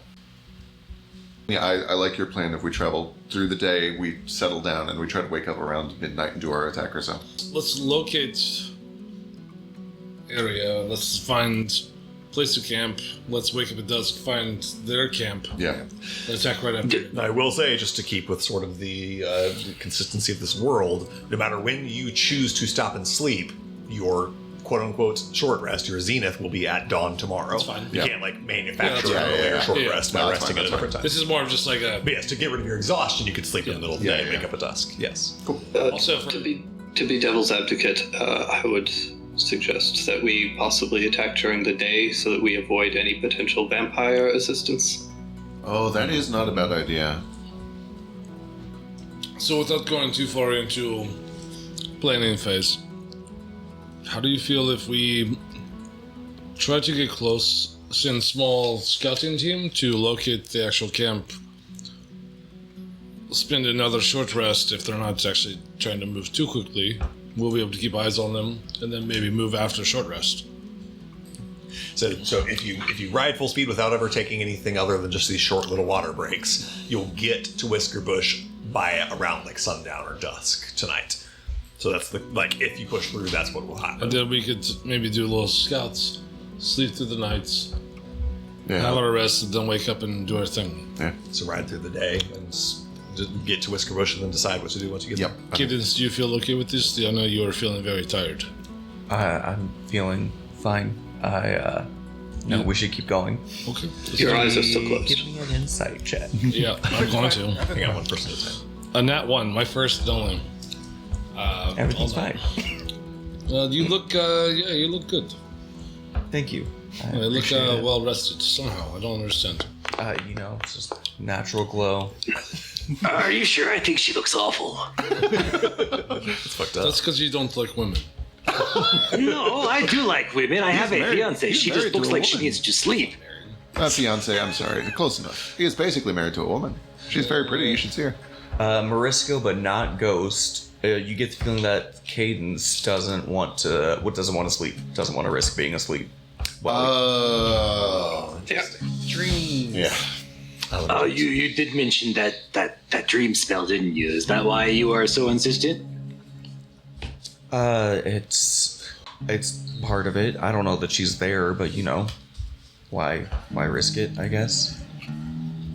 I am not familiar with this type of magic. Do they need to be asleep to do the sleep thing? Would we be safer sleeping during the day from now on? I don't know if Cadence actually knows that. So you know a little bit of the nears between what you know, just background and from the rolls that were just made about our own Ironmancy magic. Comes in kind of all forms. A lot of the times, for some spells, where especially if she's trying to contact someone in their dreams, which is something Vanira did a lot with the Symphony. She did a very Inception thing where she would try to plant ideas in people's heads by shaping their dreams. To do that, she had to cast it while they slept. There's other spells that you can cast, like Dream Message, where you cast it and they just get it whenever they fall asleep. So there's both forms of Pyromancy. It works either way, Okay. depending on what they're trying to do. No. Could go either way. Just seems best to avoid sleep until we have eyes on her. Okay. And with whatever apparatus they have, any of our expectations are essentially out the window anyways. That is true. The benefit of the machine is that it can work 24/7. Perhaps they will always see all of our dreams. Always. I will here remind you guys that you have a massive stack of paperwork that if you wish to take the time to read it, Marvel's thinking about a crafting session. Can I be studying that while? Actually, I'm a ranger. I can do another activity moving at full speed, and I can move full speed while stealthing. Can I be studying as we travel? Fancy pants, yes, absolutely. I'll keep that in mind that you're reading stuff as time is going by. But I will trotting along. to zoom out our time scale a little bit. You guys are pushing through the whole day of travel to get to Whisker Bush by nightfall. as the sun rises, the day quickly grows quite hot. If only we had those cowboy hats. You can see now the full scope of this biome that you travel through. There are desert birds circling the air in search of their next meals. There are lizards and scorpions scurrying into camouflaged hiding. Unseen for the most part by you, other little creatures, as they move from the sounds of your horse's footfalls. You guys stop only every once in a while to get the horses some water, and to get yourselves a brief break from being on horseback, to rub your tired legs and to drink a little water of your own, but trying to make good time to get to Whiskerbush by dusk. Let me have we'll come back to that. Let me come first to Bones, who is looking through a big old stack of paperwork. First thing that you took, first thing that I will describe, you have the ledger of visitors to the factory that you snagged from the desk in reception. You look through that. Really the only noteworthy thing, or at least the most noteworthy thing, is on the 12th of Sprouts, which is the same day that there was the thing that says Mick will be visiting on that day. There is a visitor entry of someone visiting the facility, but it has been redacted with black ink, black marker or whatever. Not marker, but a black fountain pen has been used to cross out whoever this visitor was. Right. And then on that same date, after that, you do see marked that Mick Eisenhower visited the facility. Okay. You do see that he visited again on the 23rd of Sprouts, I believe. Was there a redacted one on that day as well? No, his is written right out openly for you to see. Did anyone else visit that day? On the 12th of Sprouts. Or, on the 23rd. In other words, does he always show up when somebody else important shows up? No, his visit on the 23rd does not coincide with anyone else of interest, or maybe anyone else at all. Okay. And the visit on 12th coincides with someone that's name was redacted. Got it. So there's that. Unless you have some way to sort of figure out. I will look. So redacting is usually done with a marker. Can I do a rubbing? Can I try to see? Yeah, I say a marker is not really a thing yet in this technology era, but there's Fair. a fountain pen. But yes, presumably someone scratched something with a pen before that. Yeah. So yes, give me. I will call this. I feel like calligraphy tools is what I would be looking for the most part, or painter's tools or something. Some sort of toolkit check. If you don't have one, then just give me an intelligence check. Sick. I can make a case for investigation. I'll allow it. Could I help with forgery? Absolutely. Forgery is what you want here. 21. 21. Not Okay. 21. Okay. On a 21, Bones, with Cadence looking over it as well with you, you do a rubbing, and the name that is redacted here is Vanira Osteroth. Okay. So Vanira visited the facility on the 12th of Sprouts before Mick Eisenhower arrived there, and her name was redacted. Got after it. the fact. Got it. Okay. I obviously pass it along. Okay. And not only to Cadence. To Cadence first. Yeah. Unless you think that we should keep this secret, I think everybody deserves to know that we were on the correct trail. No, I think everyone deserves to know. What were we doing in the symphony around the 12th? What do I know why she was gone? You know that it was I remember a few days after what went down with her, where she went. So she disappeared and then showed up at the warehouse. Within a number of days. Got It lines up with when you learned in Daybreak City that she got on a train for Toulouse. This is where she went. Okay, got it. What reason you still for don't all know. that? Yeah. The symphony was up to mostly trying to deal with rackings. How independent? What I'm really asking is the symphony corrupt, or was she taken? That's kind of what I'm here to figure out. Got it. Okay. You have also, Bones, a bunch of schematics for Marble's power suit. You have, I think, 2 copies of that, as a matter of fact, or several copies of it. Some of it is kind of Greek to you. You can intuit the literal drawings, but the formulas and stuff I think is beyond, because you don't have artificer's tools, right? I know you have machina, you have comms machines and guns something, and a bunch of other stuff, but not artificers. So I think some of this you would need to have Marble take a look at. But what I'll say is, because you have the ability to do this well, right, and you can find the things that you are trying to parse and show them to Marble at a quick little water break. Okay. So Marble, with Bones having sort of flagged some pages for you to look at one of these sort of water breaks, you look through these. Go ahead and roll me an artificer's tools check, or investigation. Either way, add your Arcanotech lore. Am I helping him? Yes. So advantage, if you need it. It's going to be a 31. 31 is so goddamn good. These schematics are for Sergei Leone's power suit, right? I keep calling it yours. It's Sergei's design. It is written in notation that you, on a 31, immediately recognize as Sergei Leone's notation. Literally, like, the handwriting. Sergei wrote these schematics.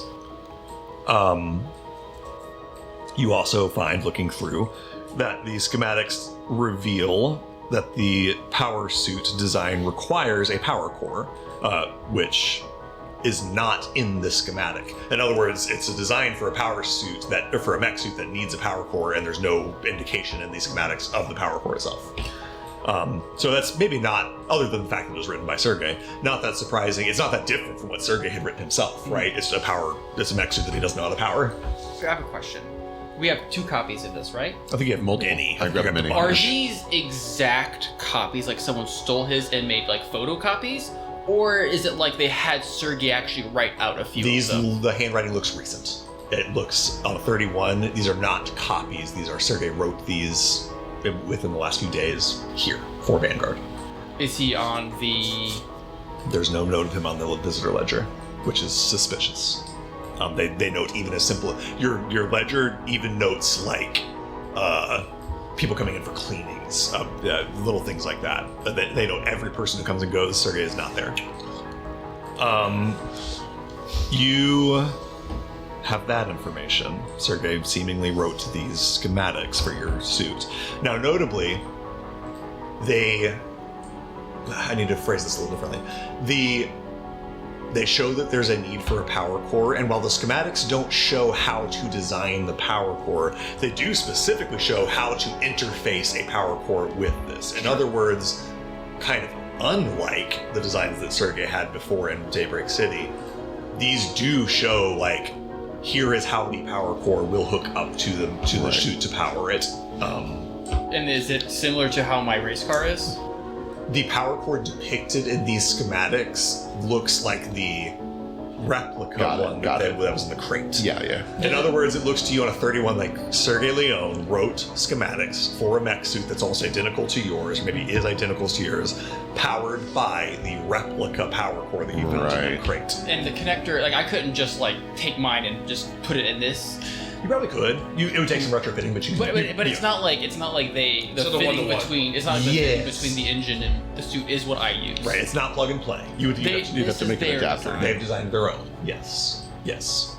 But seeing how with that box, I assume was probably to keep not just it safe, but everything else around it safe. Yeah. Presumably, also that's why they had a wall of force. Presumably. Well, a lot of reasons. The next obvious question is, did he do it voluntarily or under duress? I think we should assume that he did it voluntarily until we talk to him. Assume guilty until proven innocent. Assume suspicion until cleared. Yeah. I'm not going to walk up to him and put a gun to his face, but I also think we should be cautious about giving him any more secrets or trust until we... Yes, I understand. Yes, okay. Okay. You opened up Elzmani's desk and pulled a bunch of paperwork out of there. Bones, you look through some of that stuff. Inside of that, there are a bunch of pieces of paper in manila envelopes. And for the most part, it is letters between Elzmani and local authorities, including Sheriff Bill, Grand Meridian train operators, and the vast majority of it that you thumb through, Bones, is boring business stuff. There's zoning permits and performance reviews for employees and personnel files and shipping receipts. But you look through for the most interesting things. I'm not going to require a check because you've got all day to work on it. You find a receipt for shipping 2 very large containers by sea. Large as in, one is the size of about this table that we're sitting at. So what is that, about maybe 6 feet by 3 feet? And about 4 by 8. Sure, 4 by 8 and maybe about 3 feet deep. So a very, very large container. And then one is appreciably, well, it's a little smaller than that, and it's also more cube than rectangle. Deeper. Yeah, got it. It is addressed. It is dated Sprouts the 13th, the day after Mick visited the first and time. Vanera arrived. Got it. That is our Finchian apparatus then. It is addressed without a named recipient, simply to the Sanctus Solium and Enuvalar. I run that around. Does anybody know that name? Without any checks required, since I've already done this. Nuvalar is a city up in North Kohan. It is the original seat of power of the Nuvalarian Empire. It is now just a city out in a snowy land. And the Sanctus Solium, you can think of this as essentially the Vatican. This is the seat of religious power of the Nuvalarian Church. This is essentially, to place it in our real world terms, something was shipped in 2 very large containers to the Vatican. And I am bad at proper nouns. This is the surface religion. Yes. Right. Okay, got it. Where Okay. the angel came from. Yes. Okay, got it. Got it. This was the empire of angels that once ruled most of the continent. Understood. Eventually got in the big war with dragons. Okay, demons and okay, such. okay. Two separate boxes were sent. 2 separate boxes, both shipped to the Sanctus Solium, both on the 14th of Sprouts, the day or 13th. No, it is the 14th. The day after Mick and Vanera both came to From the Blackwood factory. to there. Yes. One of the containers, specifically the longer, sort of rectangular container, is marked with sort of like bright red text that says to handle with extreme care because it contains a live specimen in stasis. They shipped an angel. An amber. Yes. Specifically, I would suspect the angel that was found on the Isle of Ash, because that one has likely broken out of its amber. Yep. Anyone proficient with religion, give me a religion check. I think that's That or Vanera, who knows? There were 2 things. I suspect the other thing may be the Finch apparatus. that Or were the other Tide boxes. Harvester. 16 ghost. I will not rule out it being an angel. Most angels are bigger than this. This seems, to put it in sort of gameplay terms, the right size for a medium creature, not a large one. Like one of the Now, there are medium angels. I don't want to rule out. I want to be careful here not to, like, say it is not an angel. It could be an angel. Especially because a lot of angels can take humanoid forms. Yeah. They bring the artificer here and then ship him off because he's valuable. Oh, Sergey? This was Yeah. we saw Sergey way after. Oh, true. Yeah. This was far yeah. long after, yes, this Yeah, was way yeah, before yeah. the campaign started. Not way before, this was 7 days before the campaign Could started. it have been one of the crystal the Thrycreen? True. So that they have somebody who can open the portal for them. Yeah. They need somebody who can activate that back door. Before we continue any theory crafting, let me give you the last 2 things that are in Yeah, that yeah. folder of stuff that you pull out of Elzamani's desk. There's a bunch of correspondence, letters that he has received that are sorted by date with the most recent at the top, etc. Most of them are uninteresting to you. The most noteworthy 2 are 2 pieces of correspondence that are addressed to Hajid Elzamani from Mick Eisenhower.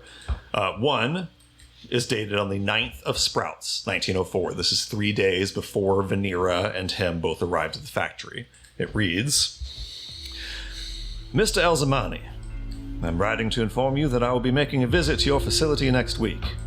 I apologize that I did not provide notice sooner, but some unanticipated new developments on a confidential project require my attention, and your facility serves as a fitting intermediary. I will arrive on the afternoon of the 12th of Sprouts. My assistant, Kagayori, will be arriving before me, along with another visitor, Miss Vanera Ostroth. Please see to it that she is made comfortable until I arrive. I request that you prepare a secure and private space where I can perform some prototype tests of a sensitive and confidential nature. There will be no need for you to provide any equipment of your own. Everything I need, I will bring with me. Finally, my work will require an international shipment to be made to Nuvalar. Please prepare a list of your shipping contacts in Cherry Falls for my review. Thank you in advance for your assistance, Mr. Zamani. Signed, Mick Eisenhower.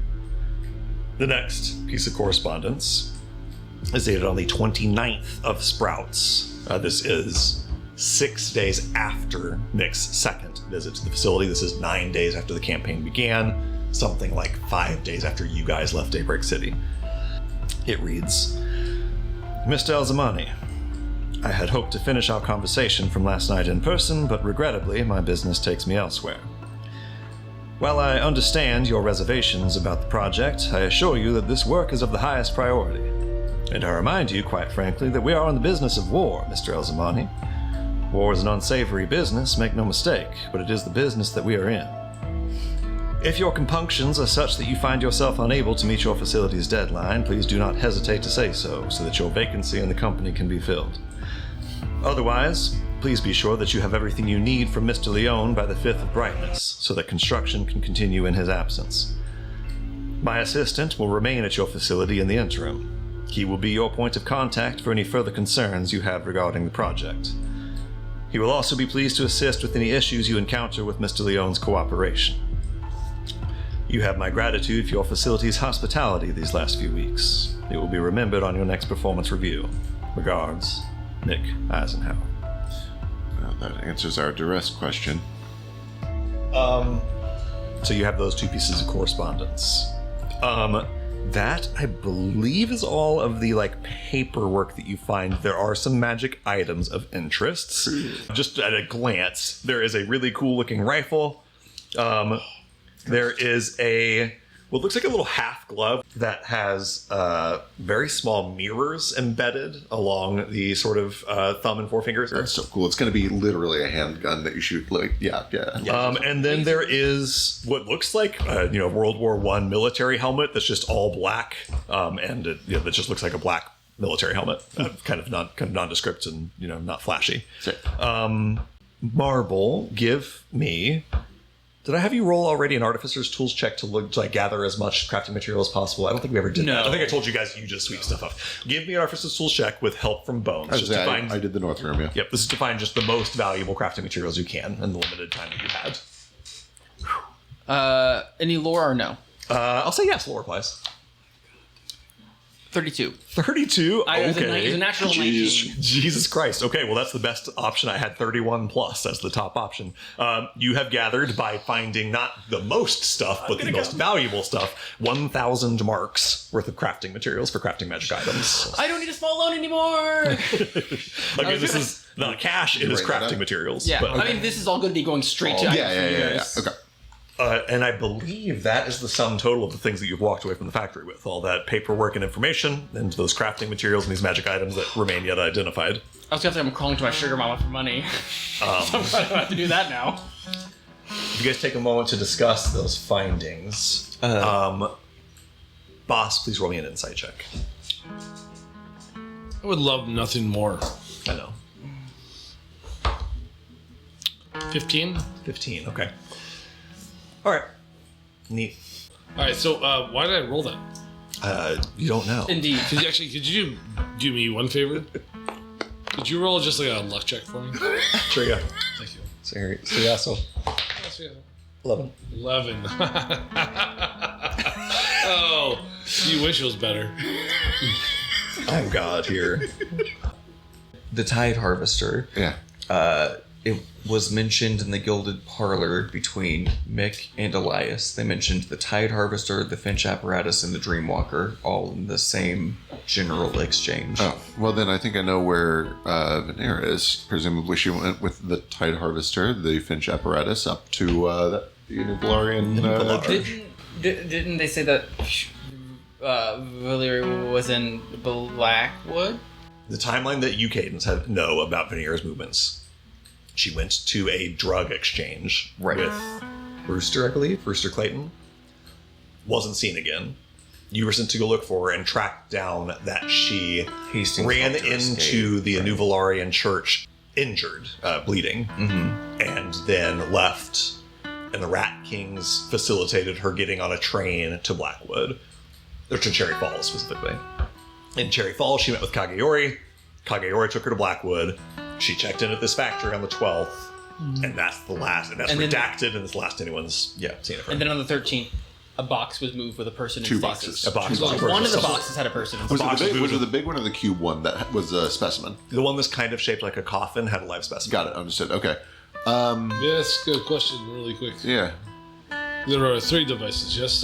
Tide Mover, Wave, Finch Apparatus, Tide Harvester. and Dream. Sleepwalker is not a term for a device. That's just a term for an Iromancer. For what it's worth, we do not know that Tidewalker is a device either. And frankly, Finch Apparatus. My question is this: is it possible that none of these are actual devices? Yeah. All people's. I was about to suspect that the Tide Harvester might be a person and not a machine. Yeah. Notoriously missing from everything you're finding is any other reference to Tide Harvester. You've still never seen or heard that term anywhere besides that day in the Golden Parlor. I hear Tide Harvester, I think of... That makes me think person. I remember I wasn't here for that session. Yeah. It's your character. So. Remind me, though. You, way back in the Gilded Parlor, when you guys went to a casino because there was going to be a gang fight out and you were supposed to try to stop it, you were just kind of eavesdropping, watching conversations with your ability to read lips. And you saw Mick Eisenhower, the CEO of Vanguard, sitting at a table talking with Elias Hastings, the Archbishop of the Nuvlarian Church in Daybreak City. You couldn't make out all of their details of their conversation because they were intentionally being hushed and secretive, but you picked out a few words, which were Sleepwalker, which refers to an Oneiromancer, Tide Harvester, and Finch Apparatus.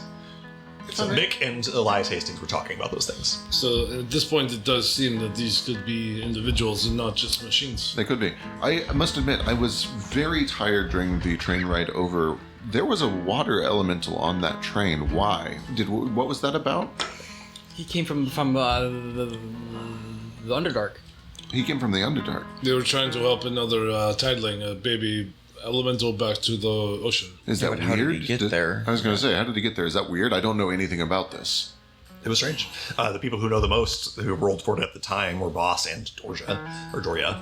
And they said, I don't know how the fuck an ocean elemental ended up in the Underdark. I just wanted to take it back where it belongs. And then you guys did talk to, its mother, quote unquote, that it seemed to be a physical part of, who said, water elementals are curious, they tend to want to wander, but even then, it's strange for one to go upstream. That is not what our water elemental typically does. But she said, I can't remember exact words, something along the lines of anything given the spark of sapience gains some level of independence and curiosity and might just act erratically. Okay. So, but yes, it is weird. There's no great reason for a sea elemental to go up a river all the way to the Underdark. Right. You don't know. Yeah. As much as Boss considered it, he had no better reason to not consider it. Sure. I mean, it may be nothing, but it's just the first thing that comes to mind for me. I think that when we are done with this mission, we should consider going back to this harbor that these were shipped through and see if we can get our hands on whether Vanera was aboard that ship. Yeah, it seemed kind of that has to be the next step. Yeah, I don't know. I assume that she's smart enough to use a fake name. I don't know how we would suss this out. But it seems weird to me that they would just ship the cargo unattended if it is that valuable. So it might be worth looking into. I mean, they were using her for something, so it makes sense that they would send her with the shipment. Yep. Why this facility? I suppose it... The law. Yeah, less law. It is also closest to the sea, I think. Maybe this is the closest facility to Nuvalar. Yes, they could ship... It may not be the closest to the sea, but it is certainly the closest to a Nuvalar. Yeah. They don't have any facilities in North Kohan. They could also ship Holu. very privately from the East Coast. Right. It does not cross through a lot of docks. Okay, that makes sense. It makes sense why this would be of use to them. It can't be a stretch. It's also far away from Daybreak. Mm-hmm. True. Isolated. They own the law. It is also closest to your homeland, is it not? Boss, give me your insight check now with advantage. Yeah. I know what's going on here. Yeah. I got this shit figured out. 24 with Bones helping, giving you that advantage. Thank you, 'cause the first one's a nat 1. Boss. Oh, yeah. Toluska, Cherry Falls, is located on the southernmost shores of Ocasas. There's no port, really major port at least, closer to Spyrus other than those in Chernaya. A dream a couple of days ago, Pradikar told you that it seemed to them that Chernaya had everything poised. Their soldiers were ready for war, their ships were equipped, everything was ready, and they were waiting. And it was not clear what they were waiting for. This factory was in the process of creating one of a duplicate of Marble's mech suit. And you see in the power core that was set up to feed Marble's mech suit a tiny fraction of the massive amount of supplies that Mick Eisenhower bought from Canton Mechanics. Perhaps the reason why it's being constructed here, and perhaps the reason why Chernaya, though poised for war feels like they gain more of an advantage by waiting is because there may be some equipment being developed for the Trinayan army before they attack Spyrus. Perhaps the soldiers of Trinai will arrive on the shores of Harsamon equipped in a mech suit that you've been fighting alongside all this time. This would be the launching point for a overseas campaign. And that is where we'll end tonight's session of Spirit and Salt. Woo! Hey, thanks guys so much for listening. What a wild ride. Indeed. We will be back in a couple weeks. Fuck the twins, dude. No, I mean, yes, but no. Goodbye, everyone. See you soon. Bye. Love you all. Bye. Bye.